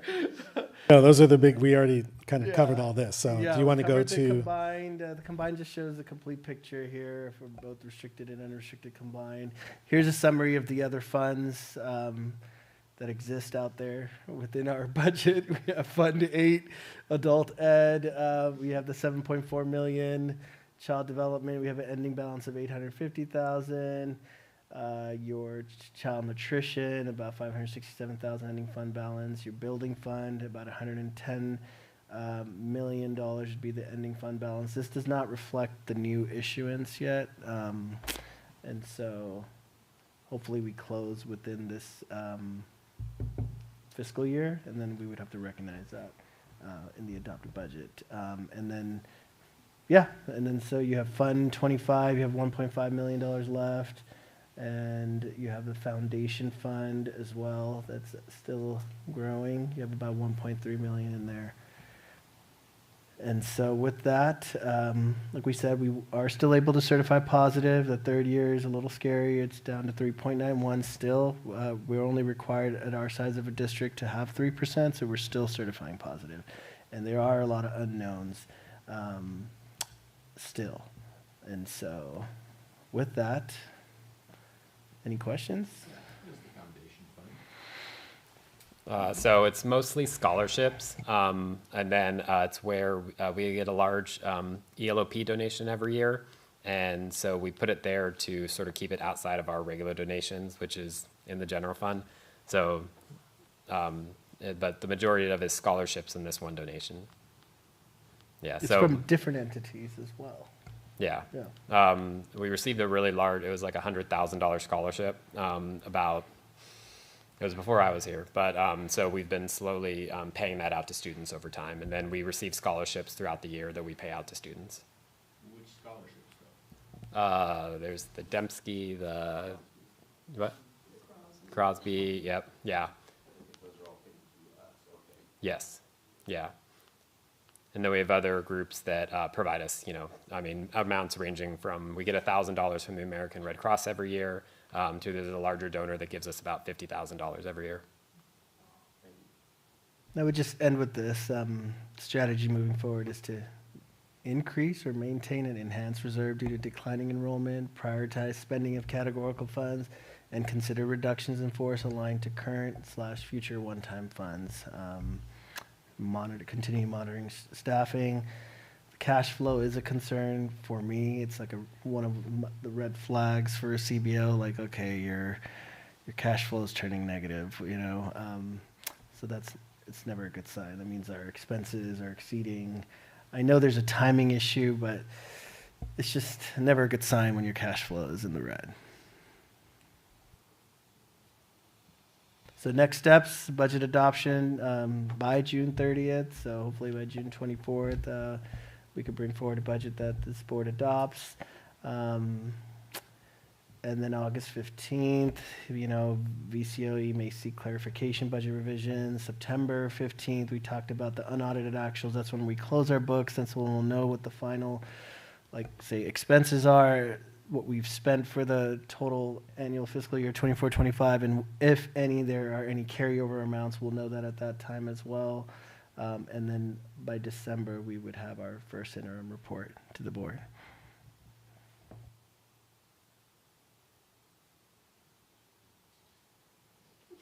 Sorry, I'm putting everybody to sleep. Okay. Sorry. All right, outstanding. Start high energy and low energy. I love it. Okay, so we will we'll put out a request for people's availability for next week. I think Monday is the only day that will work. Mm-hmm. Okay. For schedule with the holiday, and then you're in Sacramento. Yep. So we will turn that around. President Peterson, I had intentionally listed my conference item last for the listening tour feedback because I anticipated that we would be running late. If you would like to, we can kick this down to the next meeting. I'd be happy to do that. That's why I was listed last, if you would like, because I'm aware that we pulled two. Yeah, we have two items. Two items from so consent. we'll move that to the next meeting. Is that okay with everybody? Okay. And so we pulled conference items. I wrote it over here. 17D, 9, and 10. I think those are our marquees, right? Yes.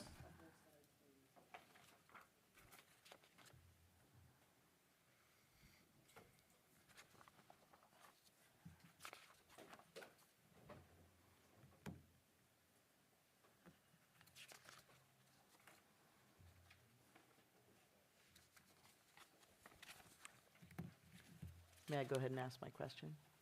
Yes. So my question here, and I kind of wanted to pull these so that we could perhaps have our meeting about the school site council bylaws before, because both of these items are funded by, again, by site funds, which I know in the past, the school site councils have had some discussion or a vote on that.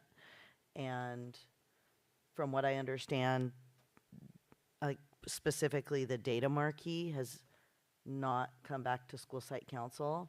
And it came to us a couple months ago, and we asked that it go back, and it has not gone back, and it's with us again.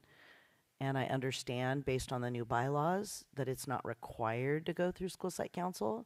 But I feel like there was consensus that we want to have a larger discussion on the school site council bylaws before we push these items through. Yes, absolutely. We can, if there's consensus from two other trustees to remove, we absolutely can. It actually would be beneficial for us to have that conversation broadly because it's outside of the issue related to marquees is the issue related to principal discretion. And we want to make sure that we have clear direction from the board. So when we speak to principals, that although there is the discretion for them to do that, what the expectations are, because this is a much broader conversation than just the marquees. So if we're going to have that conversation, it'd be good to pull these items and let them be emblematic of a broader discussion about principal discretion via the SSC process. Additionally, there's no price tag attached to these. Okay.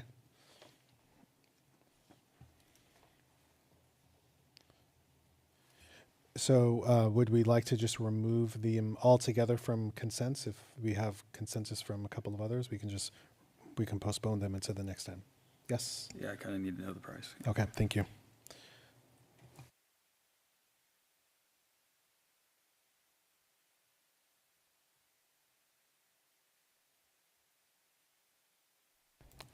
President Peterson, do you want to see if there's a motion for the rest of the I the will consent item? move consent calendar, or consent items with the exception of D, 9, and 10. Second. Thank you. Vote as follows. Trustee Dannenberg. Yes. Trustee Fredericks. Yes. Trustee Rodriguez. Yes. Trustee Forsythe. Yes. And Trustee Peterson. Yes. Thank you. Motion carries 5-0.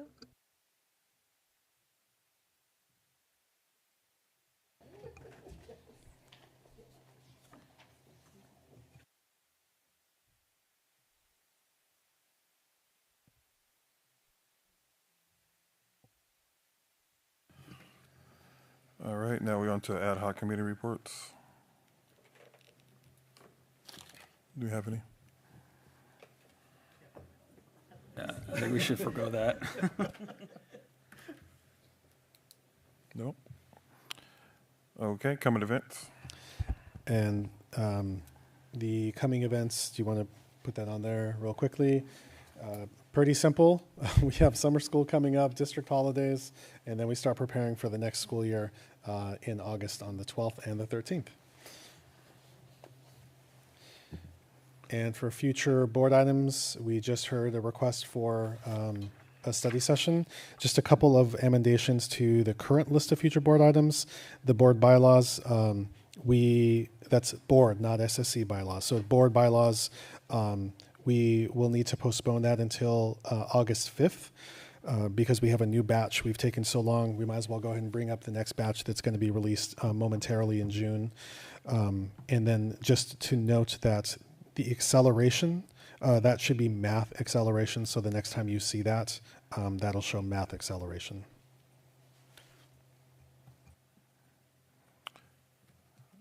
Any other future board items that need to be added? Actually, can I just ask a question about that math acceleration versus acceleration in general? I mean, I think, well, is the intention only to talk about the middle school math acceleration as opposed to kind of district policy around acceleration? My recollection was that the request was to talk specifically about math acceleration. We can have a broader conversation that includes acceleration more broadly. I just wanted to reflect the initial request, but we can absolutely have a broader conversation. Well, I do believe we already have a policy on acceleration. We do. Maybe it'd be good to review at that time. Yes, we would absolutely bring that as a part of that discussion. So a broader conversation about acceleration in general? Okay. And then what we'll do, though, is we will bring, just to familiarize the board policy. Okay. For another future board item for next year, so I've been going through other school board meetings in other districts, and a way that they engage to have parents and families come to the board meeting is through inviting different groups of the kids. Mm-hmm. Yeah. So, I was just listening to one board meeting where they're saying, like, if every board, there was 5 board members, and they were explaining if every board member for a meeting, in 10 meetings, 5 board members twice, you invite a group that, you run 5 students, you come with an average of about 15 people. So you run about 150 people through your meeting by inviting from some type of student activity or to highlight a student group. So I would like to talk about something like that, how, if 2 times out of the year, each board member invites another group to engage some student group, and how we would do that. I think that we could get more parents to come to the meetings and they can understand how the procedures work by just inviting them, and they see how they can be involved. Okay, so we will, if there's consensus for that, we'll add a conference item related to student participation and kind of presence highlighting students in the board meetings? Yeah. Okay. As part of that, I would like to make sure that we're including every school. I mean, if the board members are just picking, it'd be very easy to just pick maybe at the same schools. So I want to make sure that somehow we're including all of our schools, that they're all getting a chance to highlight something about Yeah, I their think schools. the reason why we need to talk about it is that type of things, like what parameters do we want to set up to make sure that we're representing the correct groups or the right amount of groups. So that's why I want to have a discussion about it. Yeah, thank you. As staff, we would appreciate that. Amy and I, after a previous meeting where this came up, we had talked about the planning that would need to take place, including school sites, parents, transportation, a lot of logistics for that. So any direction that you can give us will be appreciated. Mr. Peterson, was that a certain district you were watching? Maybe Dr. Castro would want to contact that superintendent and find out how they do it. Yeah, I'll look give us back. some It was direction. a result of me turning off a lot of channels on my cable bill. So, and then I started watching school board meetings, so I have to go back and see which ones. I mean, a lot of them do it, but you know, there was a couple that did it.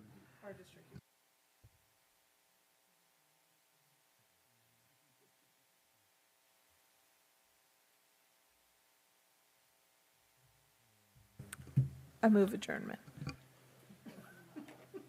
I'll second. Thank you. Vote as follows. Trustee Dannenberg? Yes. Trustee Fredericks? Yes. Trustee Rodriguez? Yes. Trustee Forsythe? Yes. And Trustee Peterson? Yes. Thank you. Motion carries 5-0.